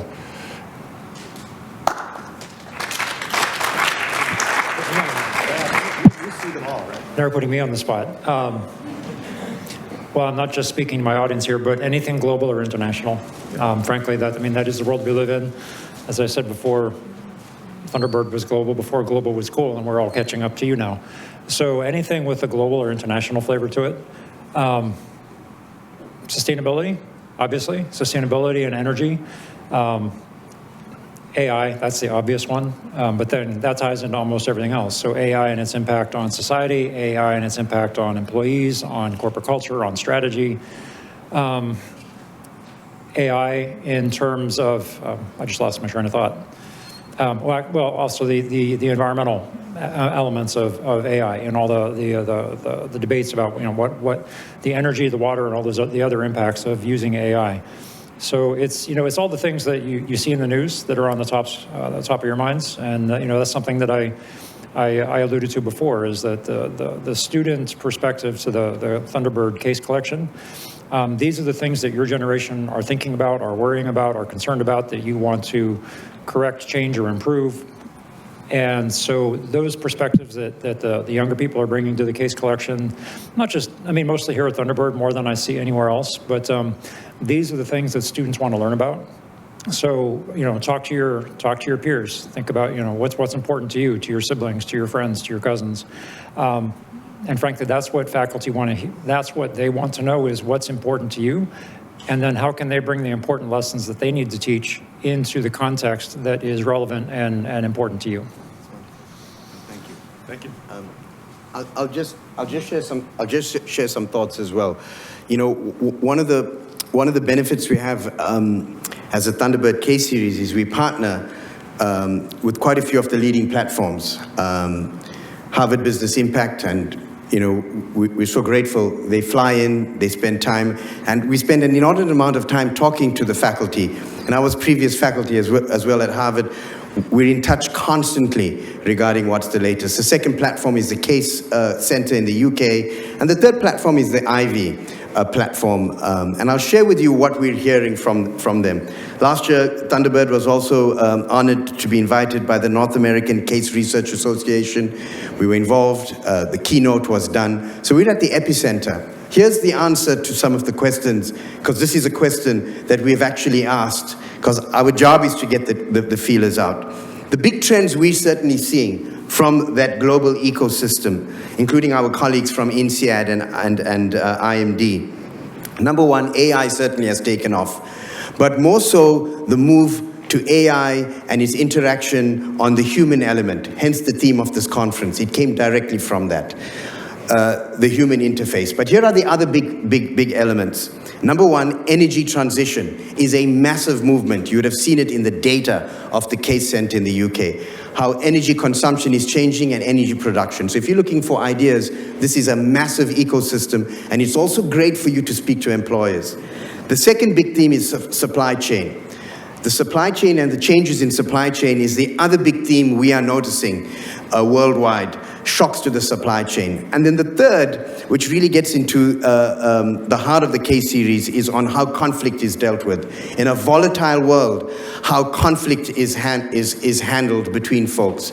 The ability for people to reach a common yes is growing amongst the cases. So if you're looking for that, that seems to be where the movement is going. The second change that's happening, that is on what people are writing about. How people are writing about it is where we find the greatest change happening. It is no longer the written case, which still remains at the heart. We still really believe in that, right? But right now, the short case format is popular. But people are also entering pod cases, a term David and team have popularized. But what's a pod case? This is a case that can be verbal, you can listen to it. The Thunderbird Case Series, we are pioneering our first wave of pod cases. Graphic novel cases. Our friends at Ivy, one of their best-selling products is a graphic novel case. We have set a goal to pioneer our first graphic novel case. And lastly, simulations. Last year, the Thunderbird Case Series hosted a workshop on simulations, and simulations are pulling our students and executives into real-world situations. What AI is doing is it's allowing simulations, not from the old generation of simulations, but the new generation is a real-time change. Past simulations would map out paths, but with AI, in real time, you can get feedback. And so the level of simulation has increased. What has that got to do with all of you here and to our global audience? The whole purpose of the case method is to give you a series of patterns to build your muscle memory so that when you get into the real world, it may not be the case on Hello Tractor that Youngdahl has written. But what the beauty of Youngdahl's case is he took a fragmented industry of resources scattered and created a platform and captured that in a case. That, you may not be in West Africa, in tractors, you may be someone else. This is the beauty of the case method. And so what simulations and the new generation is doing is accelerating that muscle memory. It's accelerating for you to have more and more of these patterns. And so I just want to acknowledge Professor Inkpen, Professor Moffat, and so many of the others whose shoulders this has been built on. Professor Ramaswamy and Youngdal have both shared wonderful messages, and there's so many others. And we will be closing this conference from the intrepid Mary Teagarden, arguably one of the most accomplished and published case writers. With that, we have a 10-minute break before we hear from a new ecosystem of the masters of cracking the case. McKinsey and Company senior global partners will be joining us to share how the case method comes to life in their world of solving complex problems. 10 minutes, we will see you on the hour. Thank you to our pioneers.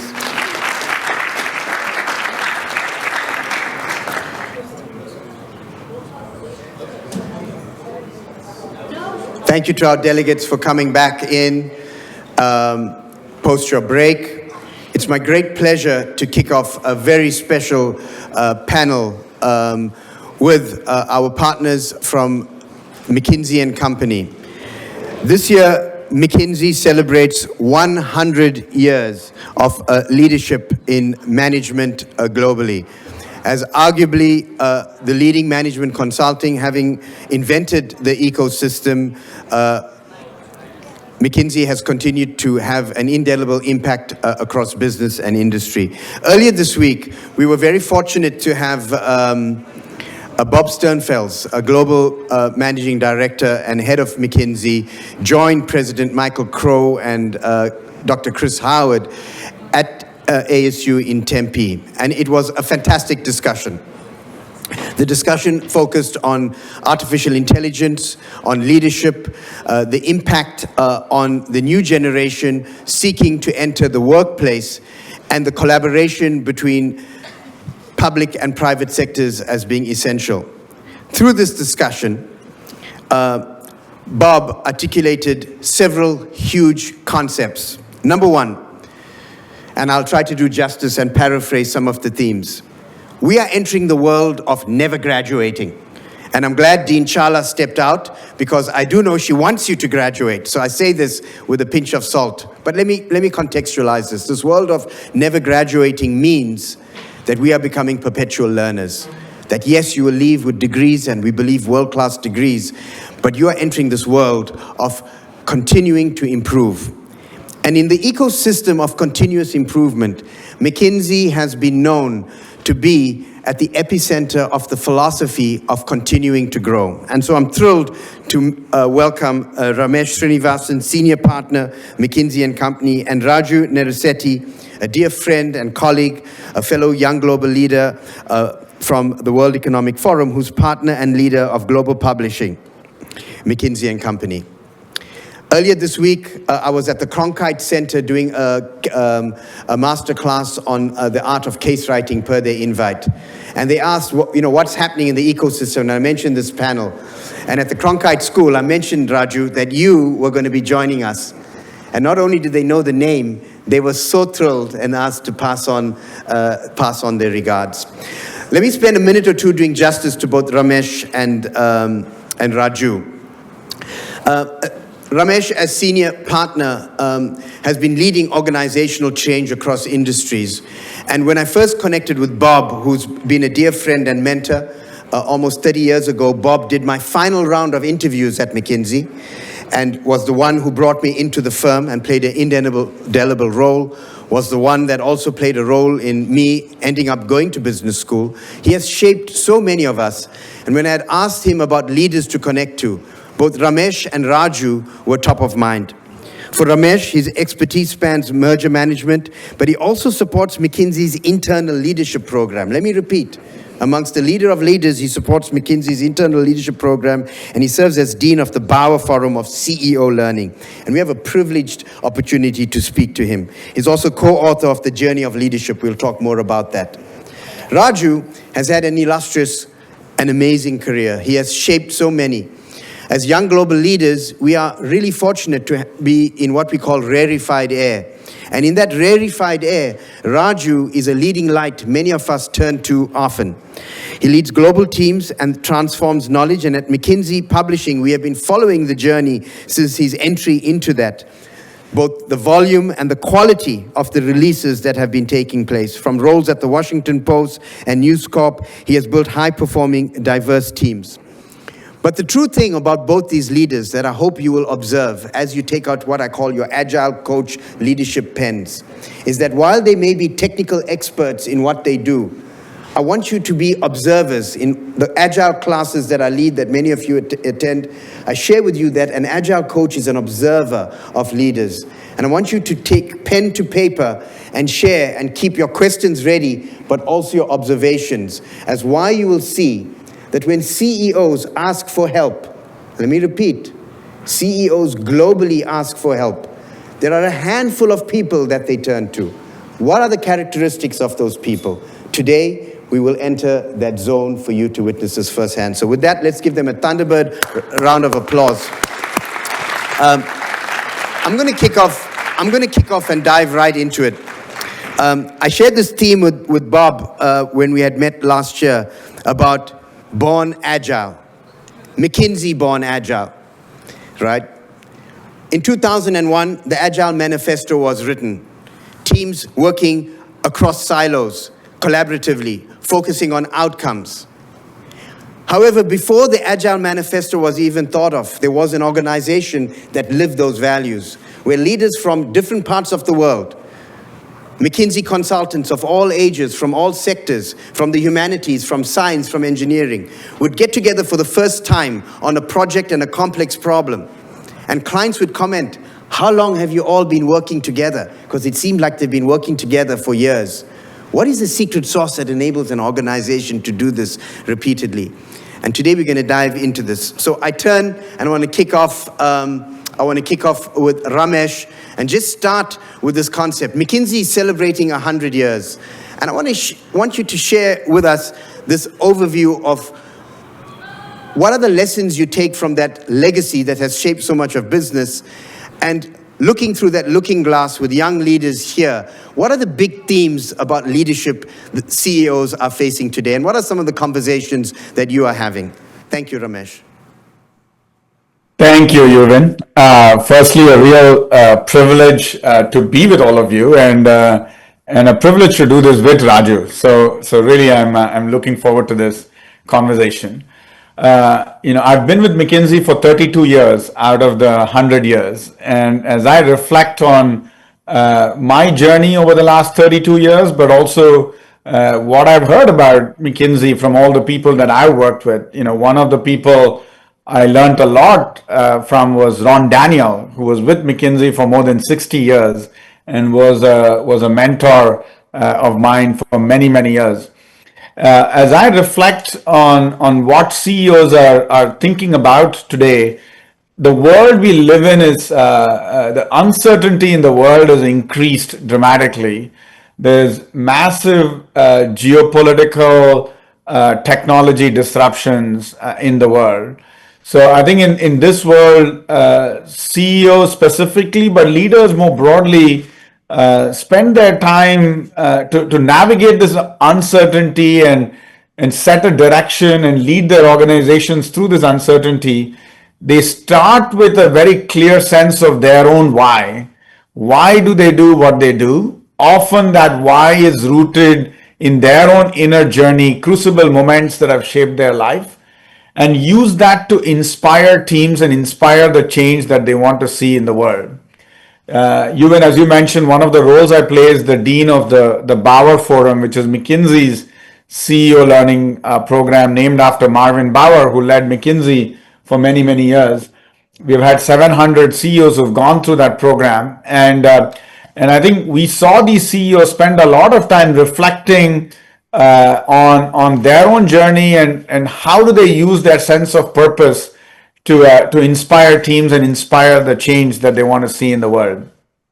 I think as I reflect on McKinsey itself and our journey, in the 100 years that we've been around, we've had a very clear mission. We've had a very clear set of values that have guided us. I'm sure we can get into that as we get into what does it mean to be born agile. But one of the big things we have learned is the sense of purpose. Society told us that we need to have a much clearer purpose. We've gone through a journey over the last 10, 12 years to define our purpose, embed that into everything that we do, and use that to have very clear guardrails about the kind of work we will do, the kind of work we will not do, and how do we be a force of good in the world. And that's been a very meaningful, very enriching journey for me, Euvin. Maybe I'll just pause there, and then we can take it from there. It's a great oversight. I want to bring Raju in. Raju, you've attended so many Davos gatherings and prepared so many people for those. And you've really come through the furnace of storytelling, through the Washington Post. What are you detecting in terms of what is different now? What's the same and what's different? Every generation begins with these words, never before have we seen. What do you say to this? Thanks, Euvin. First of all, thank you for having Ramesh and me. It's really a delight for us to be here. I know that the context is that McKinsey is 100 years old, and the reality is that not many organizations turn 100 this year along with us. Delta, Lufthansa, and a few other companies are turning 100. But here we are at Arizona State University, which is 140 years old this year. So I think for us, there is a lot to learn in environments like this, even though we've been asked to say a lot. And that connects to, unlike Ramesh, I've only been at McKinsey for the last 7 years. And I think the world thinks of McKinsey as the people they bring in to tell them what to do, whether it's a CEO or sometimes government, sometimes nonprofits. But in my 7 years, what I've realized is while yes, McKinsey is brought in to kind of maybe tell you what to do, the reason why McKinsey, I think, has been so successful is it is primarily a listening organization. I think everybody at McKinsey spends a lot of time first trying to listen and understand what are the challenges, what are the issues that our clients are facing, and then start talking about possible solutions and possible outcomes. So I think as an organization, I've never found, I've been at News Corp and a few other organizations before. I think what sets apart McKinsey from others is its ability to be an active listening organization. And I think Ramesh is better suited to talk about this, but I think the most successful leaders that I've seen and read about and talked to tend to be very active listeners. So I think to me that is something that separates kind of good leaders from really excellent leaders. To your question, I think we recently published a piece, in fact, Bob co-authored it, where we looked at 10 years ago, leadership teams and CEOs would say that here are 4 or 5 issues we are dealing with simultaneously. What we have now found is that that number has more than doubled. Now you're dealing with 10, 12 issues. So the ability to kind of really multitask, in kind of dealing with so many issues is what is different today among leaders and what they have to face than what it was even a decade ago. So let me pause there. I think, Ramesh, if you want to talk a little bit more about either the listening aspect of it or the multiple challenges, please jump in.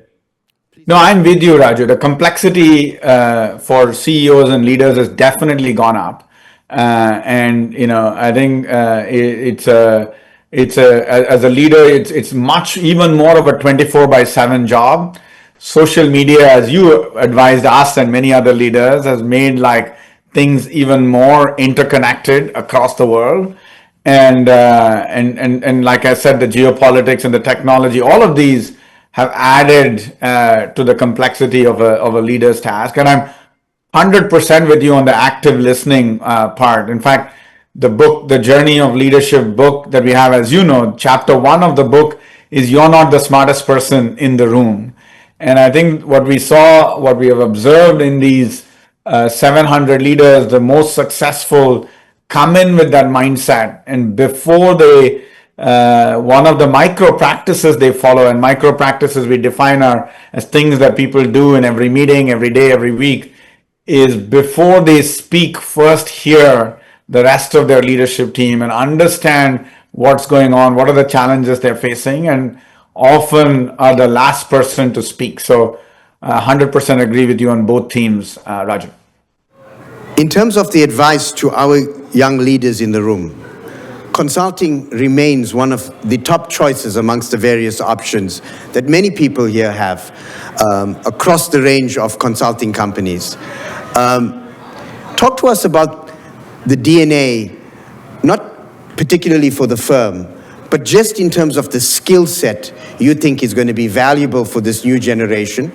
And how has your model started to change in terms of your kind of talent ecosystem that you are looking to draw upon? Ramesh, you want to kick it off? Happy to kick off. Yeah, I think the core skill sets that we believe you need to be an effective advisor or consultant, it is around the ability to solve problems, the ability to listen and communicate. Raju touched on that already. The ability to work in teams. The teams are getting more complex and more global in response to what's happening in the world.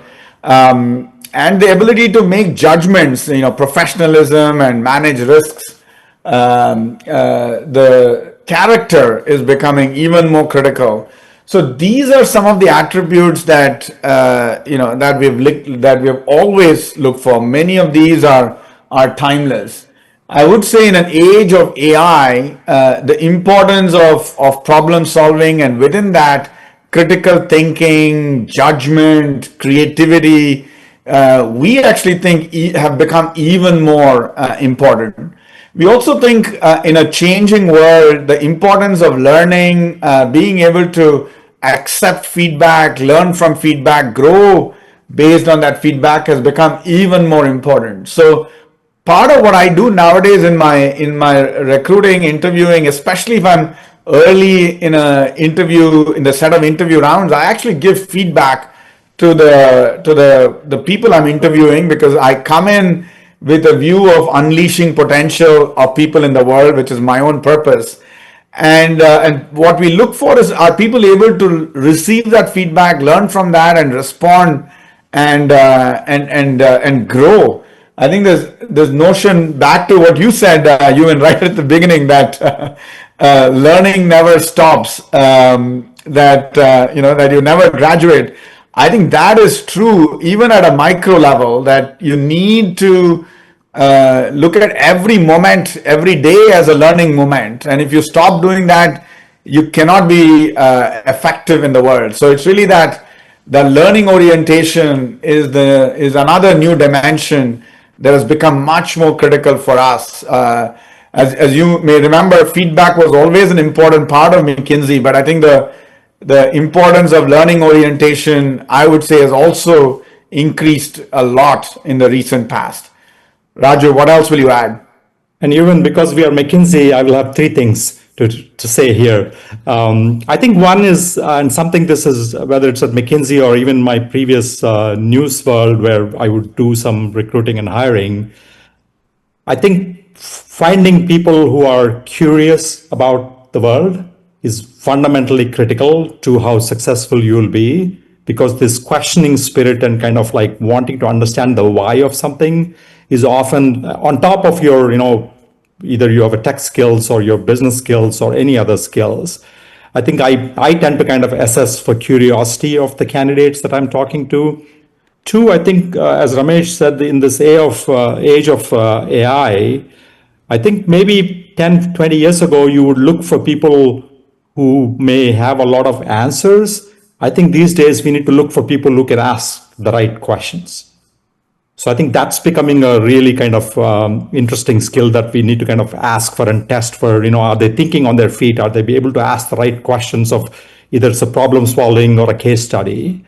And then the reality is that I think used to be that you could delegate technology to the CTO's office or get some expertise. You still need to do that. But I think technology has become the underpinning of so much of what we do, that having an appreciation and a willingness to kind of embrace technology, you don't need to know how to code, especially in these days of vibe coding, but being able to kind of appreciate the role of technology and what it can do to kind of make things faster or kind of help you get to the right questions and the right answers. I think those are the three things that we are continuing to look for and over-index. McKinsey is also like widely expanded the sources from which we are starting to recruit. Used to be the traditional hiring was 20 years ago would be business schools. We still do a lot. In fact, this year, we've hired the most number of MBAs relative to recent years. But on top of it, we are also kind of expanding our funnel to kind of find people from lots of other places, whether it's a different economic background, different geographical backgrounds, in addition to things like languages and all of that. Bob may have mentioned it, but I think the firm's success is deeply rooted in this idea of a diverse meritocracy. And I think that principle also applies to hiring. We currently have our colleagues from 140 different citizenships who speak, I think about last time we looked at maybe 135 different languages. We have offices in 65 different countries. All those adds up to kind of the diversity of our talent pool that just goes beyond like what your degree is. That's a great ecosystem. And one of the themes I know many of your partners speak about, certainly Bob Sternfels has spoken about, is helping people think through one of the themes of this conference, the human experience meets artificial intelligence. Now, you are advisors and have the, you're in the inner sanctum of so many of the boardrooms of the world where people are grappling with this issue of artificial intelligence, the impact on the workforce. Take us inside McKinsey in terms of what you can share. How is the firm dealing with the changes that are coming about from artificial intelligence? Bob often speaks about the half-life of knowledge. He likes saying the half-life of knowledge is shrinking. What people graduate with and what we know, that ecosystem is becoming shorter and shorter. How is McKinsey re-kitting and retooling? And what are some of the themes we can draw from this? Ramesh? Okay, happy to start. Completely agree that the half-life of knowledge is reducing. I think the way we are dealing with it is first is just our own research. We pride ourselves on the fact that we are one of the biggest, if not the largest spenders on research in management thinking and evolution. We have our own McKinsey Global Institute that is looking at what's happening with economic development in the world, the impact of AI, how jobs are changing, and we look at that across geographies, across sectors, and invest and publish a lot. Similarly, we have the McKinsey Health Institute that does a lot of work on healthcare. We have the Black Economic Mobility Institute that just looks at specific issues around economic development in the US. So there are many such topics where we invest a lot in research and management science itself. As you know, we invest a lot in leadership, in culture, and operations, many such topics. So coming out of that, we have a perspective on where we see the future evolving. We of course share this with the world, we share this with our clients, but Raju helps us share this with the world more broadly as well.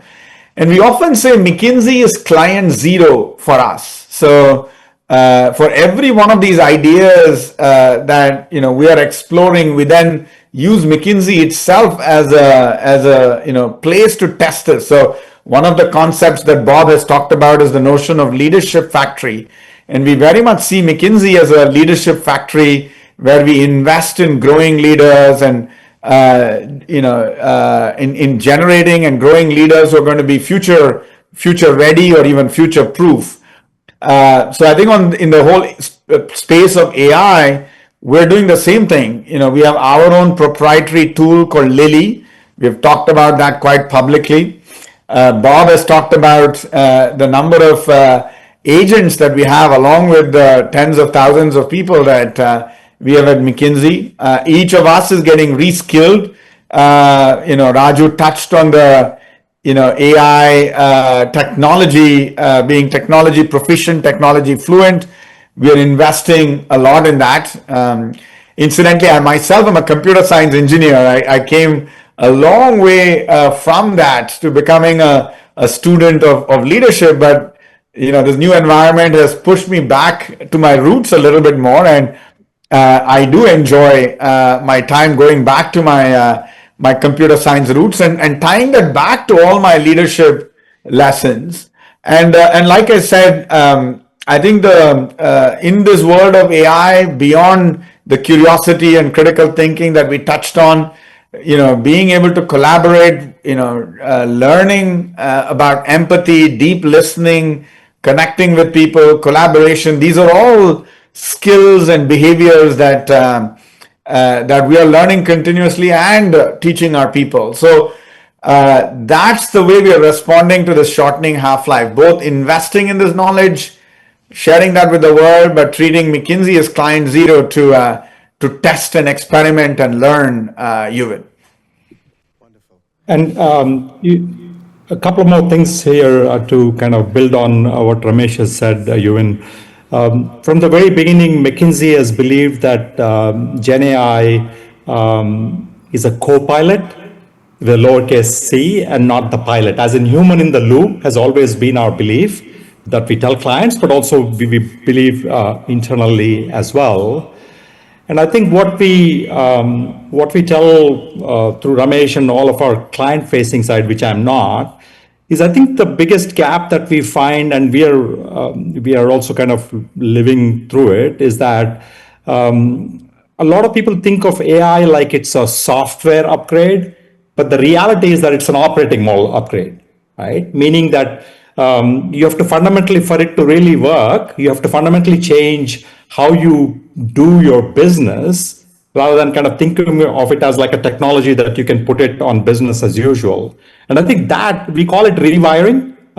We have a book out, a second edition of it is coming out next month. But internally, we spend a lot of time saying what got us to 100 years is fantastic, but what will take us to be the leader for the next 100 years, right? So we are constantly asking ourselves, how can we rewire what we do? And I think that's driving it.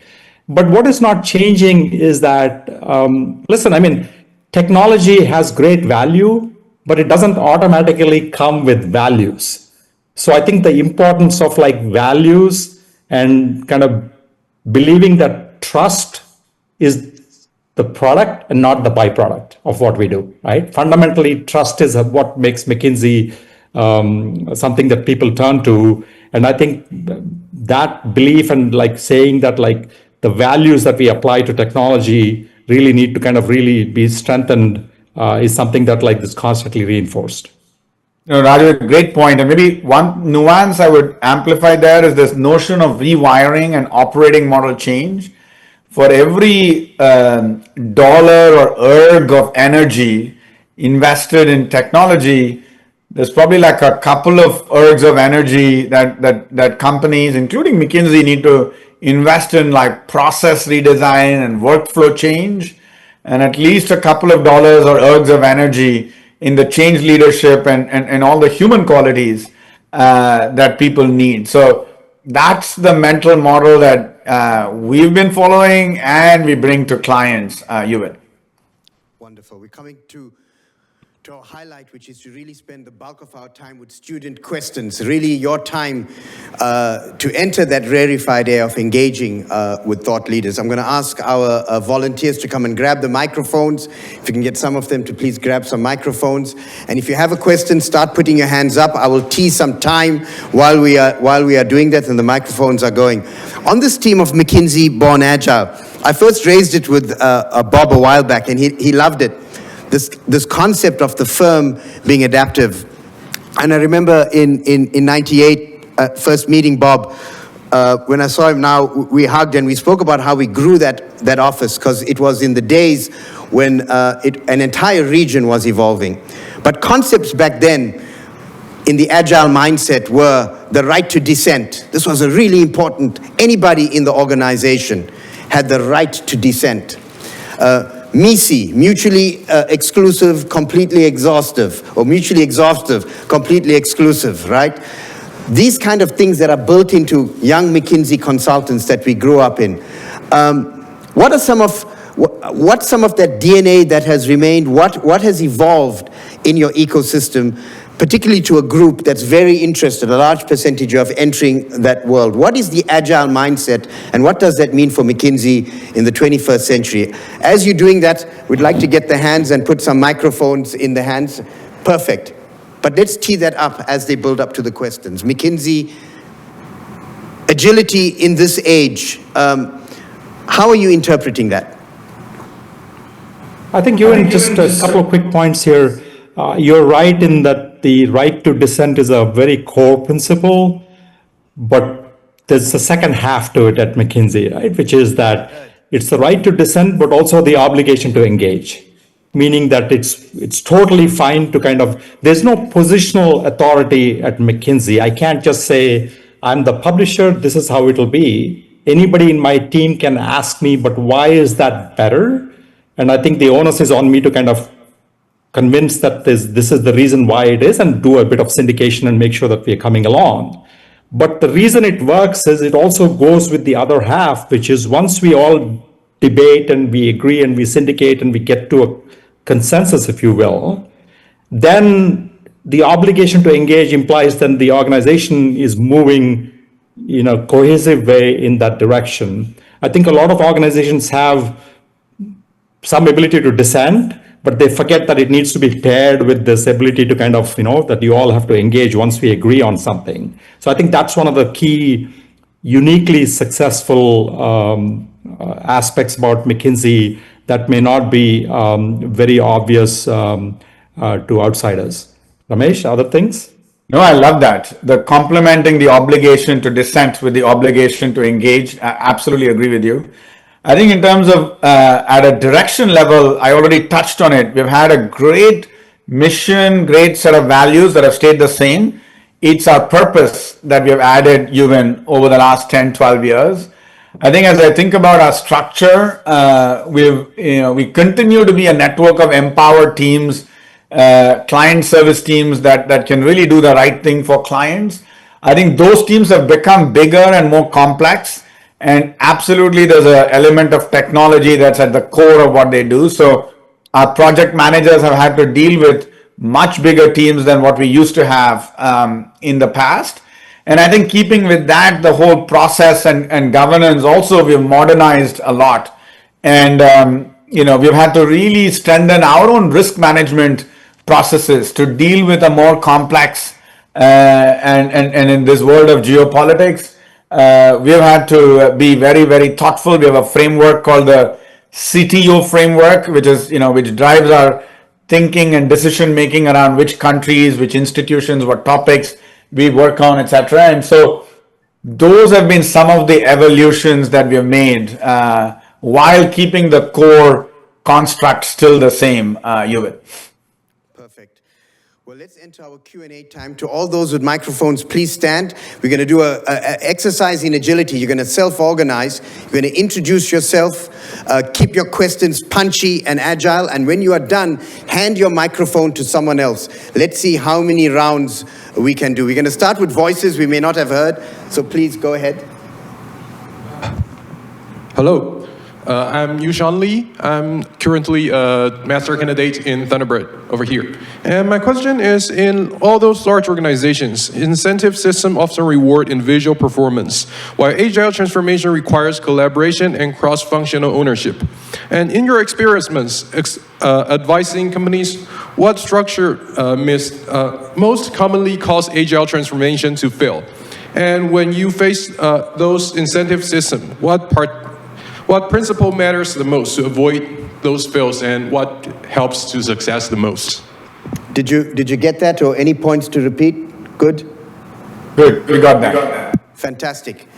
Please, at the back. Yes, great question. Yes. Hi, I'm Rebecca. and my Chinese name is Wen Jiazhu. And now I'm the second year graduate student at Thunderbird. My question is very simple. It's about since the skill of asking the right question is really important, and may I ask how you guys cultivate this type of skills? Thank you. Brilliant question. You go, Karina, and then you'll close. Thank you so much, gentlemen. My name's Karina Ribeiro. I am currently a master's student here at Thunderbird. I really wanted to lean into this idea of trust in the firm, and also this idea of, you ask folks to, what I see as being your authentic self, to push back. So with those concepts in mind, how would you, what advice would you give to someone, especially knowing your experience at the firm, your journey in leadership, in terms of if there's a major mess up, what would you do? How is that handled? Because obviously we're all human and nobody's perfect. Perfect. Thank you. Final question in this round, and remember, hand your mics to the next group to be ready. Go for it. Thank you for being here at Thunderbird today. I'm Atharva Vaidya, I'm an alumni. I have a question for you, which is based on a paradox and observation I have made. You mentioned that AI is OS upgrade and not a software upgrade, and extraordinary leaders are built on active listening, and the best listeners are the best leaders, essentially, is what I understood. I want to ask that in an era where technology rewards speed, and technology is giving us faster answers as more complex tools are developed, being an agent or workflows, XYZ.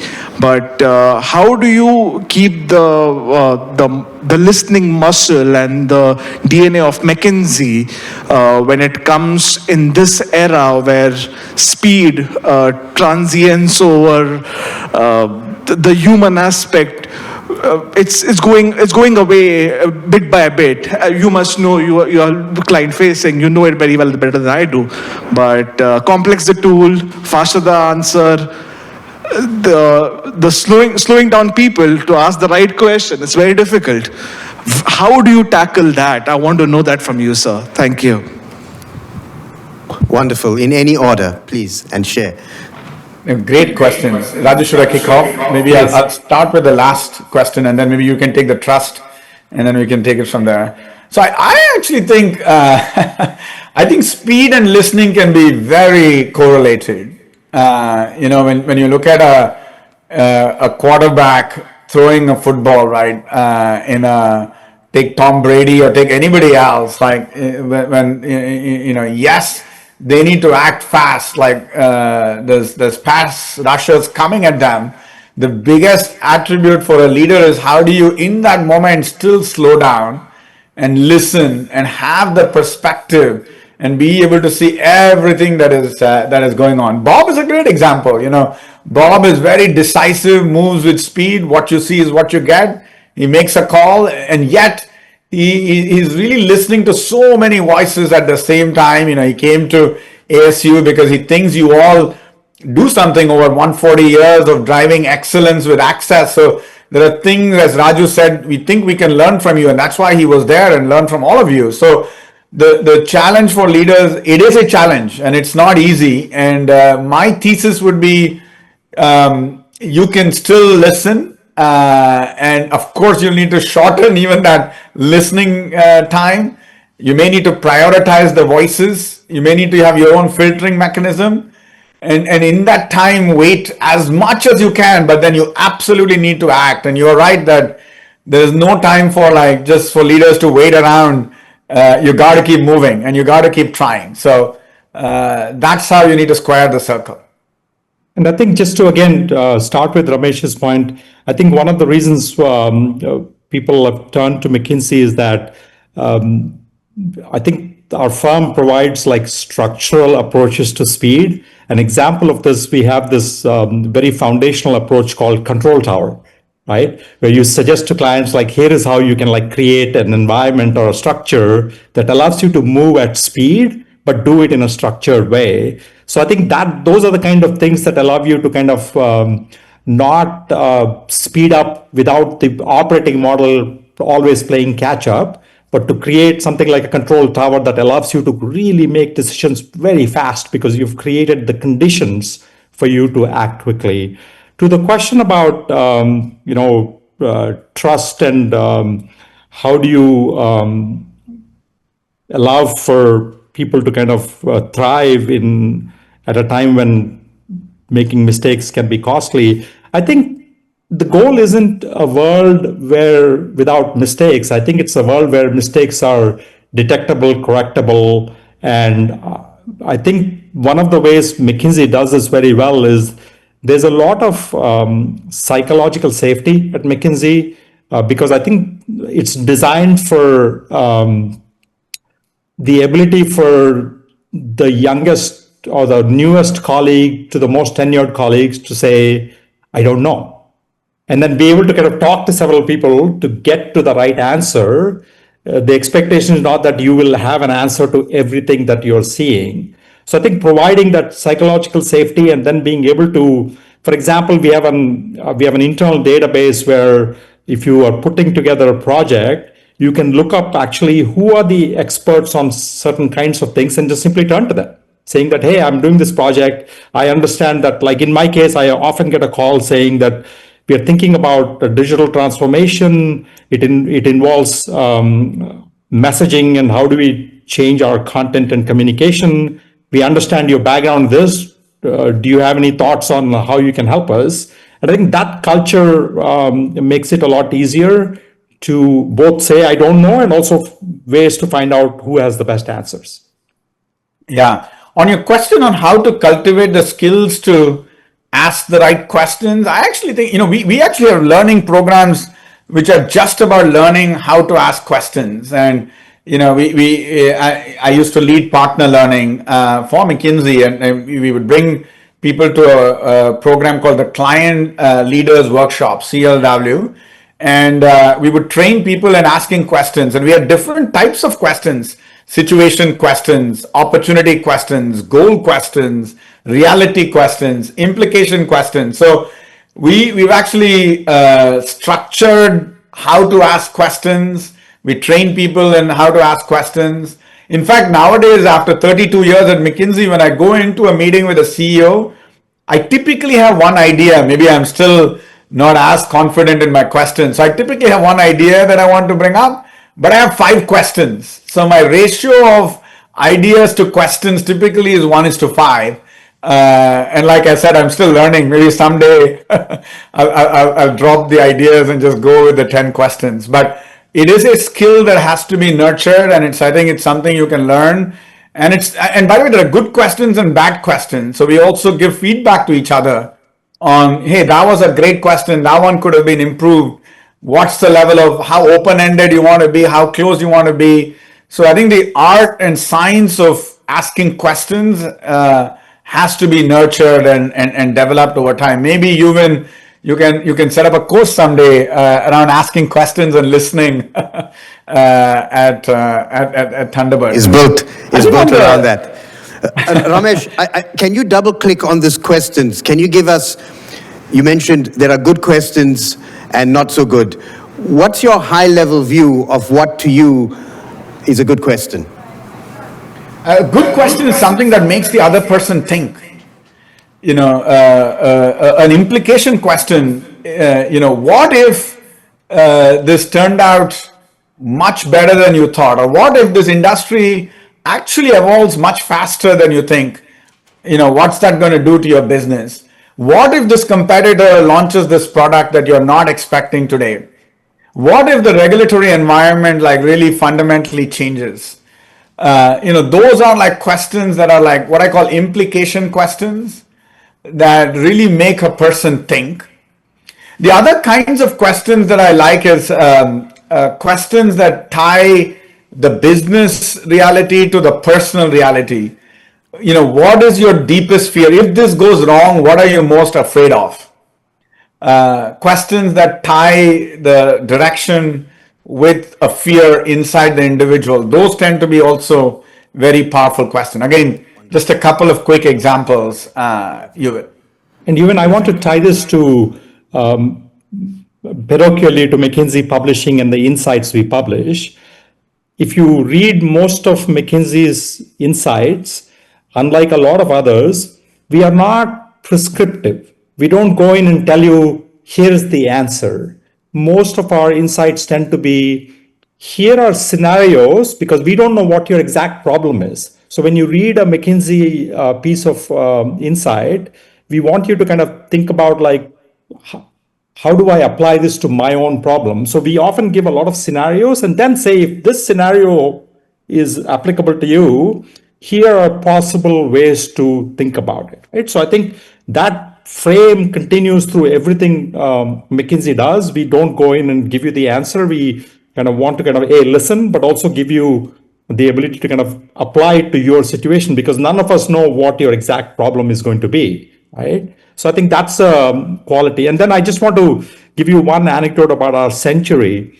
As part of our century campaign, we are doing, like all companies that celebrate, the question we are asking is like, when you go to our website and you see what is traditionally called a tagline, the question we are asking is, what is your next brilliant move? We're not sitting here and saying this is McKinsey's brilliant move. We are asking our audiences to kind of say, what are you thinking about? What is the next brilliant move you want to make? And can we help you get there? So that mindset of like kind of saying that, like, what is the problem you're having and how can we help you, I think is the undercurrent of a lot of this. And maybe just 1 minute, this on the incentive question, getting the balance between accountability and collaboration is one of the hardest things, and most organizations struggle. And as you get bigger, it becomes harder and harder. So I think part of how we try to solve it is use a common North Star, a common set of much more transparent information flow to solve for that common purpose, and like teams working towards a common goal. And use many of the business processes to solve for that. And these huddles and the control tower constructs that Raju touched on to get the collaboration, while keeping incentives still quite aligned to individual performance metrics, so that you don't compromise on the accountability. Like while you want the collaboration, you do want individual accountability, you do want individual growth, individual feedback. So it's a balance, and it is a tough balance and needs work in any organization, including agile organizations. But also, Ramesh, it also fits into our belief that of this McKinsey being a leadership factory, right? In the sense that for people like Ramesh have been there 3 decades, and that's pretty normal, by the way. But there are lots of people who join McKinsey 2, 3, 5, 7 years. And our belief is that, like, for however long you're there, if we can help you be a better leader, then no matter where you go, you can apply that. So I think that belief that our role is to kind of develop individuals, and hopefully they're there with us for whatever length of time. So that focus on individual development is like a fairly constant. There's a lot of metrics around, have you done courses? Have you attended like all these programs? And the firm invests a lot in that. So I think that's also part of this idea of like developing people. What advice do you have for this generation? We're inordinately proud of our Thunderbird students, our graduates from all over the world. It's such a privilege being in our classrooms. But like all young leaders, they are entering times of great anxiety across the world as the future of work is changing. You're speaking to so many sectors. What's your piece of advice as our talent goes out to make an impact? How do they best prepare themselves to find those opportunities? Should I start, Raju? Please. I think we've touched on many of the themes. Raju's point about be curious, use the opportunities with such a global set of students and professors. Really use that opportunity to learn from each other and build that curiosity, build the questioning spirit would be one big advice I would have. I would say the anxiety is normal, so don't ignore it. It's understandable, but really surround yourself with a support network, a mechanism. I call it in the Journey of Leadership book. We talk about a personal advisory board. Who is your personal advisory board that's going to stay with you? It could have some peers, it could be some professors, it could be some past colleagues you worked with, but how do you have a small group of people that is going to help you navigate through all the uncertainty that you have in the world? And then the last thing I will say is that you are going to make mistakes, but treat those as learning opportunities. Back to this point about trust and authenticity, be who you are. And learn from your mistakes and and treat those as learning opportunities so that you can get better and stronger from those. Raju? And I'll give a much more granular micro example, given that it's a group of students as well, and hopefully a lot of you are thinking about McKinsey as where you might want to be. McKinsey actually, let's say 3,000-4,000 openings and probably 500,000-700,000 applications a year. So the ratios are pretty challenging. But the reality is that when we talk to students, we want them to succeed rather than trying to weed you out, right? But a lot of let's say you have an interview coming up. Most of what McKinsey does is actually available on McKinsey.com. We share a lot of what we do, our insights, and I think kind of spending some time kind of understanding what we do will arm you to kind of really have much more richer conversations about as you think about your career, maybe not just at McKinsey, but somewhere else as well. Meaning that a lot of how to succeed at McKinsey is actually available on McKinsey.com. We actually talk a lot about it. As we close, I want to thank our colleagues for joining us and just take away some of the key lessons. I love this point about in your writings, in your engagements, not providing solutions, Raju. You mentioned that so clearly. Ramesh, you spoke about the art of being able to listen and adapt. In many ways, that's the epitome of the case method. The case method is about this ability not to provide the solution, but really pull people into a discussion and have them ask the right questions. It's such a privilege spending this time with you, re-emphasizing and seeing the connection between the case method and actually being effective.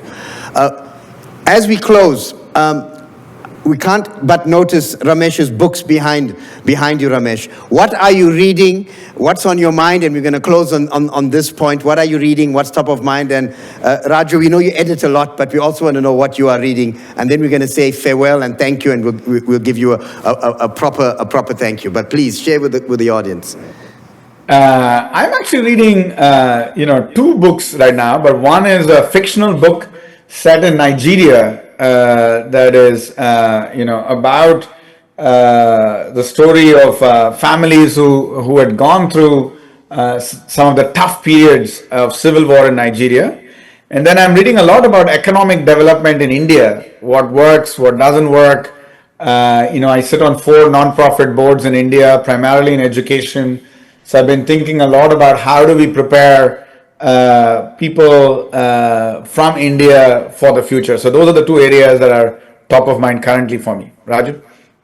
Yeah, I'm reading a book called The Laws of Thought, THOUGHT, by Tom Griffiths. It's really kind of trying to understand how our minds work, and it applies some mathematical theory to it. I read mostly nonfiction these days. So it's a kind of a good way of especially as we enter into this age of AI, I think there might be a tendency to underappreciate how powerful our brains and minds are. So this kind of delves into how does the human mind work? And so I've been enjoying that. Wonderful. A huge thank you. At Thunderbird, McKinsey Born Agile is a case that we have started. And it's a promise we made to Bob, and we can't wait to produce that over summer and, of course, share that. And we hope we're able to do justice to some of that thought leadership. So a huge round of applause to our leaders. Thank you so much for this time. It's been a privilege. Thank you, Euvin. Thank you very much. Bye. Chat soon. As we move to our next phase, we want to take time in the spirit of leadership and saying thank you to a special award that the Case Series team put together. It's the Thunderbird Case Series Catalyst Award. It's one of our highest awards to recognize someone that has been a champion for the Case Series in many ways. So I'm going to call over Dean Jonas and Arlene as well.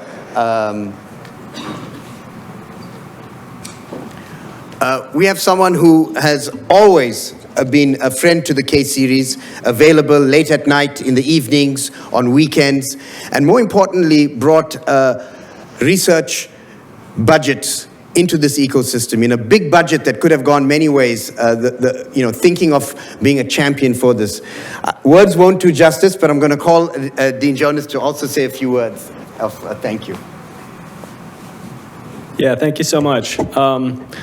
This person has done so much behind the scenes to help make the Case Series a success, to help promote innovation, and really to help drive research forward at Thunderbird. This is somebody who doesn't have a selfish bone in their body. None of this is transactional. None of this is about anything except making Thunderbird the best place that it could possibly be.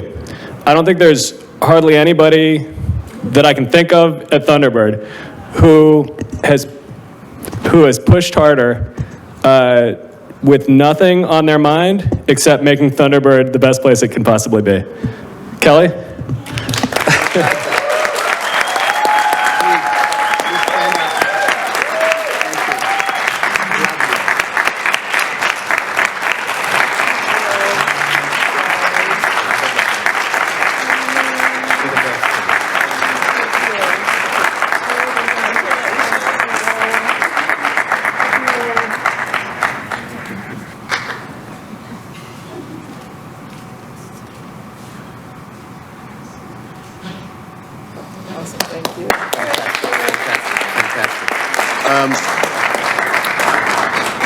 We're on our home stretch. We're on our home stretch before cake and candles await at the new office. So we are going to get into our next panel. It's my great pleasure to call on some of our distinguished faculty to come onto stage. I'm going to call on Lena Booth, Tom Hunsicker, and Shirley Ann to join us. Now,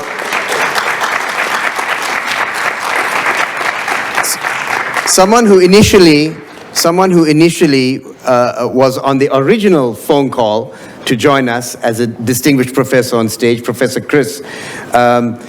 If you indulge us, we would love for you, rather than sitting there, we would love for you to sit on stage, because we were so thrilled when you changed your schedule to join us today. So please join us. I don't know if I can help you. Perfect. Please take a seat. Please take a seat. I'm going to sit at the far end. This is something we really want to make as interactive as possible. But what better way in our final panel, before looking at our new Case Series room, is to really speak to folks that we've come from, our pioneers, but really to the folks that are at the heart of the current Case Series, producing just some of the most remarkable cases. And so I want to kick off with Professor Hunsicker, who's been a prolific case writer, and start with just a series of questions that we'll filter through, and we'll go from one end to the other. Where does Happy to do it. Let's go for it. And then we're going to open it up for questions, so we make it interactive. Okay. You're a prolific writer of cases. Where does the drive come to want to so consistently create this? Where do the ideas come from? You pull in 1,000 different ways. Your calendar is unimaginable. Yeah. But you're almost addicted to this art form. And where does this come from? Yeah, so first of all, this is awesome. I love seeing the interest, love seeing everyone here. If I can be totally candid, if I were writing solo, I probably wouldn't be writing a lot of cases. So my primary driving motive, at least for the last several years, has been you all reaching out to me and saying, hey, what do you think about this? Could I potentially help with that? What are you working on? And if I didn't have something that I was working on at the time, if you showed enough initiative, then I was intrigued enough to try to open up that space for you. And so, quite candidly, I am not terribly interested in solo case writing because it's not necessarily something that is a driving motive for me. What is the driving motive for me is to try to create opportunities for you all to advance your interests through case writing. Now, with that said, we don't have infinite space, we don't have infinite time, and so there's only so many yeses that we can do. But my commitment is, if I say yes to you, then I want to help see it through. And the only reason I'm going to say yes largely is because of how it can advance one of my co-authors. Wonderful. Professor Chris, your cases are amongst the favorite of the Case Series team because they're so distinctive. You take people into crises, and it's like a great author. There's an Agatha Christie novel, we know what it means. Many people write cases on many things. Yours has a distinct joy and interest. When people read it, they pulled in. How did you start the series and theme, and what's your methodology for creating these cases? Thank you for that. Thank you for inviting me ad hoc up here, I guess. I appreciate that. And as you said, that was what was going through my head as I was listening to Tom. My cases now, it hasn't always been this way, but I write exclusively about crisis situations. So they're heartfelt. I write typical academic articles as well, and books as well. But the cases allow me to dig deeply on the heartfelt issues and spread them to wider audiences, I think, in many ways. So it's an issue that I'll hear about or that I'll read about or something that comes across in media. And I dig in, and if it seems to me like it has some intriguing pieces to it, that's where I go. And I invite anybody, if you have dark interest, it's not the right word to use maybe, but yeah, the dark side of things, that's where it is.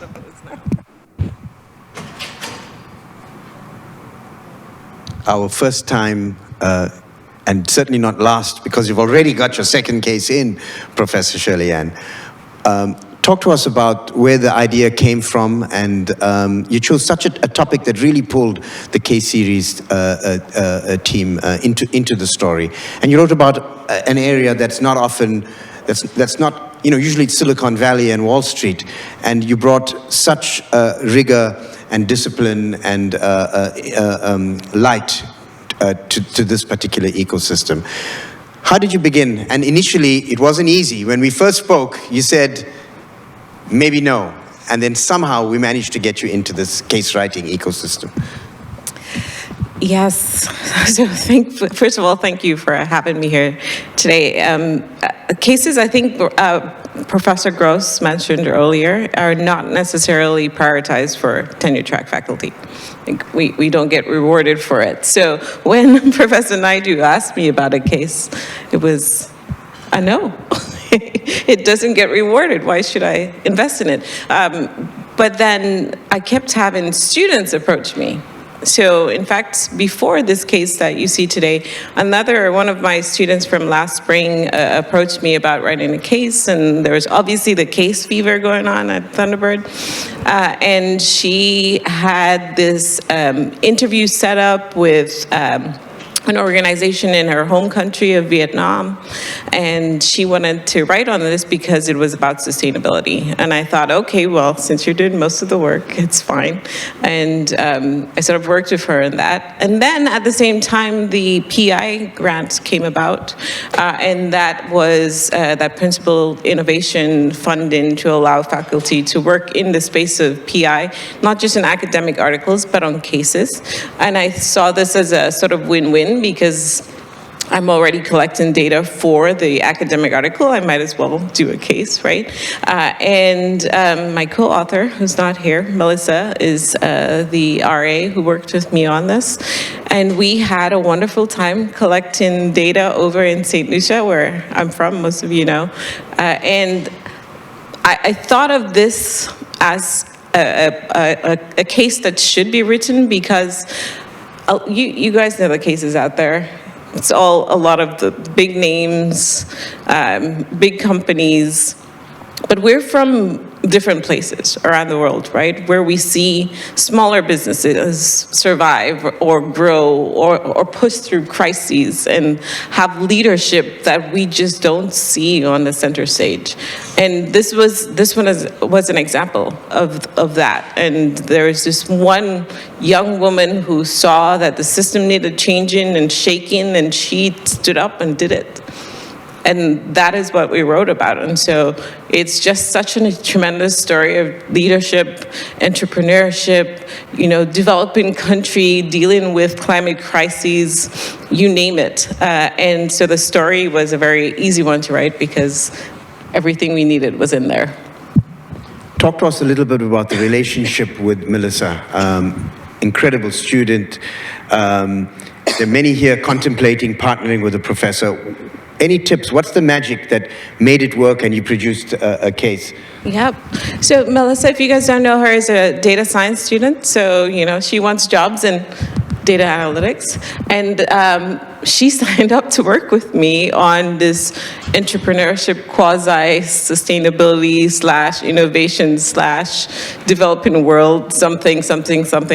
And I'm pretty sure she was a little bit uncomfortable at first because, where's the numbers?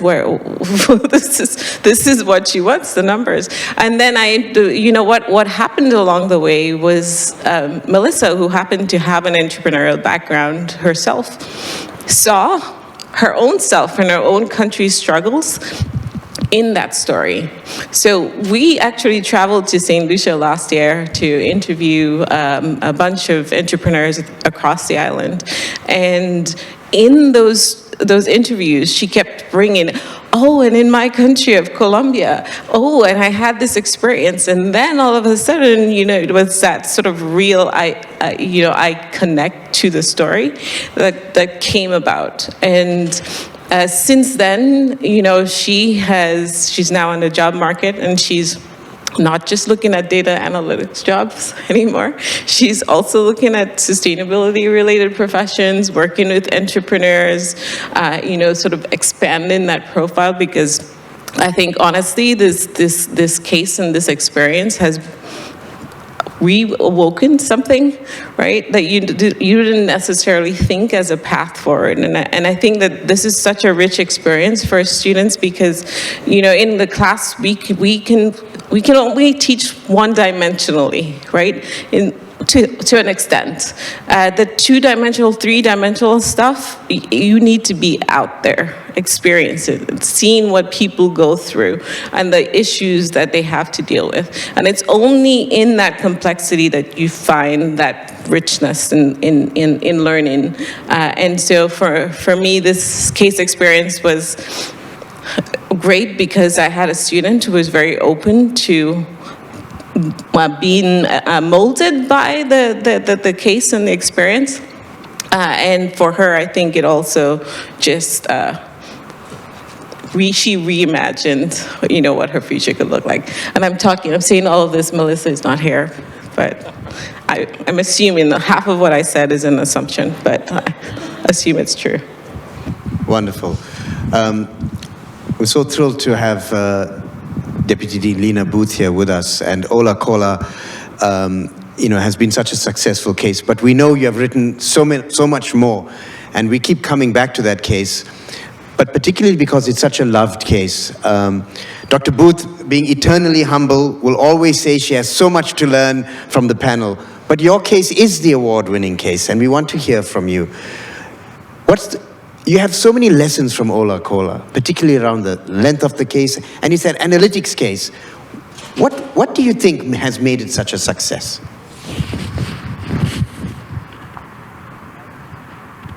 how many of you were at the club, the case club 2 weeks ago when I talked about the case? Okay, a few of you. I thought if many of you are here, I can go home. Anyway, I always write my case starting with the learning objectives in mind. And I was trying to look for a capital budgeting case that allows students to also practice their Excel skills, building the capital budget on, using the Excel, and then make decisions. Just learning about Excel is a boring thing. Many of my students told me finance is extremely boring. And if we don't add stories to it, if we don't have a case that built on it, it will be even more boring, right? So writing a case, the first thing that motivates me is the learning outcomes. So with learning outcomes in mind, and I start looking for cases at the Harvard Case Series, just everywhere, people who are putting cases out there, and I couldn't find something that will fit my learning objective. So I started to thinking I need to write a case on this. And the cases I write, I usually like to tie it to a real world event that kind of impacted me. So this was something that I read. Many of you have read Alakeel is about obesity problem, right? So that year, obesity problem, usually US, we are the champion for that. We're like #1 in obesity in the world. But that year in 2010, Mexico became the #1 most obese country in the world. So it kind of impacted me in a way that I kept thinking, what was the reason? Why is it like that? Some people told me, oh, it's the tamales they ate. It's this and that. But soda, I started researching about soda, and soda became something that I thought, wow, this is something that in Mexico, a lot of people just drink soda because the water is not immediately drinkable. You can't just turn on the tap, to drink water, and you have to buy water. And when you have to buy water, people say, might as well just buy soda. So there's a highest consumption of soda per capita, and it's also in Mexico. So I thought, just bring that story out, just tie it to the soda making. And when I was before I wrote this case, I also have what I call a small little case, a few lines and a paragraph about capital budgeting that is based on soda. And that time I did the Select Cola here. If you have been to Safeway, they have Select Cola. To me, I don't drink Coke or I don't drink soda. So to me, whether it's a Coca-Cola, it's a Pepsi, or it's a Select Cola, whether it's from Walmart, they all taste the same to me. All right, my husband thinks otherwise, but we have different palates. So I started with that first, and then I thought, well, I might as well just combine these two, kind of leveraging on the soda that I did before, which is here now to Mexico. And that's why I started researching about the soda industry in Mexico, how it's being distributed. And so it became a really interesting story for me. And I also went to the grocery store and just look at soda. It was really eye-opening for me that I did not know that some of you know and some don't, that the shelf life for diet soda is just half the time. If you go into the soda store, you go in the grocery store and look at the soda, the regular soda has twice as long a shelf life as just a diet soda.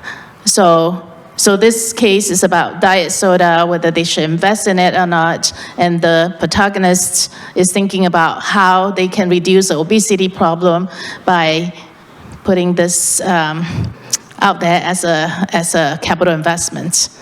So just tying different things and serving different countries, the industries, and so on, put them all together based on a story that impacted me.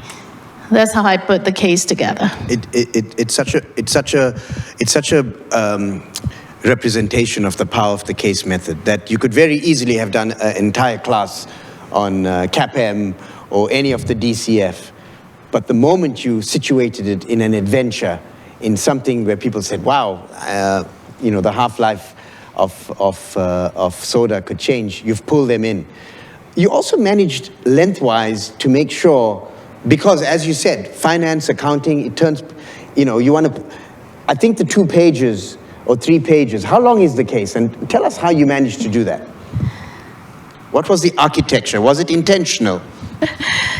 Well, first of all, I don't like to write a lot. That's one thing. But secondly, I know that these days, many students, including my own daughter, who graduated from Thunderbird a few years ago, they don't like to read too much. So when it's a long case... Can we take a vote? Let's take a vote. Let's see. How long is too long a case? So let's see. Who loves... Let's keep the hands up. A 1-page case. Who says this is great? Okay, keep your hands up. 2 pages, if you still like it. 3, 4. Ooh, some hands went down. 5, 6, 7, 8, 9. Well, we all know at Thunderbird. 20. If a case is 20 pages. 20 pages. Who still wants it? We have one die-hard. Point made. You're absolutely right. Right. So people these days, like, attention span is short and quick is everything. So I just thought, why don't I just write a case that's straight to the point? I need to provide some industry background. Just write a small paragraph. And this is before AI, right? So I make it as short as I can, putting all the important information to build the case. And that's it. I think the page, not including all those charts and stuff like that, maybe it's like 2.5 pages. That's terrific. That's terrific. I want to open it up for questions that folks have, so please raise your hands if you have any questions, and I'm going to continue. Please, I'm going to give you my microphone.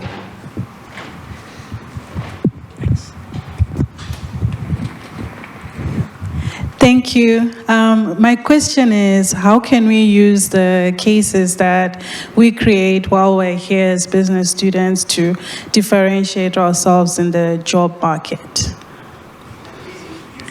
Oh, I'm sorry. I'm Tino Mafunga, grad student here at Yeah, I think we'll have several different ideas on that.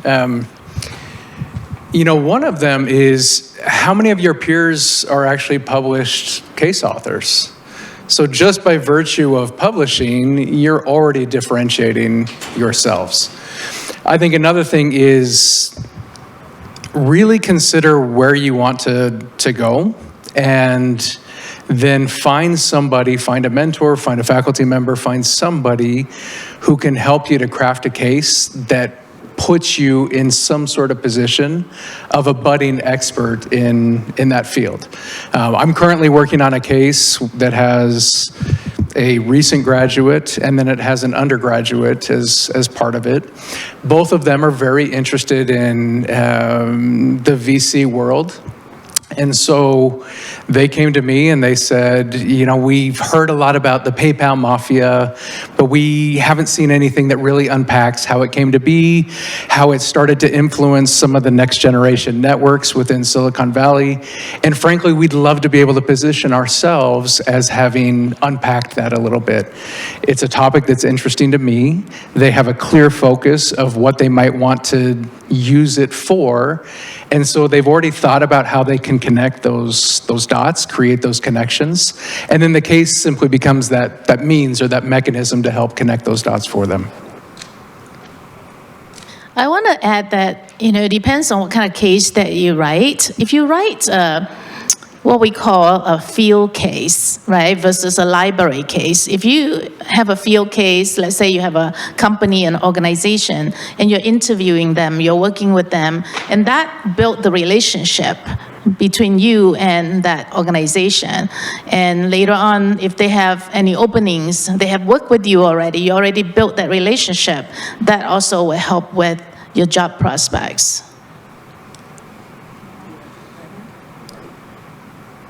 So I'm going to say there are three things that I talked to Melissa about it, so it's fresh on my mind. One is the reflexivity in thinking. So you're not writing about, when we give you assignments, you have this one thing to write about, you research it to death, or you just go to ChatGPT and ask it to write it. It doesn't quite require that reflexive thinking. If you're writing about a story of, where a decision had to be made, there's complex actors, there's all these different things at play, it requires a certain type of thinking. That you just can't get in other assignments. So I think that you can use as a sort of showcase to say, look, I was able to create something that is academically solid, it's peer-reviewed. All of these things are really valued, I think, on the employer side. The other thing is, I'm sure you've heard, if you can teach someone something, it means you've probably learned it really well yourself. So that's what a case is all about. It's a teaching case. It's meant to help students learn about this particular topic. And if you are right in that, then you can call yourself an expert there. And the third part, which I think is super important, is communication. My daughter was at a career fair. She's only 14. I don't know why she was at a career fair, but anyway, she was at a career fair yesterday, and she went up to this lawyer, and she asked him, "What's the most important skill in your job?" And he said, "Communication." He said, "You know what? That with any job, in fact, communication is key, and the ability to tell stories. A lot of us think that it's not important, but it's absolutely important. In my space, sustainability, all about stories. In entrepreneurship, in strategy, it's all about how well you can frame this particular thing that you're trying to share. So being able to do that, right, to storytell, is a huge part of the case. It's probably the thing I enjoy the most. So I think, that's also a great thing that you can use to sell yourself. My response relates to yours, as well as some of the things Karina mentioned earlier today about doing the reading and the writing and all of that and enhancing it to cut to a slightly different point than was just made. Good cases, in my opinion, or in my experience, are in management speak or executive speak. So first of all, getting in that mode, it's different than classroom speak, and getting in that mode in writing and developing it and so forth is beneficial. And also, they're likely to be very interested if you can pitch the case as you talk about it. So you've got, a one sentence about, and I wrote a case, however it fits in the conversation, they're liable to say, if they really are trying to get to know you, tell me about that. And if you just have a synopsis, an interesting synopsis in your mind of how to cut to the chase for it, I think that could open the conversation a lot and also distinguish you among applicants. Got time for more questions, okay. Please. Hello. Hi everyone. Thank you for giving your time to us. My name is Samay Arora, and I'm a second semester master's student here at Thunderbird.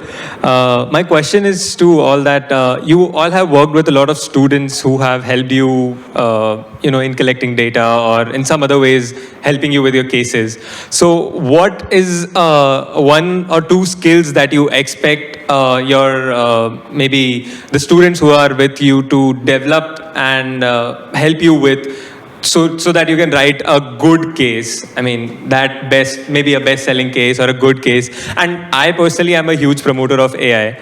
So how can we use, as a student, how can we use AI as well to contribute in case writing? Shall I start? Okay, there's a couple of things. So almost every student who approaches me has to change their thinking a little bit about case writing. And so let me just share what that looks like. Typically, the experience starts with the student thinking that she or he is writing an article. And case writing is very different from article writing. And not to be controversial at all, because I absolutely believe in storytelling, at least for me, in my method, I find that if I focus too much on the story, then I take myself down an article path. What I have to start with is, what is the decision point?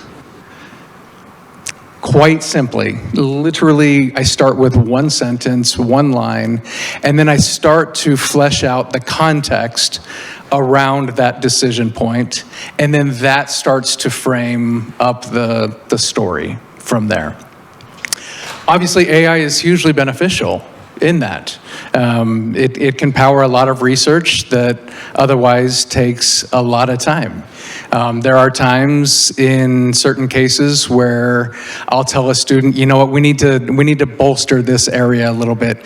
And I know for a fact AI is helping to bolster that area, which is completely fine, right? So I would say that's the main thing for me. Rather than worrying about how to be an interesting storyteller, first focus on what's the core decision that had to be made or is in the process of needing to be made, and then build the context from that, and the story kind of flows from that scenario. That's also where I find AI beneficial and frankly harmful, because AI isn't necessarily built to think about case writing in that way. So I find AI a very great iterative tool in the process, but I can tell very, very quickly if a student has come back and just rehashed, 12 paragraphs from AI.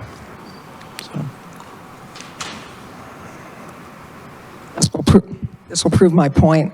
I don't think of myself at all, nor would any of my colleagues, as a techie person. Not at all. I need to learn. I do what I need to learn to get through PERCOM, paperwork, and all the other things that go along with that. But I am a really good user of AI. And I use it for cases, I use it for articles, I use it for books. And that's all been of recent. I've gotten in the mode really in the last probably 2 years in terms of those kinds of things.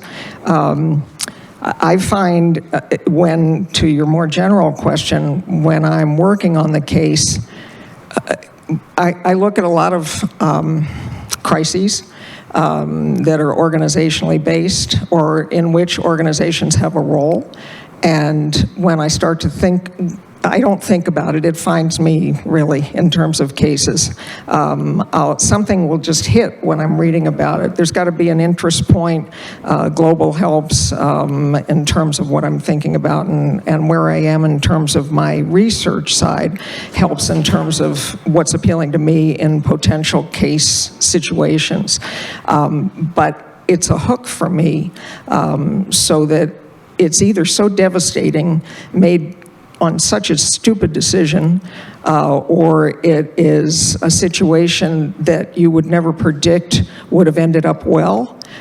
So it's on the very dramatic side. I think that's why Professor Naidoo likes my cases, because they're kind of dramatic. But anyway, yeah. So anyway.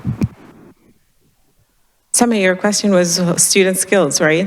Okay, so student skills, I think the most important thing is being open to learning and doing something completely different from what you thought you would be doing. That is the most important thing. I think most students, I've only worked with about 3 students on cases right now, and each of them step into it as if it were an assignment, right? Again, just researching, writing it down as a report, and then they quickly learn that that's not what we're doing. So it's being able to work through that and to give up some of your old ways of thinking and managing certain things. And I think that is the most important thing. So being flexible, adaptable. When it comes to AI, of course, AI is very useful. I use it mostly for editing, in this case with because this was a field case, as Professor Booth mentioned. So it was about collecting the story and the data and then representing it.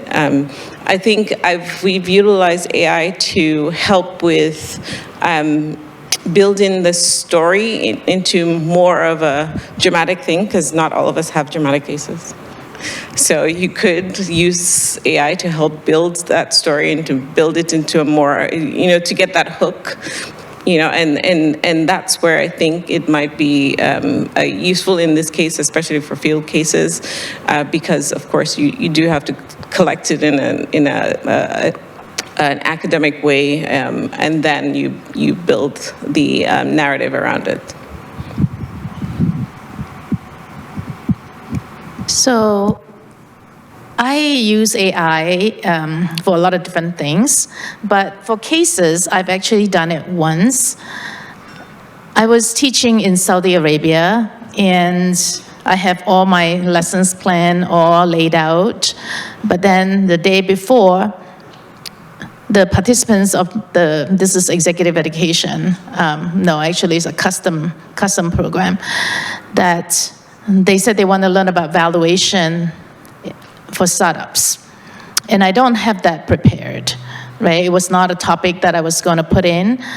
And because they requested for it, so the night before I have all the valuation tools for startup that I can teach, but I want to make it into a story. So that's where I went to AI. And I went to ChatGPT, I said, create a scenario for me, and I want this company to be focuses on sustainability and so on. It's a startup, but still their focus is sustainability.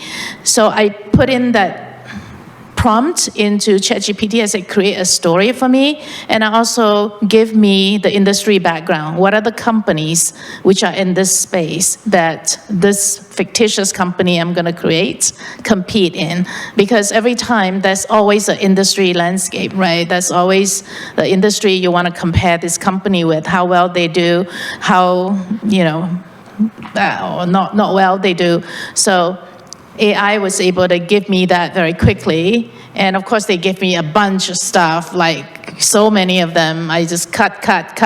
I take this, I take that, this is what I want, and I put it together. So I can create a story in a very short time, and this is literally overnight, right? The next morning, I'm able to deliver that particular topic, but with the case built around it in a couple of pages. Got time for one more question from Karina. Hi, my name's Caitlin Ribeiro, or Karina Ribeiro. Thank you all so much for being here and doing this panel. I know everyone on this stage are some of my favorite people here in this building. I'm really curious, what is each one of y'all's favorite case, whether it's one you've written or not? And Professor Naidoo, I know you're moderator, but I would also love to hear from all five of you. Thank you.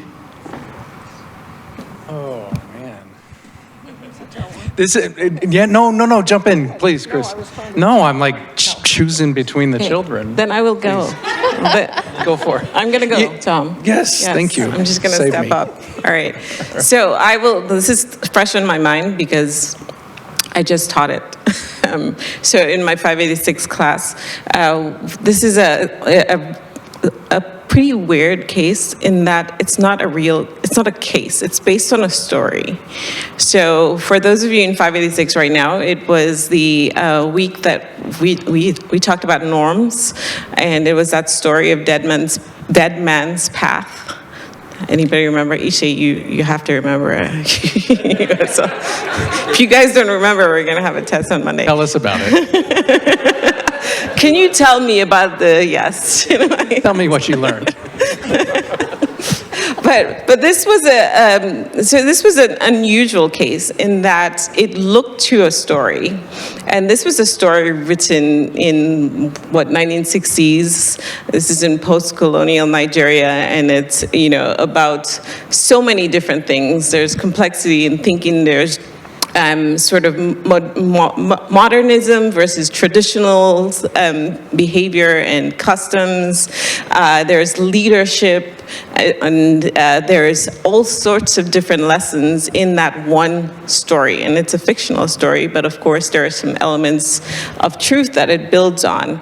And I love that story because it's so unusual, and it's not a business case.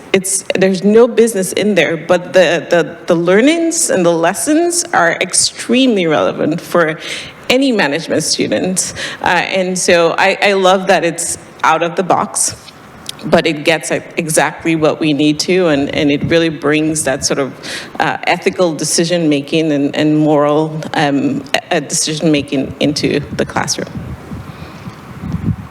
Are we back to me? You bought me some good time, so I appreciate that. You know, the one that really stands out for me is the Coda Coffee case that I wrote with Bill, with Professor Youngdahl. And it stands out for a couple of reasons. One, I used to have less gray hair, and I used to be more junior than I am now. And I remember being not totally dissimilar from you. And I was intrigued by case writing, and I had no idea what I was doing. And I reached out to Bill and I said, "You're prolific in this space. Would you kind of take me under your wing?" And so we formed a wonderful partnership and wrote about half a dozen cases together. And that particular one was really, really interesting to us because it wasn't in either of our natural functional fields, but we couldn't have written it if we didn't borrow from each other's spaces. And I literally remember sitting down in this room right across the way here with the CEO of that company, and he's just telling us this dilemma that he's facing, and he's basically pouring his soul out to us, and he thought he had the answer, and then he was crushed when the board had a different view of the context than he thought they were going to have. And so it's a relatively long-winded way to say I have a very fond kind of affection for that case, in part because I'm very grateful to Bill for bringing me into this space, in part because it was the first time that I realized that I didn't have to be so narrow in a particular field. In fact, it was probably more interesting if I could collaborate with people who could be multifaceted or bring a multidisciplinary approach to some of my cases. And then up to that point, I had traditionally written almost exclusively library cases, and it was a lot of fun to interview the CEO, have a very, very typical Thunderbird moment here on this floor where he's pouring himself out to us. So that one definitely stands out. The one that came to mind for me first is the case I wrote about the Tour de France during COVID, because it had so many great lessons to it, things that they did right. You know, by all just logic, they should never have done the race. And the kinds of changes they had to make, the way they orchestrated that, how they worked the teams, how the teams worked the other teams, how the teams worked internally. You know, it was amazing. It was amazing victory for the whole contest, for the whole race. The other part that was really cool on that was that I got to learn a lot of history of the Tour de France, and you know, the scoundrels that were the first racers and the kinds of things they did. There were a lot of really cool pictures to be able to pull out, you know, and include in the case itself. And again, the outcome was just unbelievable. They didn't have a single situation of somebody, of a rider that caught COVID, and the way they changed it that particular year, it was just unbelievable in terms of the immediate and major contextual changes they had to make, and that they succeeded with. It was just a really cool case. Are we supposed to talk about a case that we don't write, or a case we write, or anything? Okay. Time's up, huh? Roy Nelson and I wrote one case together. This is on cross-border valuation.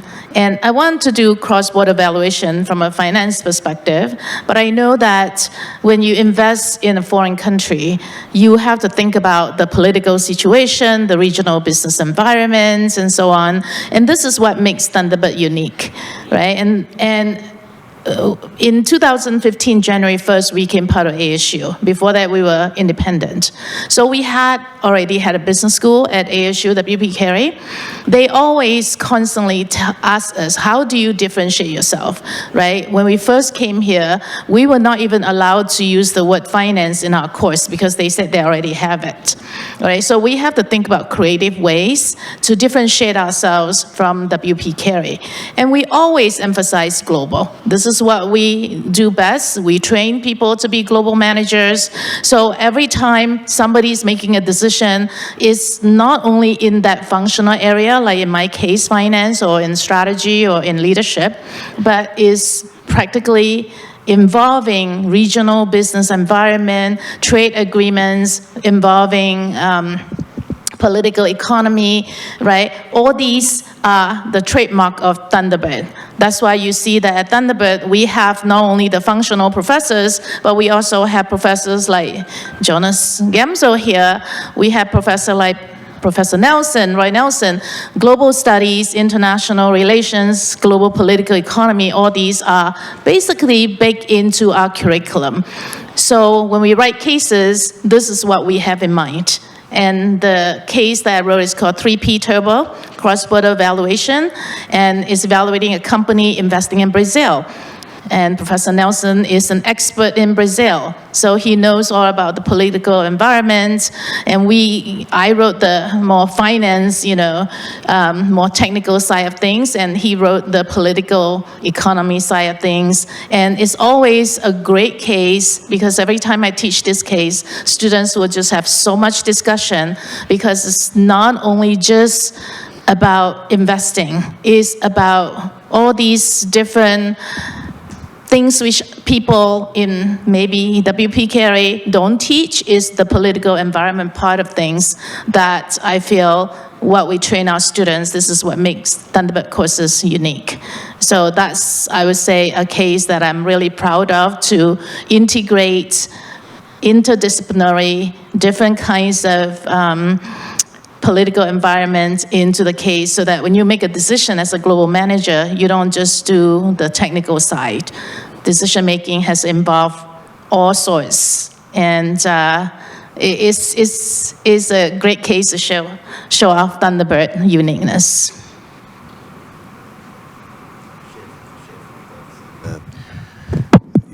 It's such a great question to ask folks. For me, there've been so many favorite cases written by amazing authors, and all of us in our courses draw from a wide range. But the very first case I wrote remains for me my favorite case for a couple of reasons.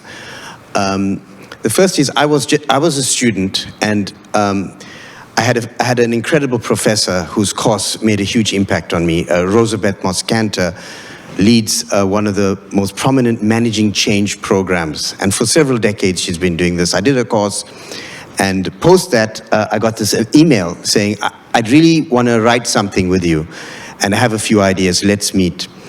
And that led to the genesis of this first case. But this first case had such a large impact on my trajectory, so much so that I probably would not be sitting here today were it not for that first case. And so the first lesson is sometimes you may think you're so busy or this is so outside your wheelhouse, don't do something. You'll be amazed when you do this thing. And so I was a young graduate, this is 2003, and I'm returning to consulting to join those very colleagues we spoke to, going back to McKinsey. And here's this opportunity to write a case. And I almost didn't do it because there was so much focus on the firm saying, please come back, we have these projects. I'm so glad I postponed it. When I met with Rosabeth, she's a consummate, brilliant storyteller and creator of tension. She said she was looking for a case that could teach Wall Street executives change, but from an area they would never suspect. And this is the beauty of the case method. You have the power in great stories. And she said, let's find a leader in the world that probably would be the last person Wall Street would turn to. And we said, where's the region that would probably be the last region? And so we said, okay, let's turn to Africa. Because Wall Street may not typically turn to that continent. And who in Africa? We said, let's focus on Nelson Mandela. And we looked at Nelson Mandela's journey, helping a country emerge from the challenges of a young democracy through the lens of a company facing Chapter 11. What happens in Chapter 11? Take Lehman Brothers. What happens in Lehman Brothers or Enron? What do you think is the level of blame in a Chapter 11 company? High or low? Super high. The CFO is blaming the CEO. The CEO says, I don't know this. I wasn't in charge. I don't know the numbers. The COO says, it's not me. And so we come to an ecosystem that Mandela enters where the blame is high. Rural is blaming urban, old regime, new regime. What happens in Chapter 11 in terms of being downgraded? You get downgraded. South Africa gets downgraded.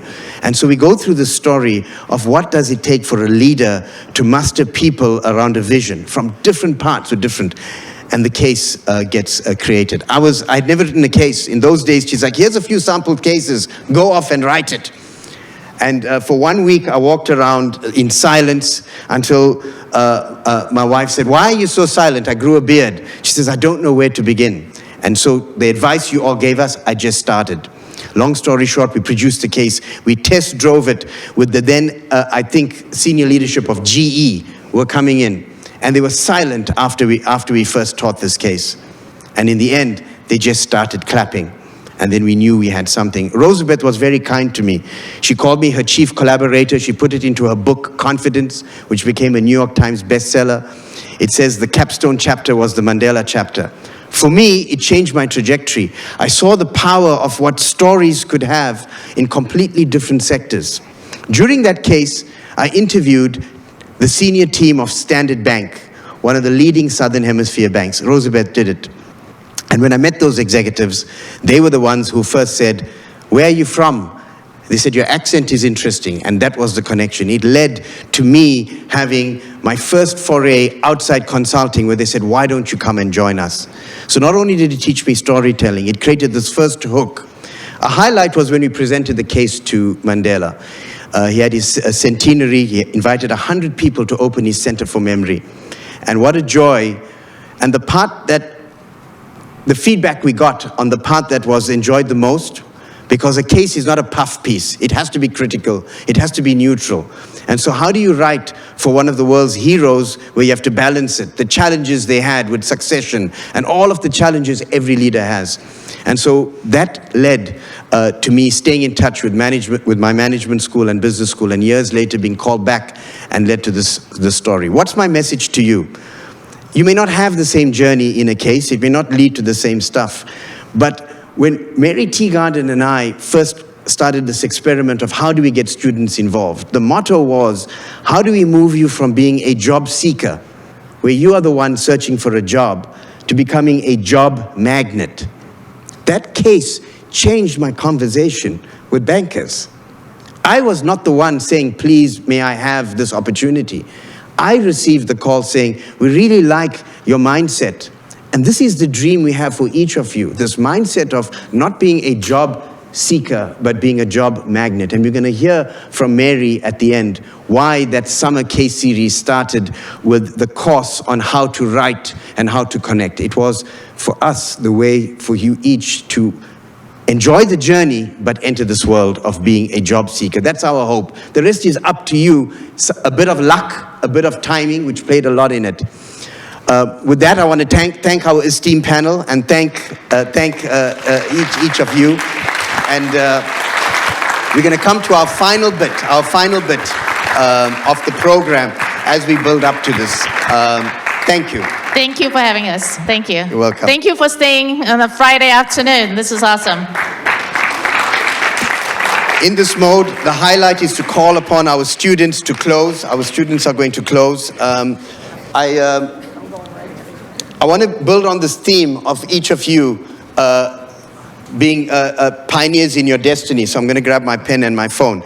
But if Danesh could come up. I want him to take the next phase through, because now my job is done.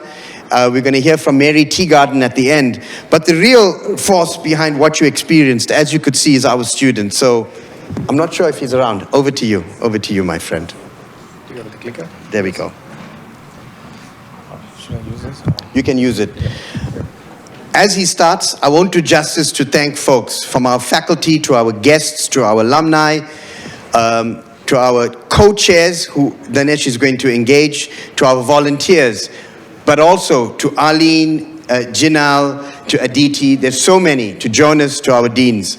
We're going to come back to Mary, who will also try and do justice. But part of this conference was not the conference itself, it was the journey of the conference. And so Danesh has been, I don't know what he's been up to, because he's been doing this late at night. But take us through the journey through your eyes. Thank you.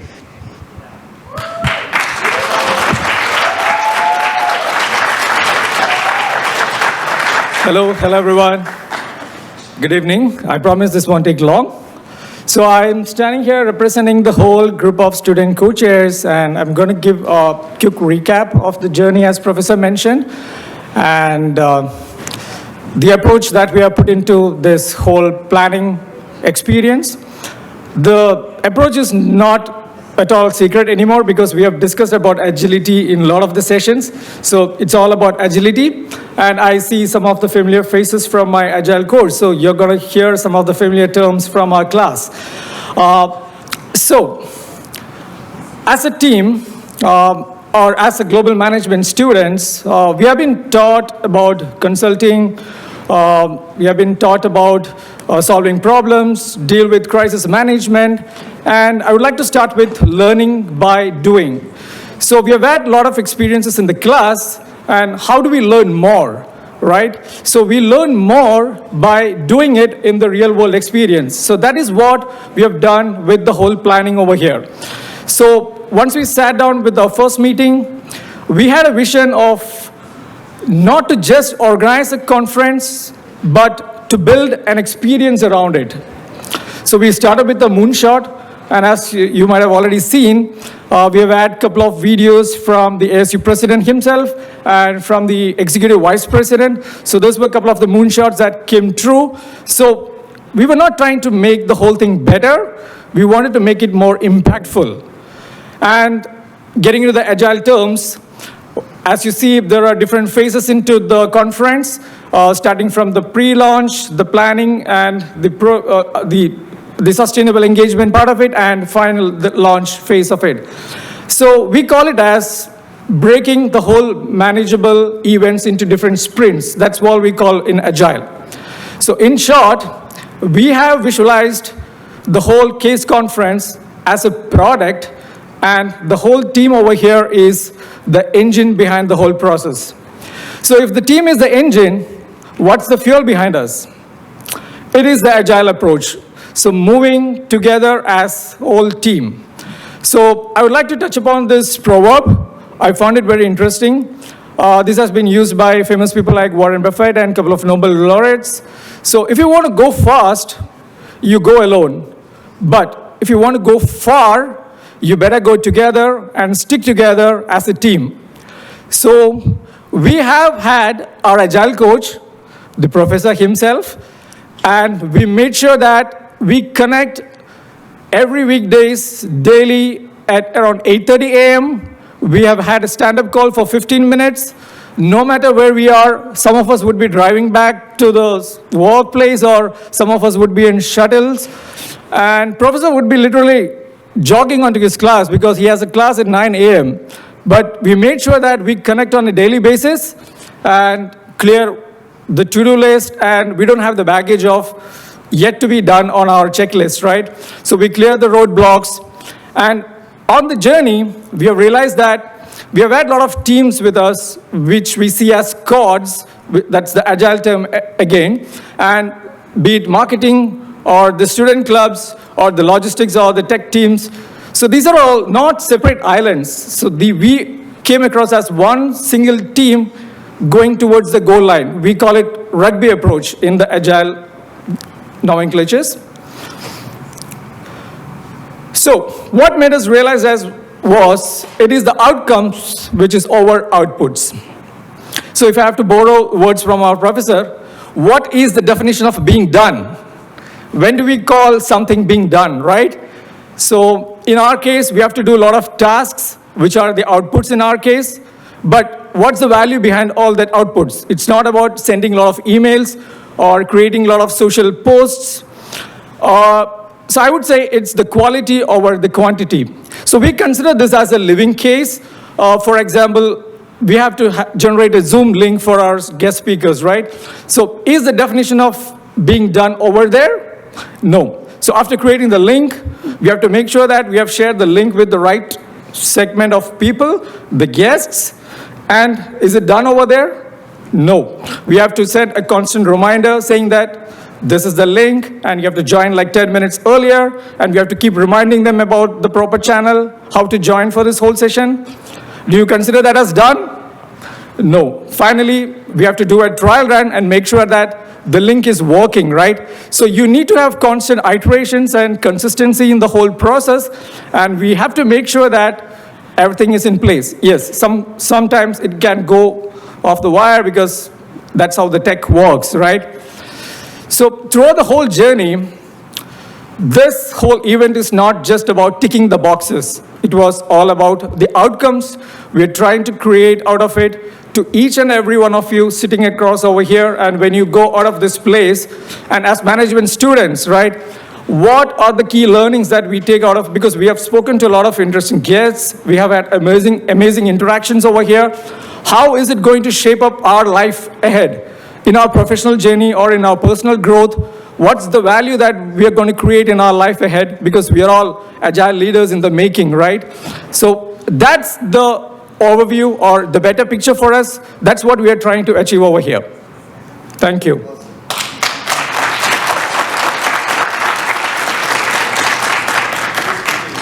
So as I said, we have our amazing team over here. I would like to call upon Aditi, please.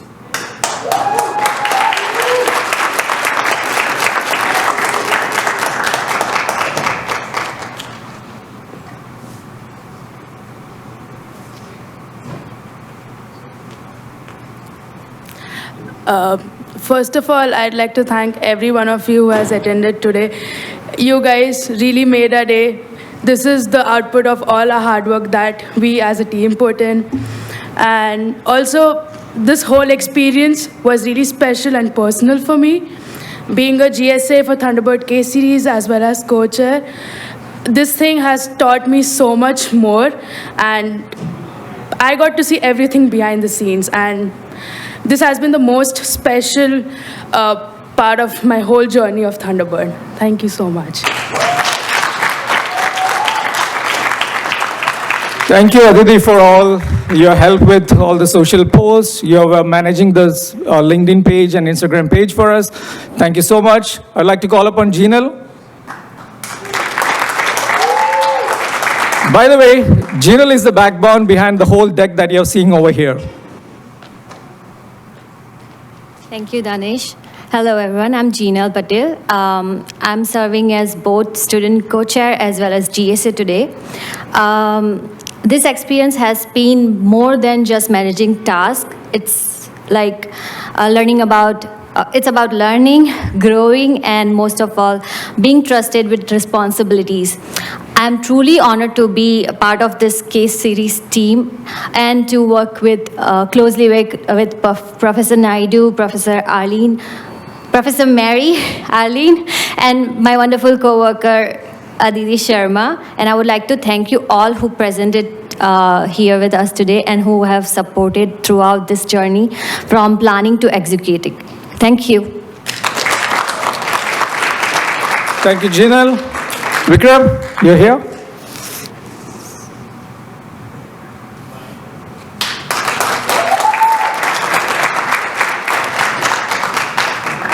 Hello, everyone. Thank you for sticking around and making this a huge success. I don't want to take away anything from the Case Series team. They have done a phenomenal job with all of the planning that they've put into this. Danish, Aditi, Jinal, Professor Naidoo, Arlene, Professor Teagarden, all those calls every morning. It just gave so much insight onto how to go about planning something and what boxes need to be checked off. Also, a special shout out to Terence, who's always at these events taking these photos and making all the photos that you see in this incredible ring over here.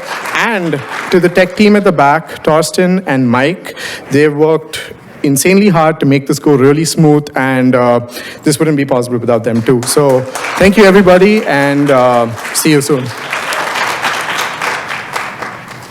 Thank you so much, Vikram, for coordinating the whole tech process, because we have seen Torsten, he has been busy for the whole week. He have had multiple events back to back, and we did a trial run yesterday. We did manage that everything worked well in the morning as well. So thank you so much for all the coordination. We have Severin over here. Yes, yes.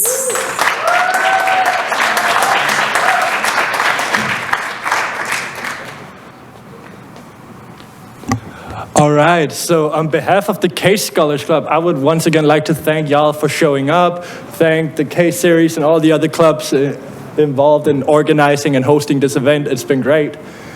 I don't have much more, so I'll spend a couple seconds shamelessly plugging an event we have coming up.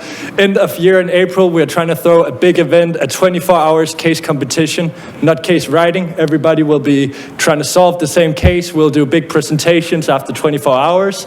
And if you guys are interested, keep your eyes and ears open on the Case Scholars group chat. Yeah.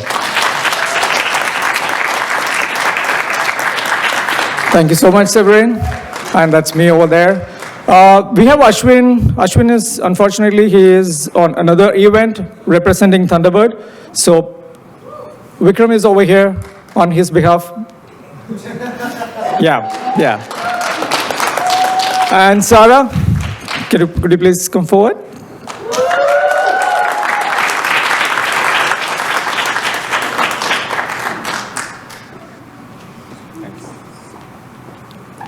Thank you, Danish. On behalf of the undergraduate Thunderbird Student Club, I really appreciate you guys for taking your Friday and coming to this conference. It's been an honor to be a co-chair with this amazing team. Putting on a conference, guys, in the global forum is not that easy. From all the early morning calls and execution, we've been working on this from fall 2025. So I'd really appreciate you guys for coming up and showing. And to all our case competition winners, congratulations. And to everyone who didn't compete in this competition, please take this as an advantage. You have it here at Thunderbird before you graduate. Publish a case, write a case, even if it's just, you don't have to publish a 20-page case, but take the opportunity. Thank you. Thank you so much, Sarah, for all your reposts and for helping us reach out to other student clubs over ASU. Thank you so much for your collaboration. Last but not the least, can I have all the volunteers over here, please? Wherever you are, please raise your hands or please stand up, because you are the essential team members in our pit stop, I would say, because you fix our F1 cars. So you have been here. Please come forward, please. So you have been here late night yesterday, planning, helping up with the whole setup. You have been here early morning. Please give them a huge round of applause.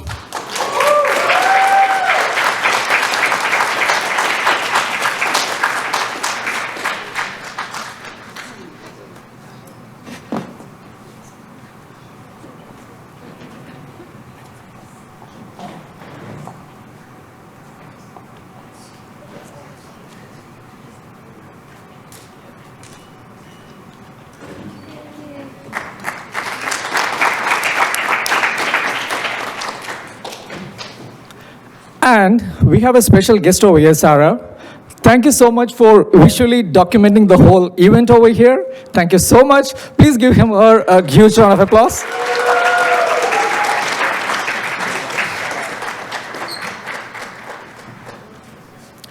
Yes, thank you so much. Severin? or Vikram. Yep.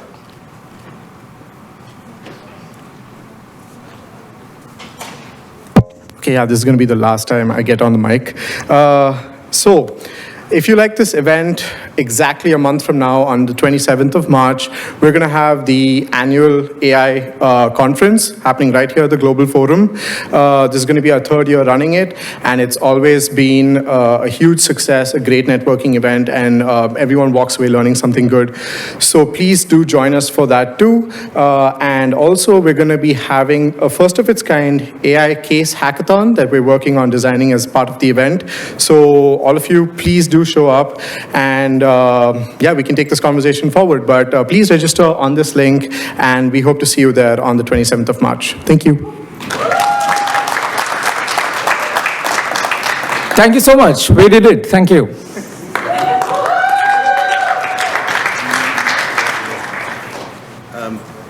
We're five minutes away from cake. As we get to our closing reflections, it's my great joy to have closing comments from Mary Teagarden, who's online. And as they work to hopefully connect her, I also just want to take time as we go to Mary. Mary, thank you for being with us. I also want to just acknowledge Arlene. I know we've thanked her several times, but I can't say and acknowledge Arlene enough. So please come. Well done, Arlene. Over to you, Prof. Thank you, Arlene. I'd like to thank everybody who has made this event possible. That includes our quite a number of our students that have supported the activity, and all of the case writers, and all of the shoulders that we're standing on to get to this point. I'm going to reflect on that evolution just a little bit. When we were founded, we had pioneers, and you met Andrew Inkpen, and we recognized Michael Moffat today. But there was also Ed Barrett, who had come to Thunderbird from SMU. He was trained at Harvard and full of the case writing methodology. Those pioneers persuaded the school to have some important catalysts. One was that, as some others have mentioned here, cases and well-developed teaching notes could count for faculty toward their what's called intellectual contributions, their research. They devised a system where the cases were rigorous. They had to be taught 2 times, and that was when Gupta talked about using his own product, or our McKinsey panel talked about being client zero. That's what was it. That was the value that was instilled. There was strong support from the top by Roy Herberger and Rob Grosse, who spoke to you a little while ago. And the backbone was Susie Hell. Susie made the case series work. I've worked hand in glove with her, and I say that with no reservations.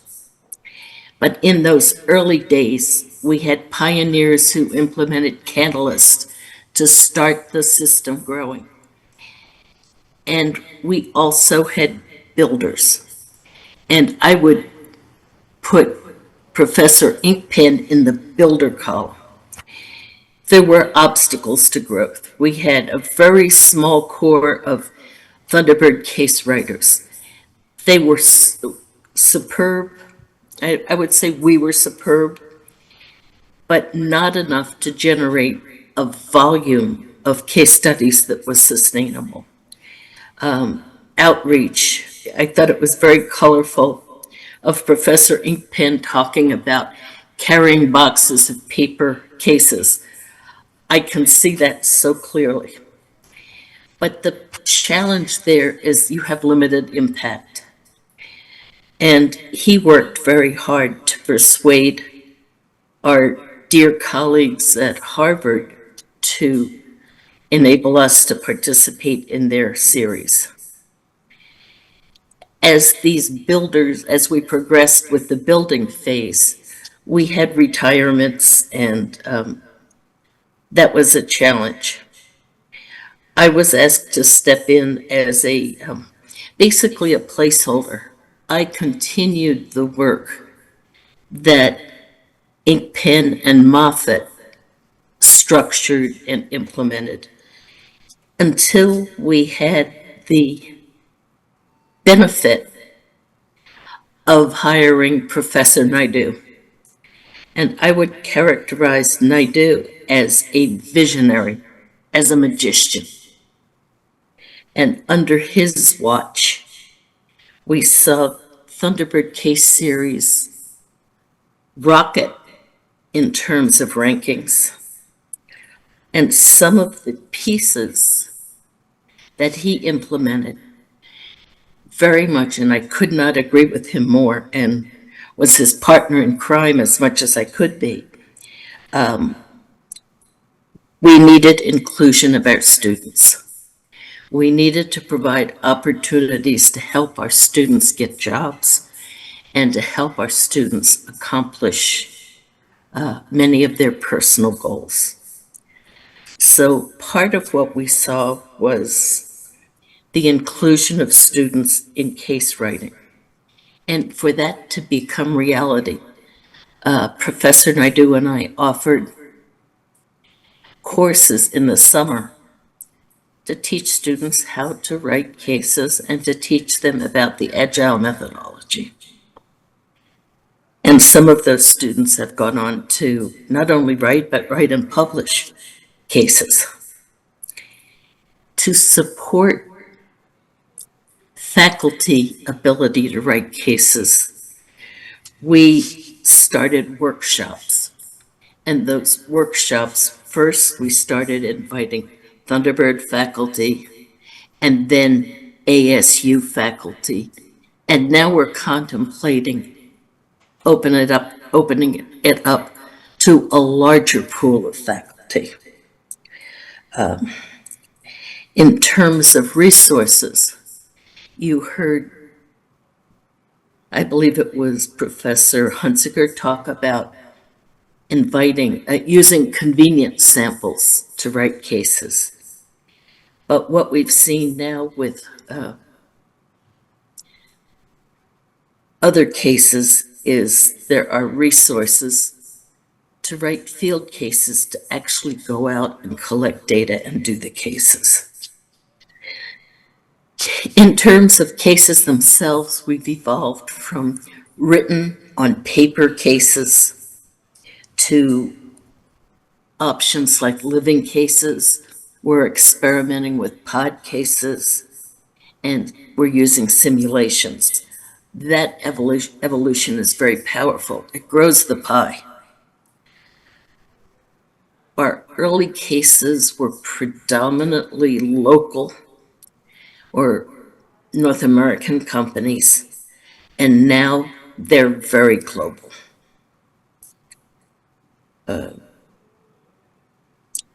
We moved from faculty writing cases to faculty and others writing cases.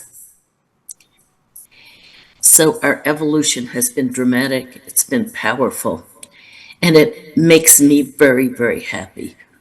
When I started my career in my undergraduate program, I wrote cases to go in a couple of textbooks for my professors. And then I went into my doctoral program. And in the doctoral program, I wrote over a dozen cases that were published in faculty textbooks. When I was thinking about changing institutions, Thunderbird was the school that had a case series that rewarded case writing. And for me, that was very important. That made Thunderbird a logical choice for where I should be. And today I would say that the case series, the case lab, are what make Thunderbird special. It's one of our distinguishing factors. And the highlights from our presenters, one, I would like to say they talked, a couple of times we heard the theme, use your own products, and we certainly can do that here.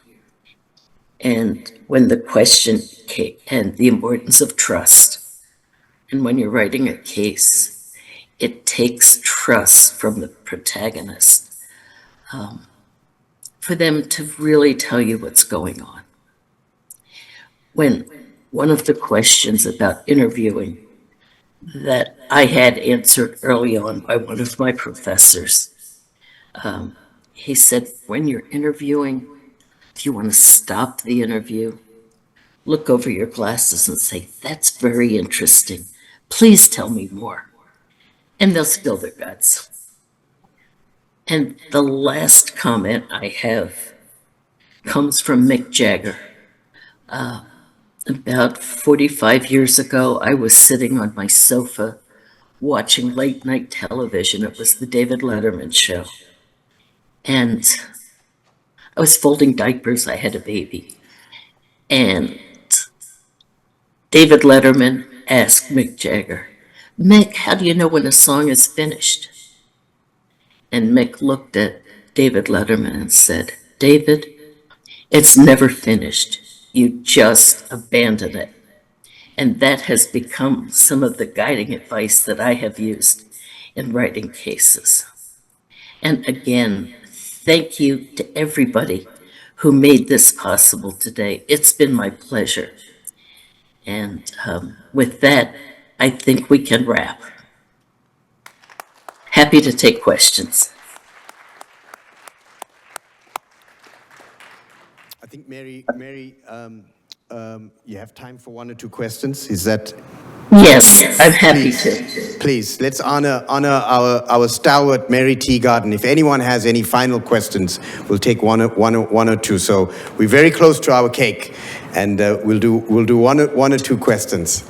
I know we had one question there that was never asked from our winner. So we're going to have one question to Mary, and it's going to be a powerful question. I think what I wanted to ask was, recently I've been reading a lot about emotional intelligence, and I've been reading a book by Daniel Goleman, and there he talks a lot about how when you talk about a baseline, you are using some form of emotional bias to establish that baseline. I think we've talked about like how you have to start from mediocrity for in the other panels as well, and how you have to start from a baseline, and how that baseline can also be affected by your emotional bias. So I guess my question is, how do you distinguish between a baseline that is neutral and a baseline that has emotional bias in it? Because I feel like that's kind of important for a case. It's a great final question and a wrap. The heart of a case is neutrality. Go for it, Mary. The heart of the case is neutrality, absolutely. One of the things you do is get the input from others. I usually ask 2 or 3 others to read my cases. Sometimes it's students, sometimes it's other faculty, but have other eyes look at the case. And the other thing for us, we teach the case a couple of times. And the first time you teach it, the reaction of your students is very important, because that shines a highlight on the bias, if there is bias in the case. Using triangulation, I look at a situation, I know what I think. This is where AI can come in and be helpful. You can see what the others say about this situation. But those are the kinds of approaches I take with bias. And we're all biased. We have to understand that. I strongly encourage you to engage in this methodology. And as a leader in your organizations, you're going to at least think and frame problems in the framework of a case as you start to make decisions. I wish you all the very best of luck, and it's my pleasure working and engaging with you. Let's give a round of applause. With that, it's off to have cake at our new lab, which is down the corridor. Thank you for being so patient and keeping the energy. This brings our conference to a close, other than the cake. Thank you.